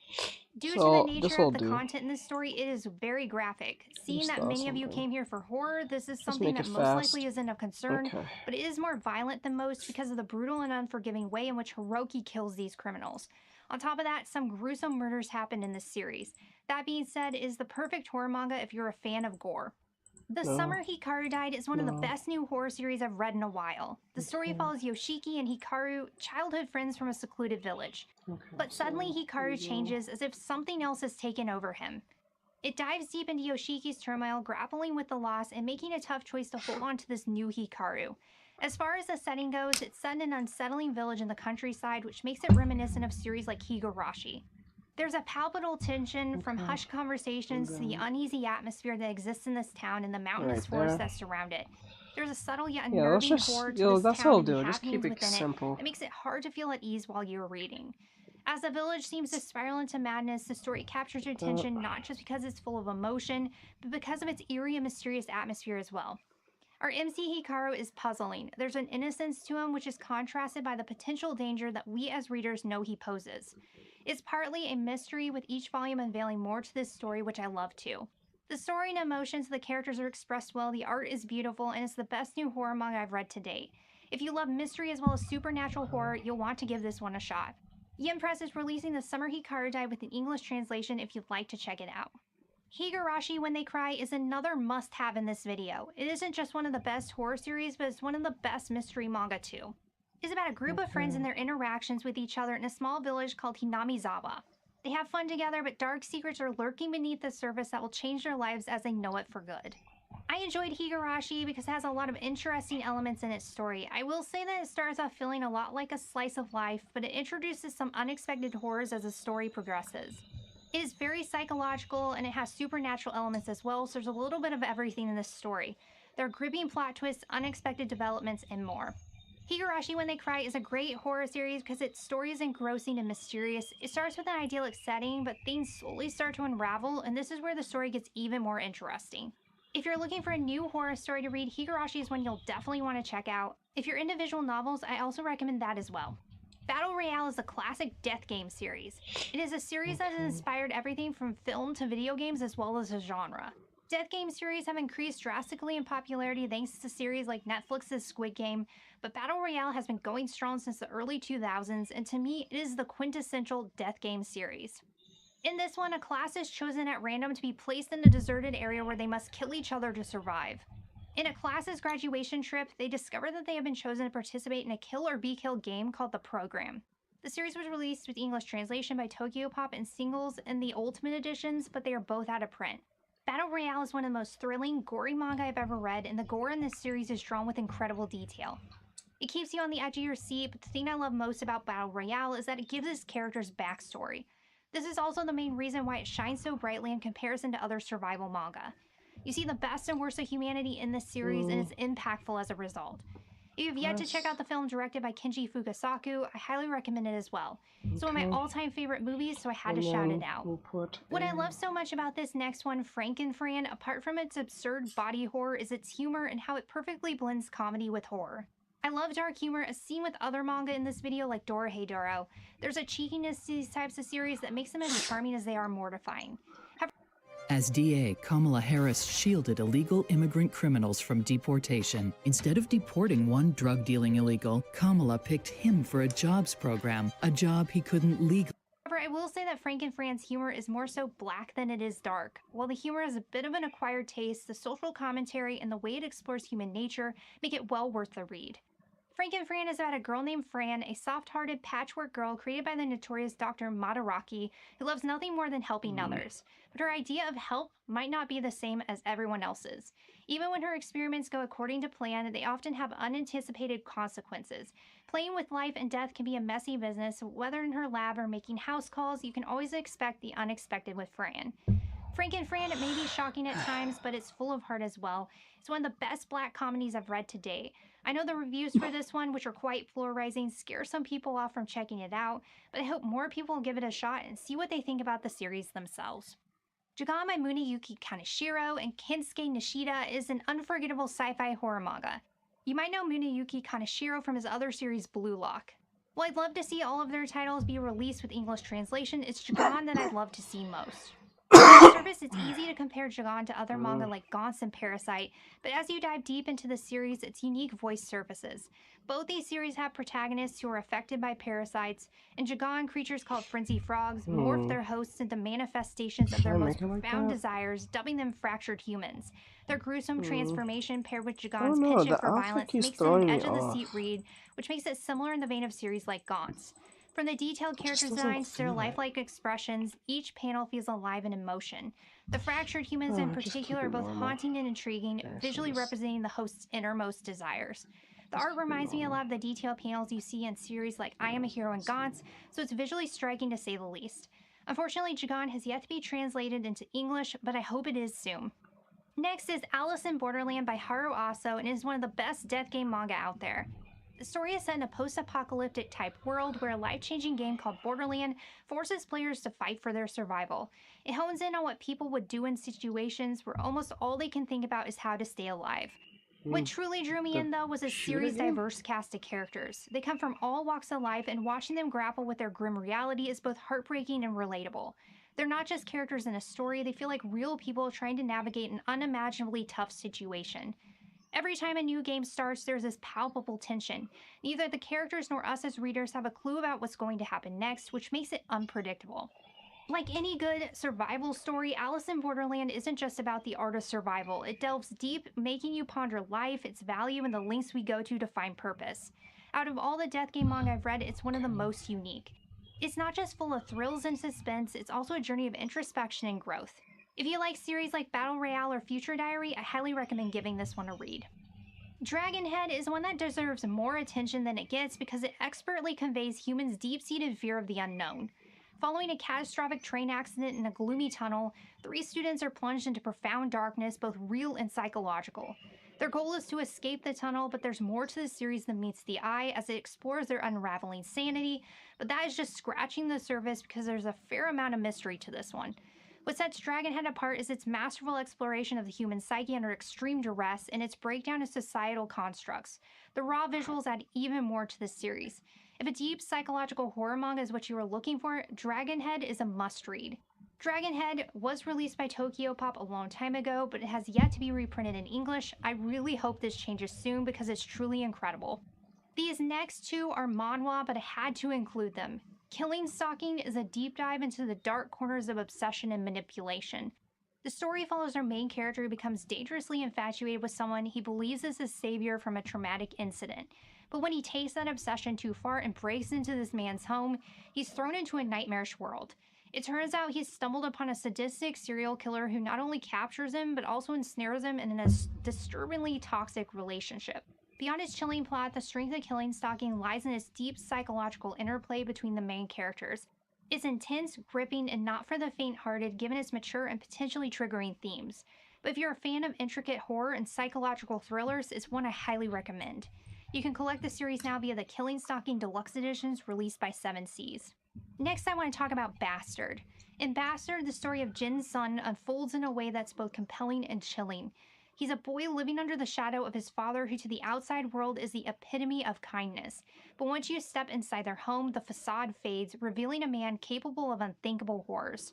It's not just the acts themselves that send shivers down your spine, it's the unnerving way Jin's father can seamlessly transition between the neighbor's charitable guy and a cold-blooded murderer. This one leans more into the psychological side of things, so it messes with your head as you read it, and there's a wickedness to his father that feels just all too real as well, especially since this one is rooted in reality rather than fantasy. The boogeyman in this one isn't a supernatural monster, it's a father, a son, and the guy next door, and it's highly effective as a result. I've read a lot of manhwa over the years, but Bastard remains a standout and it's one of the best. Here's hoping it's printed in English soon. If you like Bastard, I also want to recommend Sweet Home, which is written by Carnaby Kin as well if you have yet to check it out. I have so many other horror series that I love, so I will most likely be doing a part 2, but some quick notable mentions that I also enjoy and highly recommend. Of course, if you are diving into horror manga, Junji Ito is a great creator to get into. He's one of the most well-known, so I only included my favorite series of his Uzumaki in this video, but he has many more series to dive into if you like his works like Tomi, Gyo, short story collections, and more. To me, he's like the Stephen King of horror manga. You can't have a list without him, but I also wanted to showcase more amazing horror creators as well. If you enjoy unique zombie stories, I recommend Fort of Apocalypse, I Am a Hero, and Zom 100 Bucket List of the Dead. If you like vampire stories that are also full of action, gore, and intrigue, Hellsing. What Donald Trump plans to do, what is in effect a national sales tax. Donald Trump's plan would cost a typical family $3,900 a year. What amazing ideas do you have buzzing around in your head? Turn your ideas into reality with an Azure free account. Azure gives you everything you need to develop apps across The Voynich Hotel by Doman Saman is another I recommend picking up. It's not your run-of-the-mill read. It's darkly comedic and uniquely dives into the supernatural, somewhat akin to something like The Twilight Zone. High-Rise Invasion combines suspense, anxiety-inducing situations, and a cast of fascinating characters with cool mask designs. High School of the Dead perfectly encapsulates everything I love about B-horror zombie movies, and it is an HE. Sakura as well, but it is unique given that it is a zombie romance series. August 9th, I Will Be Eaten by You by Tomomi is about a guy named Sakurai that's being stalked by monsters who disguise themselves as beautiful women. The first monster you'll meet looks like a human centipede, so you can only imagine what's in store for you with the rest of this story. The Kurosagi Corpse Delivery Service is an extremely underrated manga that follows the adventures of 5 young Buddhist students as they go about their days working in an unusual trade.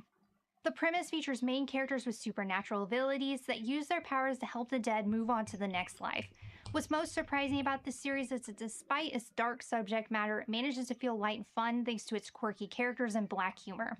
Miruko-chan has some of the best monster designs I've seen, and it follows Miko, a normal girl who sees ghosts everywhere she looks, but her friends and family are oblivious to them. It's quite hilarious, but it's horrifying as well. I also want to recommend Creature by Shingo Honda. There's everything from government conspiracies to kaiju-esque creatures in this one, so in addition to a lot of carnage, there's a lot of mystery in this series too. The monster designs are some of the best I've seen, the artwork is extremely detailed, and the battles are epic.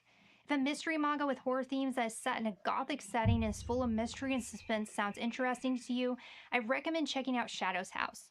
The story starts off innocent enough and adorable at first as it follows a living doll as she attends to a shadow named Kate, but things take a turn and is deceptively dark. As you get further into the story, it becomes more twisted and creepy than expected, so the horror elements don't kick in until later on. If you're looking to enter a strange and panic-inducing world, Bibliomania by Michiru Obaru is a must-read. With some of the most terrifying visions I've seen in manga, this one is up there with the likes of Blom and its Silicon Life. With meticulous detail and unique style, Bibliomania is one of the most visually striking horror manga I've read. If you're looking for a slasher manga that's an absolute gore-fest, you'll want to check out Pumpkin Night. On top of having a deranged serial killer that uses witty, funny lines that are familiar to series I love like Scream, it has some of the most graphic, highly detailed gore, and best artwork I've seen in horror. If you are looking for a series that has action, drama, and high-stakes survival situation and odd creatures, Biomeat Nectar has this all and so much more. It's more so a survival manga than anything, but it also has its roots in horror. This next mentioned, Starving Anonymous, dives into humanity's excessive as well as gluttonous need for things, as well as our inability to look at the effects of our actions, especially when it comes to the food industry. It has some of the most effective and truly disturbing panels.